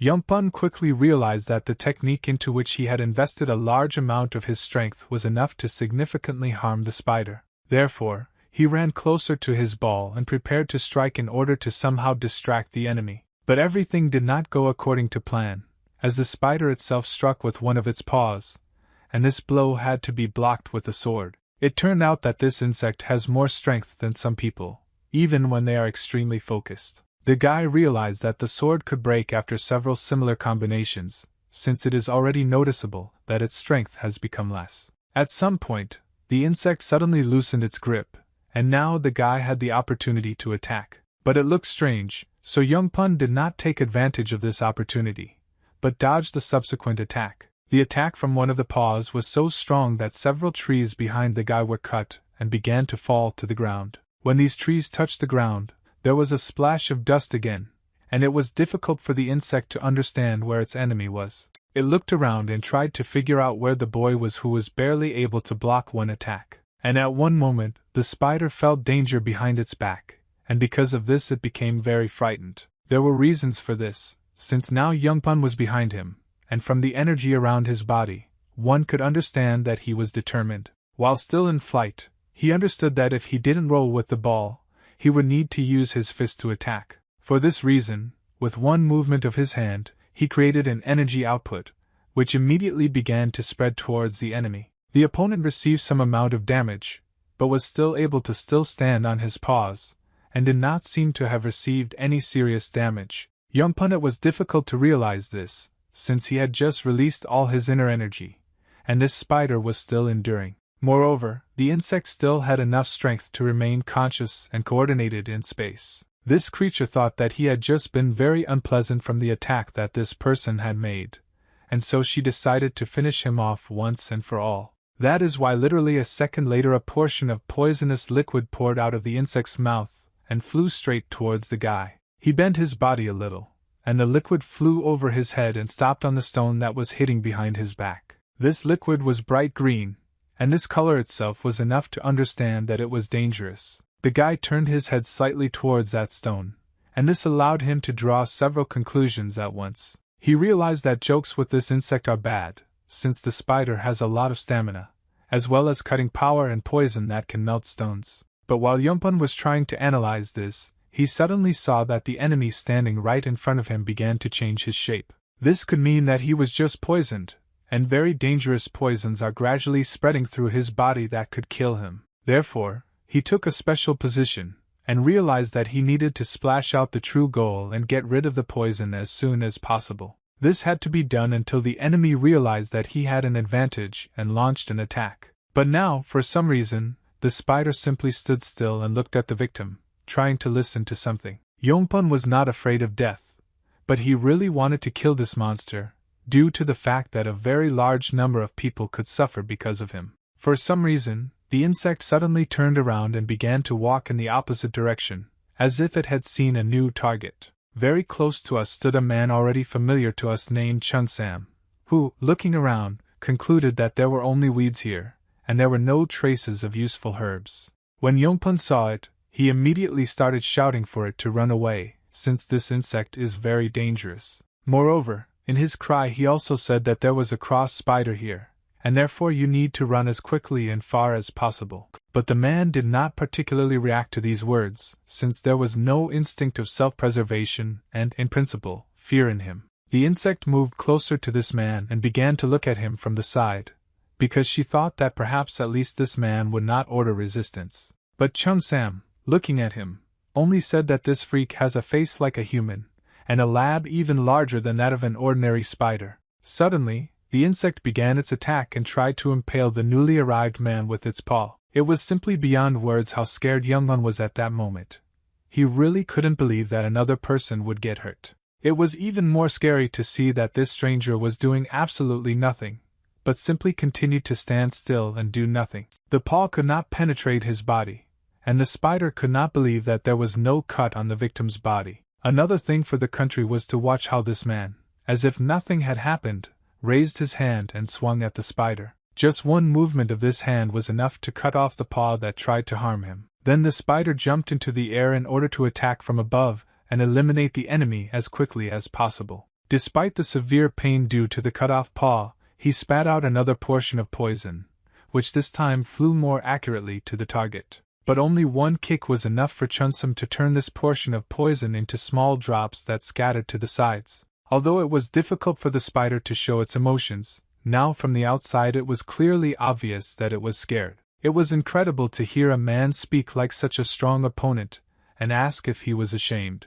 In fact, Chung Sam himself said that spitting everywhere is an indicator of poor manners. By that time, the insect no longer rose up with whom it was fighting, a man or some kind of deity. Well, everything was coming to its logical conclusion when the man swung his fist with all his might and prepared to deliver the finishing blow. This blow was so strong that they even honestly scattered in different directions, and it landed right on the opponent's forehead. The insect began to fall to the ground, and the man ran up to it in order to deliver the finishing blow. And as he moved, as I approached, he stopped turning more and more purple, due to an excess of energy in his body. The final blow was no less enchanting, and pieces of this insect scattered over a radius of several hundred meters. Yongwon, who was watching everything from the side, thought that he even saw part of this spider, which flies away to one of the tree branches. It was hard to believe my eyes, but the feeling of the stench after the end of the battle was very obvious. Chung Samai looked at the defeated enemy,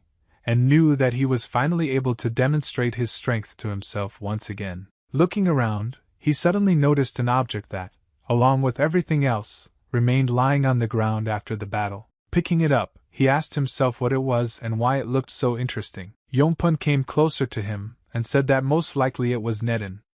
Nedin are crystals created by storing energy in the bodies of animals that live for 1,000 years and become spirits. Taking the opportunity, the guy bowed and thanked his savior for what he did for him. He also asked the stranger how to repay him for having just saved his life. Without thinking twice, Chung Sam began to smile. A very interesting plan appeared in his head that would greatly help him. Therefore, he told Yongpun to listen very carefully now, since the next instruction will be very important. Due to the fact that a short pause was being created, Yongpun decided to ask his savior what exactly he should do in order to repay him for everything. And the guy was very surprised when his savior said that now he would list a small amount of the names of herbs. He quickly poured several piles out of his pocket, and listed the name of the herbs for each of them, and ordered to collect everything he found. At the same time, I'll throw it into the object that he found at the site of the death of the spider.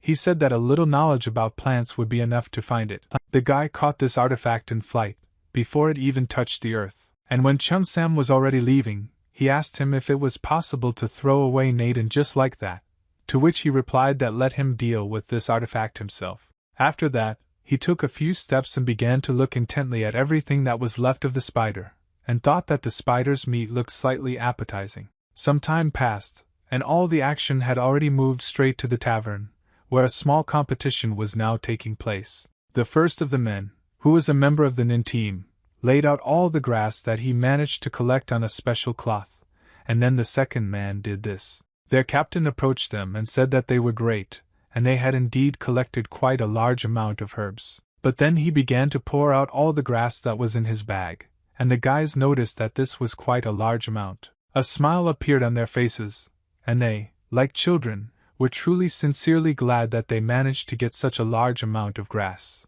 They shouted to each other and rejoiced, despite the fact that Nen asked them not to be jealous, because after all, he is the captain. But at some point, Sabong heard a voice behind him that asked if he was kidding, or if he really wanted to brag about it. Chung Sam appeared right next to this group, threw a large bag onto the cloth, and said that this is the number of injuries that a real man should collect. Against this background, for some reason, no argument began, and Nan only said that he was really impressed by the amount of grass that he managed to pick. Only at that moment did Yumpun realize that the one who saved him not so long ago in the forest was most likely an employee of the inn. At that moment, Bayak was also on the street, who was very happy to see the man whom he had seen for the first time in the tavern a long time ago. They headed inside and had a new topic to talk about, so Cloud Dragon made some tea. The guy told him the whole story about the spider, and even the part where the inn employee makes sure that Youngpun remains alive. He repeated several times that he was glad that he ended up there,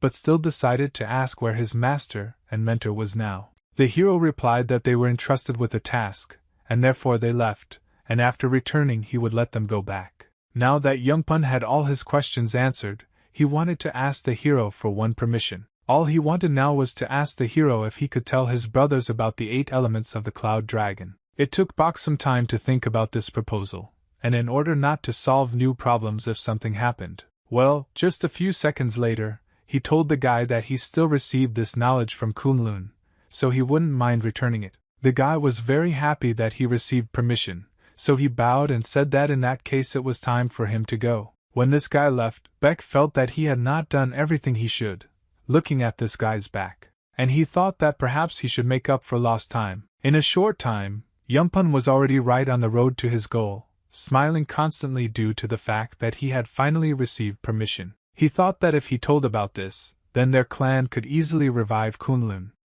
And then, without much effort, they will be able to overcome the Namdong clan. But at some point the guy felt someone's presence nearby, and he even became a little scared, and he grabbed the hilt of the sword more tightly. An elder appeared in front of him, who seriously frightened the guy, but at the same time calmed him down. Beck, once here, said that there was one item that he wanted to give to the guy. He explained that during his rejuvenation, he thought he had forgotten everything about Kunlun martial arts.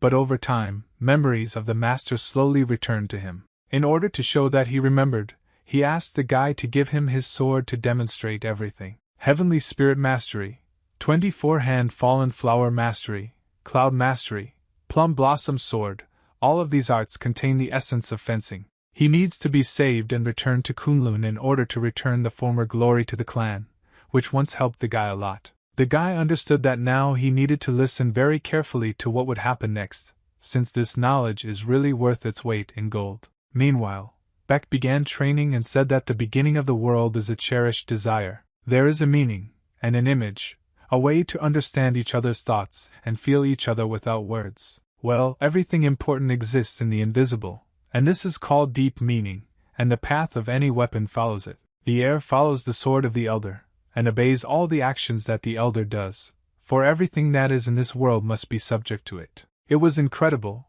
wonderful and scary at the same time. Yongpun once again caught himself thinking that he needed to concentrate so as not to lose sight of the master. The master said that the center of a huge typhoon is calm, it does not move, since in the depths of the ocean there is not the slightest movement either. There is an invisible force in the movement of the sun and moon, and it is truly limitless. This is where you should draw your energy. Holding back is the path of non-existence. A real master must pass energy through his body, and not let it linger even for a moment. After all these words, the hero made countless more movements, which the guy watched. And when it was all over, Beck simply silently looked at his student to see what his reaction would be. Initially, he looked at his hands and saw and also felt how much they were trembling at this moment. Young Pun literally had tears running from his eyes from what he just saw. It was truly beautiful. The Cloud Dragon asked his student if he remembered everything, and then added that anyone can awaken the sword, They just need to reinforce all the knowledge with hard work. Having received his sword back, the guy replied that he remembered everything, but still did not understand what this technique was called. Beck hesitated a little, and then said that the technique is called the Great Dragon Blade of Infinity. This name was created by combining with the name of one Cloud Dragon Master. The art of swordsmanship has become famous as the best ascending sword art in the Kunlun sect. It is also one of the 3 main techniques of the sect. It was revived when the student remembered the image of his teacher. Meanwhile, the action had shifted, and Sia Mayan was seeing off his mother, who was about to leave after trying almost all the food. While she was talking with her son, her husband suddenly shouted directly from the carriage that she needed to quickly go inside so that they could leave. But Mom still needed a little time, so she wished her son good luck for a few seconds and went home. Sia Mayan told the administrator that his parents would definitely tell everyone about the inn. They clearly enjoyed all the food, so the feedback will definitely be positive. Everything was going exactly according to plan, but there were still people who should be paid attention to in Sia Mayan's opinion. His parents gossip with people their own age. Therefore, they need to promote themselves among the youth. When the girl asked how to do this, he replied that this time he would have to use someone famous. There was a short pause, and then the grandfather asked who could stand up, and the guy answered him that it would be the Soman clan. It was one of the 5 great clans, and in fact it was quite popular among all people. Sia Mayan also added that the head of the family will have a birthday soon, and they will take advantage of this very day. The girl decided to ask what the youth have to do with it, since it is obvious that people of the same age will come to the head of such a great clan. The guy explained that the Soman clan has an only daughter, and there are many who want to become her husband. The idea was that you need to be more attentive to the chief's daughter, and it also became known that she was accustomed to food, so after she tried all the food in the inn, rumors would fly away in an instant. Grandfather said that since he is free, he can bring Madam here, since he has several tricks. But the guy answered him that this time Mr. Beck would go, since young people were best suited for this task. Noguk misunderstood these words and asked the guy why he was so biased towards age. But Akian suddenly stopped him, saying that this is not how mature and wise people behave. The girl decided to ask the guy who will be in the kitchen all this time while Bayak completes this task. Akyung, I don't think so. Not for a second did she say that she could take care of all the problems in the kitchen herself. Everyone began to distribute their responsibilities, and at some point Bayak went to Chungsam's table to say that he would go with him. There was still the question of who would guard the inn all this time. Grandfather wanted to somehow participate in these actions, and therefore said that he would make sure that there was order here. Moreover, he said that since they were friends, he would of course agree. Akyung couldn't get used to the fact that they were friends. That day the sky was incredibly clear, and the sun warmed everything around very well. Bayak and Chungsam left the inn, and under the words of the girl who wished them a good journey, they went to uncharted lands to complete an incredibly important task.